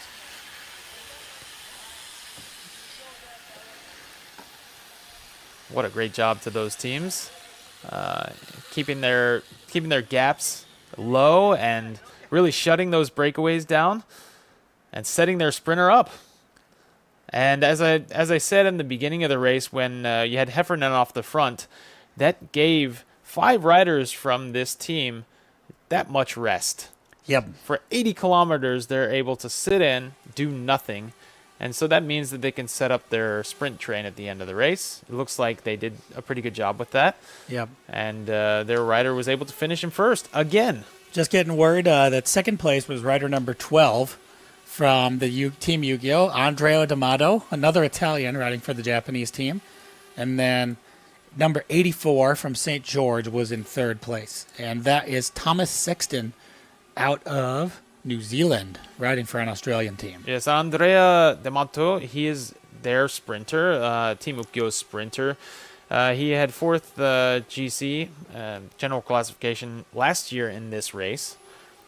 So he's definitely a formidable force on that team. So that was a great person to have them lead out. So you can see here now it's the views of the downtown SaCheon and the surrounding rice paddies. So you can see just how flat it was coming into this finish here. Perfect for the sprinters, but I think they had not all of the sprinters necessarily made it into this final sprint because there was a lot of climbs before it happened. Yes. You can see the peloton was really tightly bunched together. No one team was able to control things and do a perfect lead out. Yes, and it looked like a few of the riders there were quite tired. They're sitting down, not able to stand up and really contest the sprint, or maybe they were boxed in. And you can see these riders here at the front here standing up and putting all the force into the pedals. Yeah, it looks like Cache Body Rep was able to do a nice lead out there, though. They had one guy at the front, and they were able to set up their rider, Liam Walsh, perfectly so he could just sprint without having to pass anybody. Yes. Their lead out dropped off with about 250, 300 meters to go. Perfect setup for him. The St. George team rider there, Tom Sexton, 27 years old. This is his 9th season. He's had a couple of wins in the UCI. He's an all-rounder and also a TT specialist. Got first in the Oceania Continental Championships in 2023. He's definitely doing very well. Congratulations to him for the 3rd place finish there. So again, thank you guys. Thank everybody for joining us today. This has been stage 3 of the Tour de Gyeongnam 2026 here in SaCheon. My name is Derek Lon, bringing you English commentary. I'm Daniel Marquardt, and it's been a pleasure to bring this race to you in English for the first time. 2 more stages to go. Yes, tomorrow we'll be in Namhae, which is a very beautiful island, great for riding. We're going to be hitting sections of what I like to call the in course. It's a local terminology for the section of Namhae that they're going to be riding on. And tomorrow is considered the queen stage of this tour. Yes. So we will see probably a lot of attacks, maybe some bigger splits in the peloton, and kind of a finalization on the GC. Then the final stage is going to be in Changwon, and it's a 40-kilometer criterium held on a relatively flat course. So that final stage, we'll probably expect another mass sprint finish.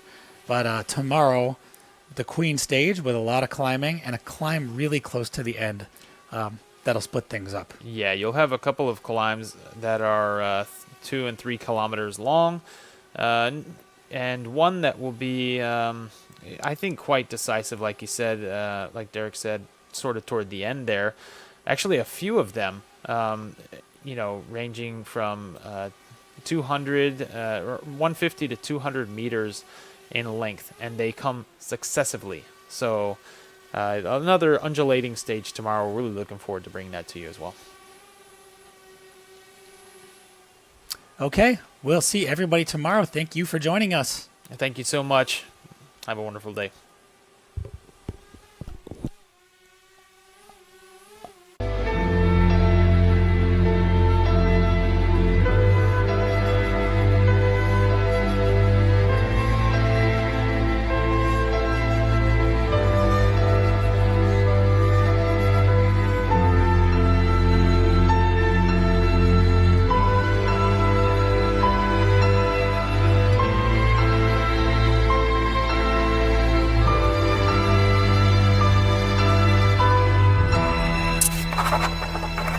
일어나야 할 일은 일어날 거야.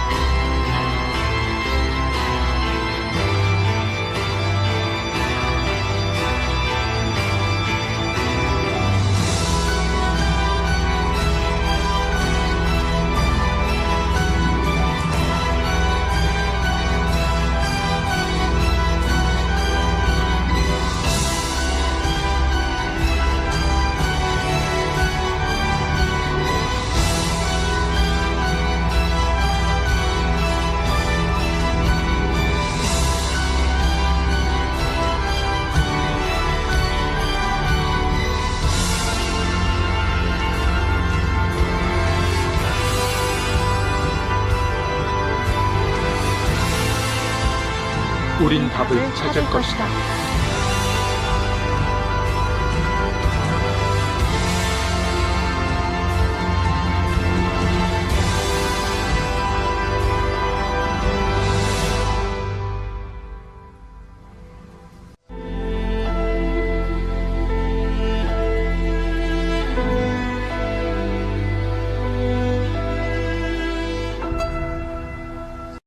상상해보세요. 당신이 그리는 내일은 어떤 모습인가요? 그 꿈같은 풍경이 지금 마법처럼 펼쳐질지도 모릅니다. 경남 판타지, 그 이야기를 시작합니다. 아름다운 섬을 품은 남해 바다, 신비로운 기운을 머금은 지리산의 숲길, 2000년을 지나온 가야의 깊은 숨결까지 역사와 문화가 살아 숨쉬는 이곳에서 머무는 것만으로 특별한 경험이 됩니다. 해안을 따라 수놓아진 크고 작은 섬들, 모두의 발길이 닿을 수 있도록, 모두의 눈에 담길 수 있도록, 머무는 모든 순간이 특별한 기억이 되는 곳, 바다가 곧 미래가 되는 경남은 동북아 해양관광의 중심지입니다. 대한민국 제조업의 메카 경남에서 AI 혁신의 바람이 붑니다. 경남의 제조업은 이제 AI로 도약하며 첨단 제조의 새로운 시대를 열어갑니다. 자율과 혁신을 통해 한계를 넘어 더 큰 가능성에 도전합니다. 인재와 기술, 인프라가 어우러진 활기찬 경제. 경남은 내일의 성장을 향해 나아가고 있습니다.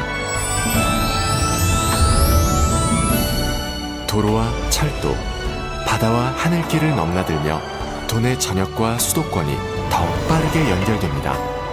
초광역 교통망으로 경남의 생활권은 더 넓게 펼쳐집니다.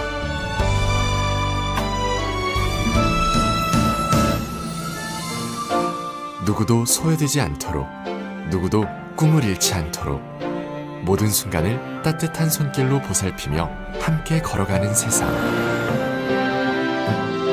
복지, 동행, 희망으로 경남의 내일을 채워갑니다. 청년의 가능성을 믿고 그 열정이 현실이 되는 곳. 오늘의 도전으로 내일을 그려나갑니다. 경남은 청년이 배우고 성장할 수 있는 길을 넓혀갑니다.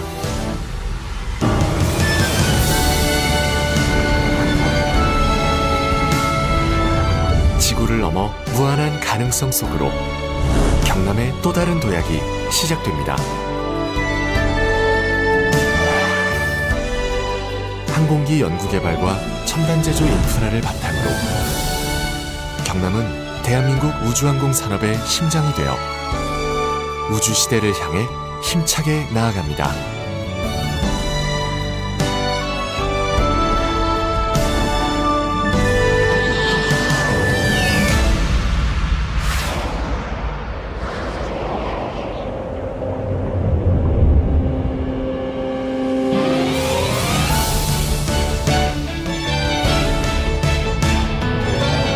자연과 문화, 사람과 기술, 미래와 우주.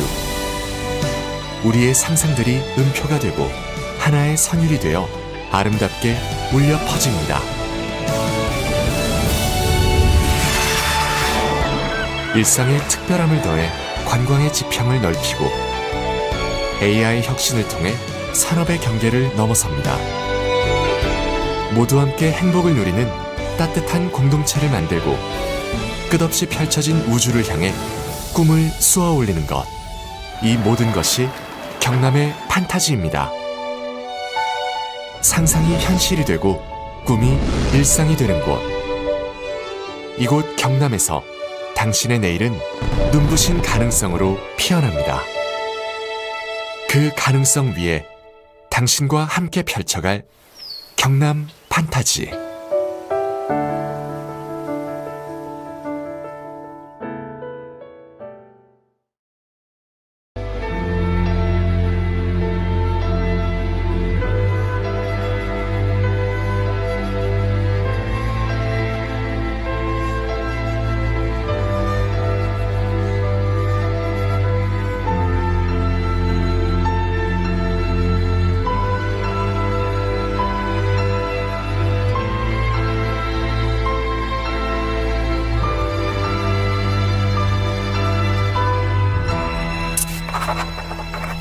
일어나야 할 일은 일어날 거야.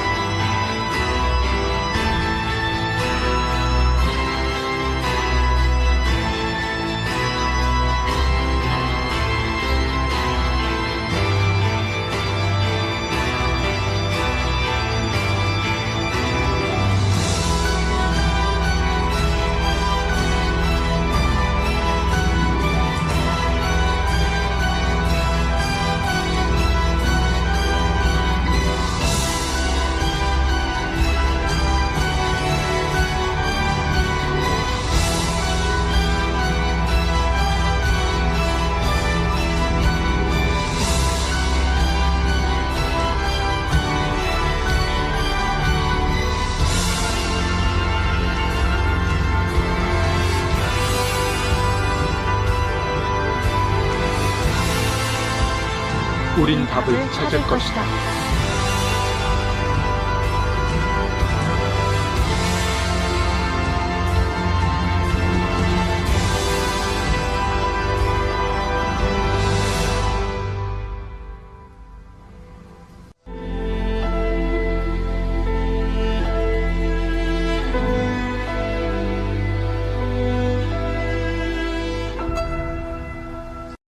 상상해 보세요.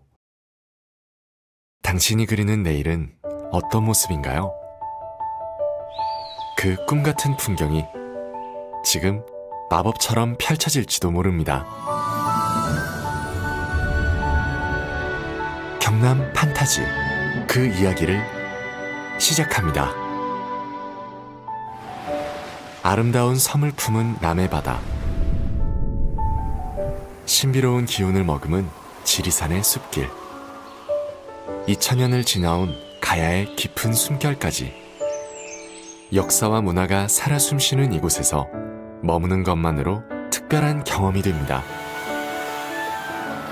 해안을 따라 수놓아진 크고 작은 섬들, 모두의 발길이 닿을 수 있도록, 모두의 눈에 담길 수 있도록, 머무는 모든 순간이 특별한 기억이 되는 곳, 바다가 곧 미래가 되는 경남은 동북아 해양관광의 중심지입니다. 대한민국 제조업의 메카 경남에서 AI 혁신의 바람이 붑니다. 경남의 제조업은 이제 AI로 도약하며 첨단 제조의 새로운 시대를 열어갑니다. 자율과 혁신을 통해 한계를 넘어 더 큰 가능성에 도전합니다. 인재와 기술, 인프라가 어우러진 활기찬 경제. 경남은 내일의 성장을 향해 나아가고 있습니다. 도로와 철도, 바다와 하늘길을 넘나들며 도내 전역과 수도권이 더 빠르게 연결됩니다. 초광역 교통망으로 경남의 생활권은 더 넓게 펼쳐집니다.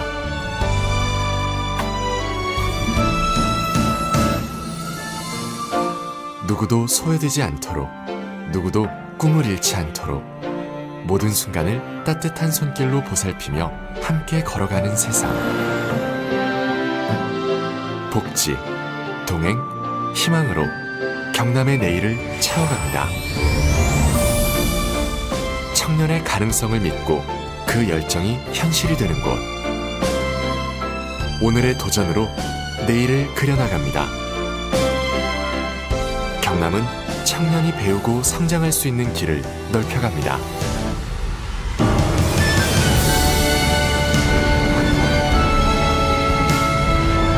지구를 넘어 무한한 가능성 속으로 경남의 또 다른 도약이 시작됩니다.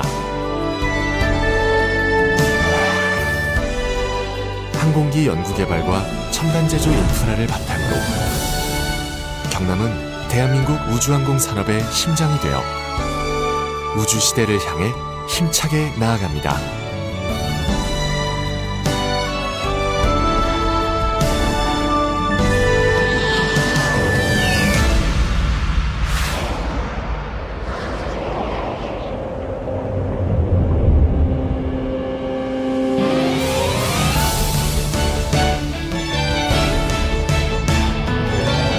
자연과 문화, 사람과 기술, 미래와 우주. 우리의 상상들이 음표가 되고 하나의 선율이 되어 아름답게 울려 퍼집니다. 일상의 특별함을 더해 관광의 지평을 넓히고 AI 혁신을 통해 산업의 경계를 넘어섭니다. 모두 함께 행복을 누리는 따뜻한 공동체를 만들고 끝없이 펼쳐진 우주를 향해 꿈을 쏘아 올리는 것. 이 모든 것이 경남의 판타지입니다. 상상이 현실이 되고 꿈이 일상이 되는 곳. 이곳 경남에서 당신의 내일은 눈부신 가능성으로 피어납니다. 그 가능성 위에 당신과 함께 펼쳐갈 경남 판타지.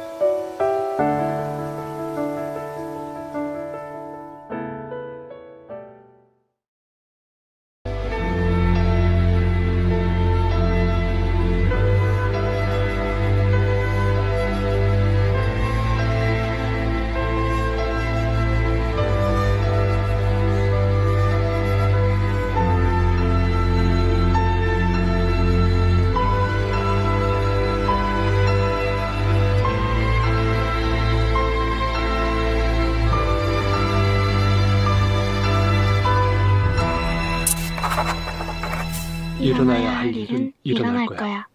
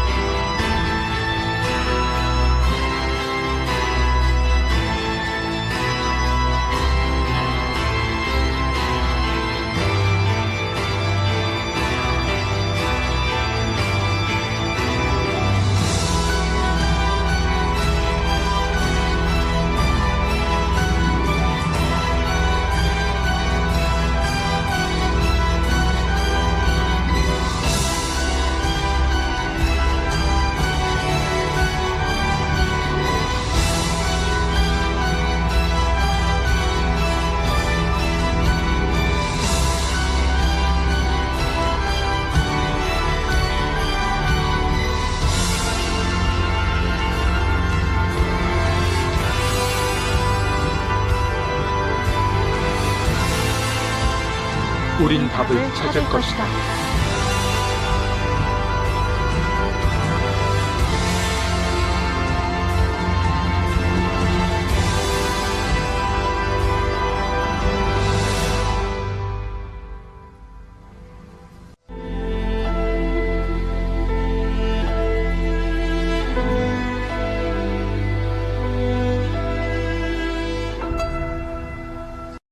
상상해보세요.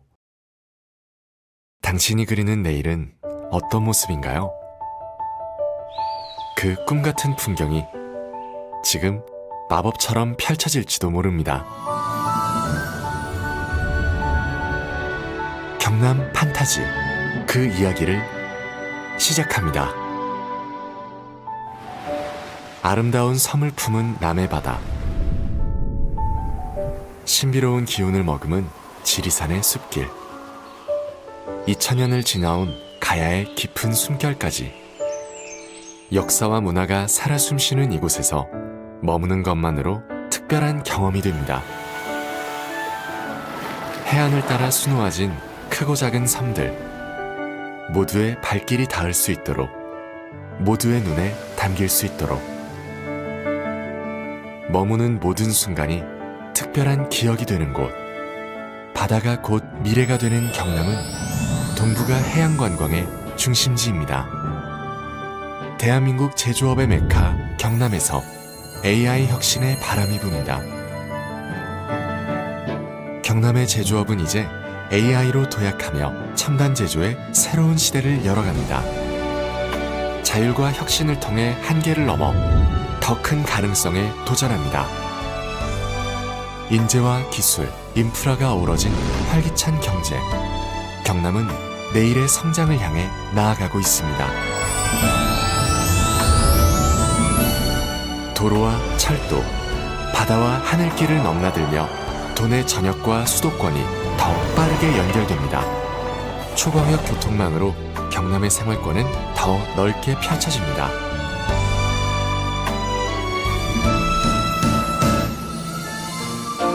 누구도 소외되지 않도록, 누구도 꿈을 잃지 않도록 모든 순간을 따뜻한 손길로 보살피며 함께 걸어가는 세상.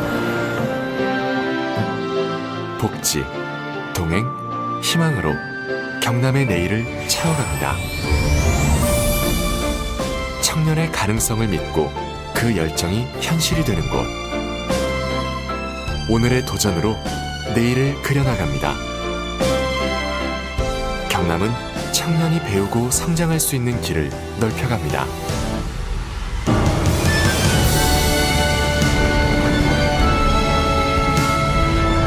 지구를 넘어 무한한 가능성 속으로 경남의 또 다른 도약이 시작됩니다. 항공기 연구개발과 첨단 제조 인프라를 바탕으로 경남은 대한민국 우주항공 산업의 심장이 되어 우주 시대를 향해 힘차게 나아갑니다.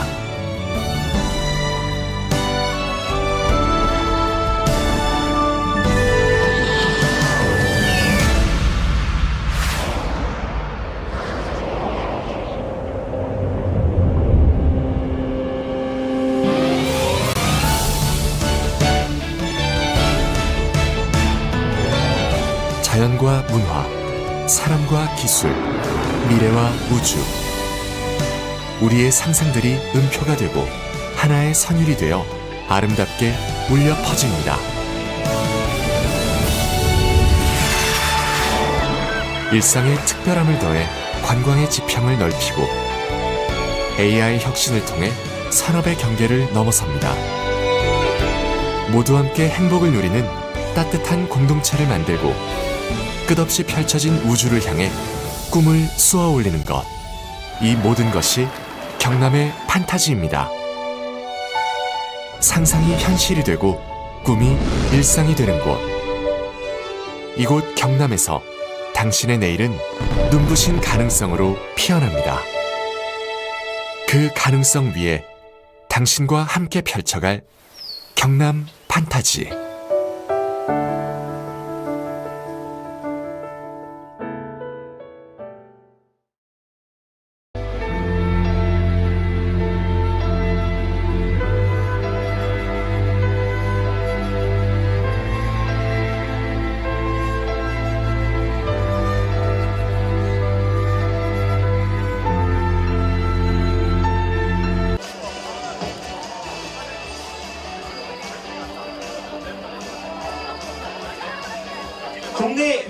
UCI 아시아 투어 드로드 경남 2016 뜨거운 열기로 가득했던 세 번째 사천 구간의 레이스가 모두 끝이 났습니다. Korea's only UCI Asia Tour, Tour de Gyeongnam 2026. The third stage here in SaCheon, which was filled with a burning passion, has officially come to an end. 사천 레이스 완주를 진심으로 축하하며 우리 선수들 고생 많았습니다. 현장에 계신 관중 여러분, 모든 선수들에게 다시 한번 큰 박수와 환호 부탁드리겠습니다. Congratulations to all the riders on completing the SaCheon race, spectators. Please give them one more round of applause. 자, 이제 사천의 영광을 차지한 주인공들을 만나볼 시간입니다.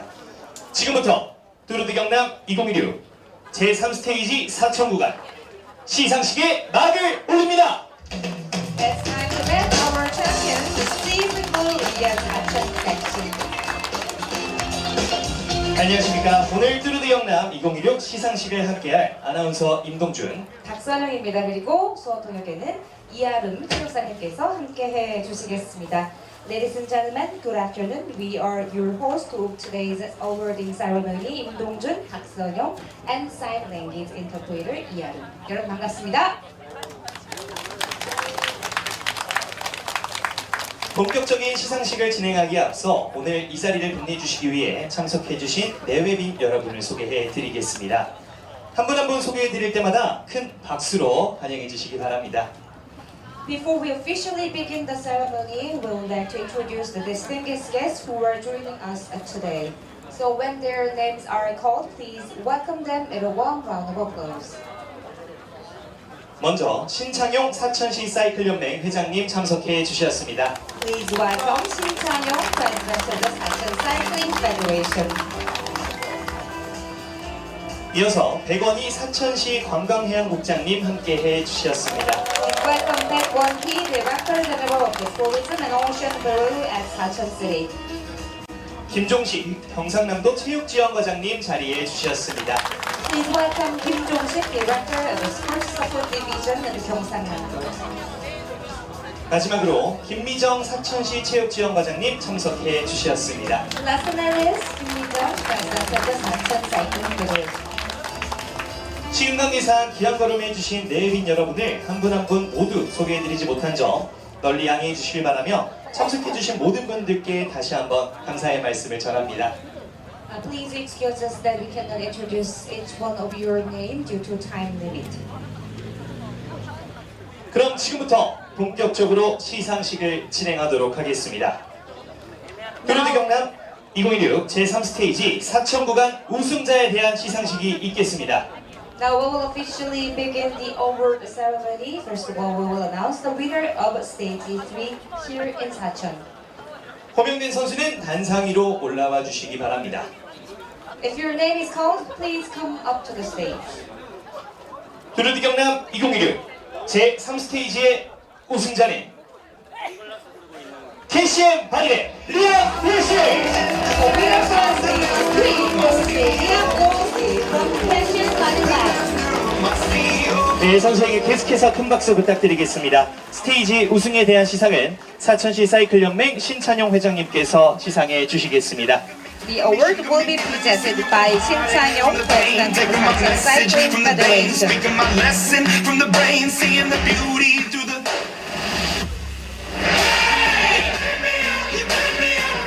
제3스테이지의 우승자인 리암 윌시 선수에게는 트로피와 함께 경상남도의 홍보 캐릭터인 별이 인형이 부상으로 수여되겠습니다. The winner of stage 3 is awarded with a trophy along with a classical of Gary, promotional character of Gyeongnam. 네, 시상자와 함께 포토타임을 갖도록 하겠습니다. After this photo, please remain on your podium for your own photo session. 자, 우리 시상자께서는 이제 자리해 주시겠습니다. 네, 수상 선수 단독 포토타임이 있겠습니다.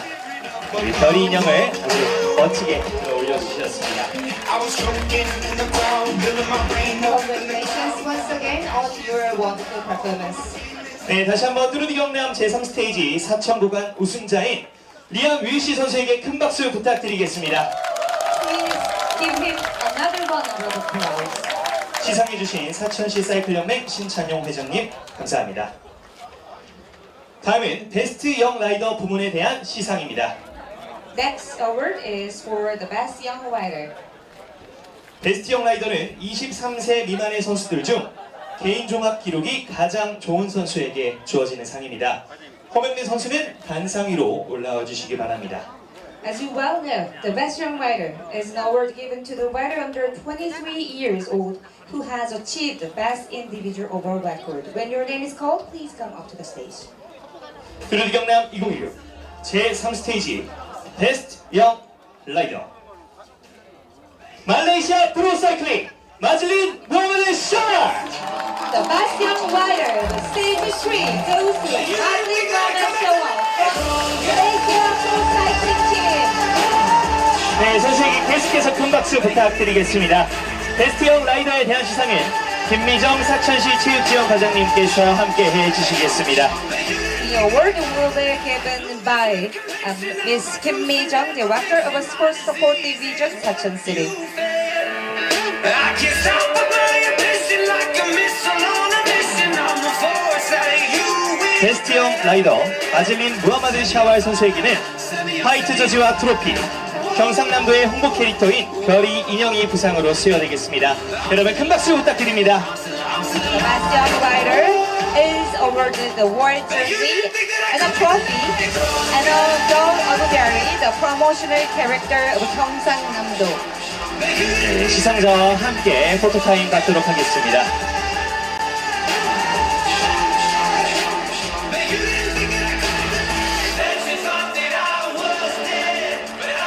Now we are going to have your own photo session. So please look at the camera. 네, 수상 선수 and like your pose. 포토타임 있도록 하겠습니다. 이 트로피와 별이 인형을 힘차게 들어 올려주셨습니다. That's great pose. Please step down from the stage. 네, 다시 한번 드루디 경남 제3스테이지 사천 구간 베스트 영 라이더 마즐린 무하마드 샤왈 선수에게 큰 박수 부탁드리겠습니다. 시상해주신 김미정 사천시 체육지원 과장님 감사합니다. 네, 과장님께서는 다음 시상을 위해서 계속해서 무대 자리해 주십시오. 다음은 킹 오브 마운틴 부문에 대한 시상입니다. 킹 오브 마운틴은 산악 구간에서 가장 뛰어난 성적을 거둔 선수에게 수여되는 상으로 호명된 선수는 단상 위로 올라와 주시기 바랍니다. Next is the King of the Mountains Award, and this award goes to the top climber in the mountain sections. When your name is called, please come up to the stage. 드루디 경남 2016 제3스테이지 킹 오브 마운틴 KCM 바디랩 윌리엄 에프런. The King of the Mountain, the stage 3 goes to Ryan Gyeongnam from KCM Lab. 네, 선수에게 계속해서 큰 박수 부탁드리겠습니다. 우리 시상을 김미정 사천시 체육지원 과장님께서 함께 해주시겠습니다. And the award is also presented by Kim Mi-jung, Director of Sports Support Division, SaCheon City.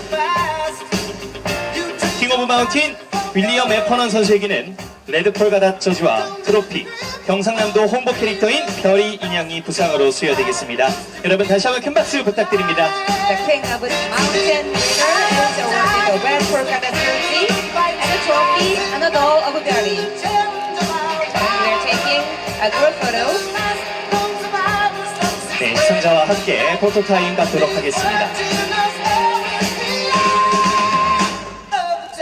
And you will have your own group photo session exclusively. 네, 이어서 수상 선수 단독 포토타임이 있겠습니다. 힘차게 트로피를 들어 올려주셨습니다. 네, 다시 한번 드루디 경남 제3스테이지 사천 구간 킹 오브 마운틴 윌리엄 에퍼넌 선수에게 큰 박수 부탁드립니다. Thank you for your hard work. 다음은 스프린트 부문에 대한 시상입니다. 스프린트는 정해진 스프린트 구간에서 가장 좋은 성적을 기록한 선수에게 수여되는 상으로 호명된 선수는 단상 위로 올라와 주시기 바랍니다. Next is the Sprint Award, and this award is presented to the rider with the most points in the designated sprint section. And also, when your name is called, please come up to the stage. 드루드 경남 2016 제3 스테이지 스프린트 KCM 바리대 리아 볼시. The sprint winner of stage 3 is Mia Posey from Team SaCheon Gyeongnam. 네, 선수에게 계속해서 큰 박수 부탁드리겠습니다. 스프린트에 대한 시상은 김종식 경상남도 체육지원 과장님께서 함께 해주시겠습니다. This award will be presented by Kim Jong-sik, Director of the Sports Support Division of Gyeongnam. 스프린트 리암 월시 선수에게는 그린 저지와 트로피, 경상남도 홍보 캐릭터인 별이 인형이 부상으로 수여되겠습니다. 여러분 계속해서 박수 부탁드립니다.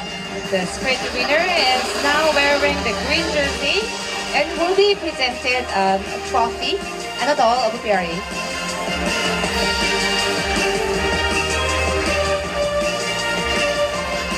네, 이어서 시상자와 함께 포토타임 갖도록 하겠습니다. Now we are having photo session, and after this, you will have your own photo session.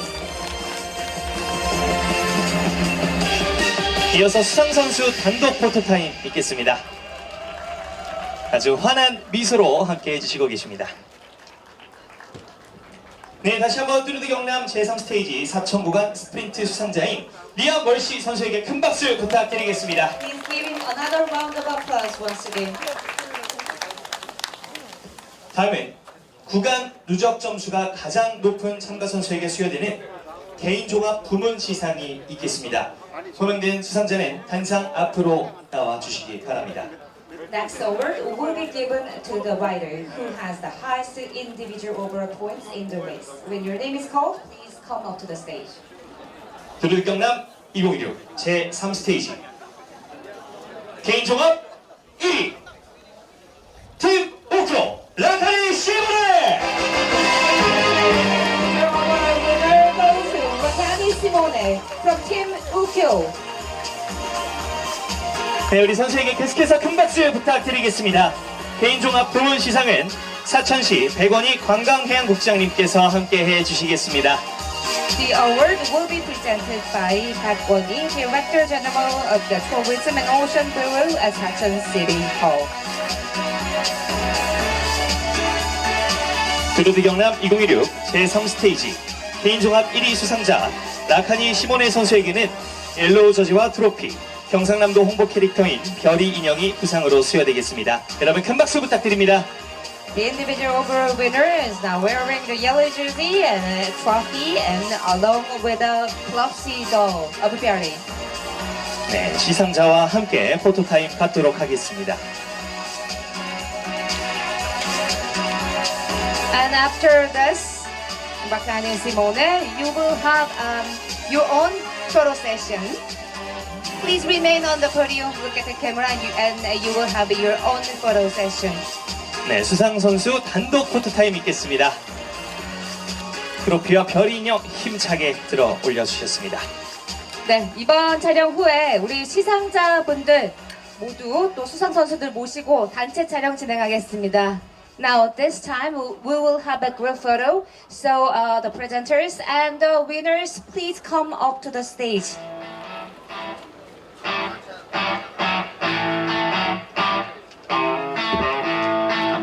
자, 그리고 오늘 또 이 대회가 성공적으로 개최될 수 있도록 힘을 보태주신 분이 또 한 분 오셨습니다. 소개해드리겠습니다. 권태현 사천시 체육회장님.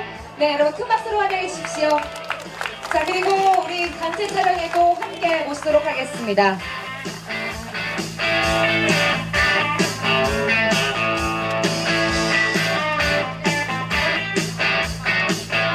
네, 오늘 3구간 영광의 주인공들입니다.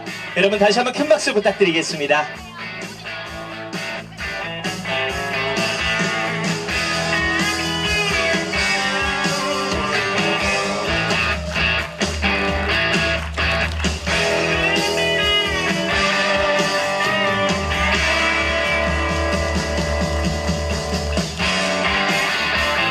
네, 고맙습니다. 우리 시상에 도와주신 분들만 모시도록 하겠습니다. Please remain on the stage for your own photo. 네, 수상자분들 단독 촬영 있겠습니다.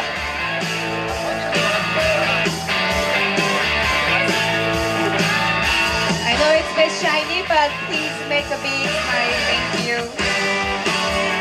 네, 별이 인형 그리고 트로피 각자만의 Thank you very 방식으로 much. Please, you may step down from the podium. 함께 포토 타임을 마쳤습니다. 네, 이것으로 뚜루드 경남 2016 제3스테이지 사천 구간 시상식을 모두 마치겠습니다. 대회에 대한 뜨거운 열기를 보여주신 서스단 여러분 모두 수고하셨습니다.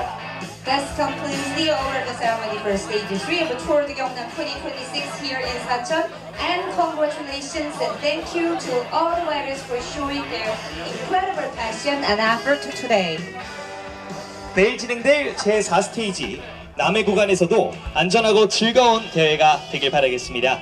지금까지 진행을 맡은 아나운서 임동준, 박선영 그리고 수어 통역의 이아름 님이었습니다. Thank you everyone. We were 임동준, 박선영 그리고 이아름. 고맙습니다.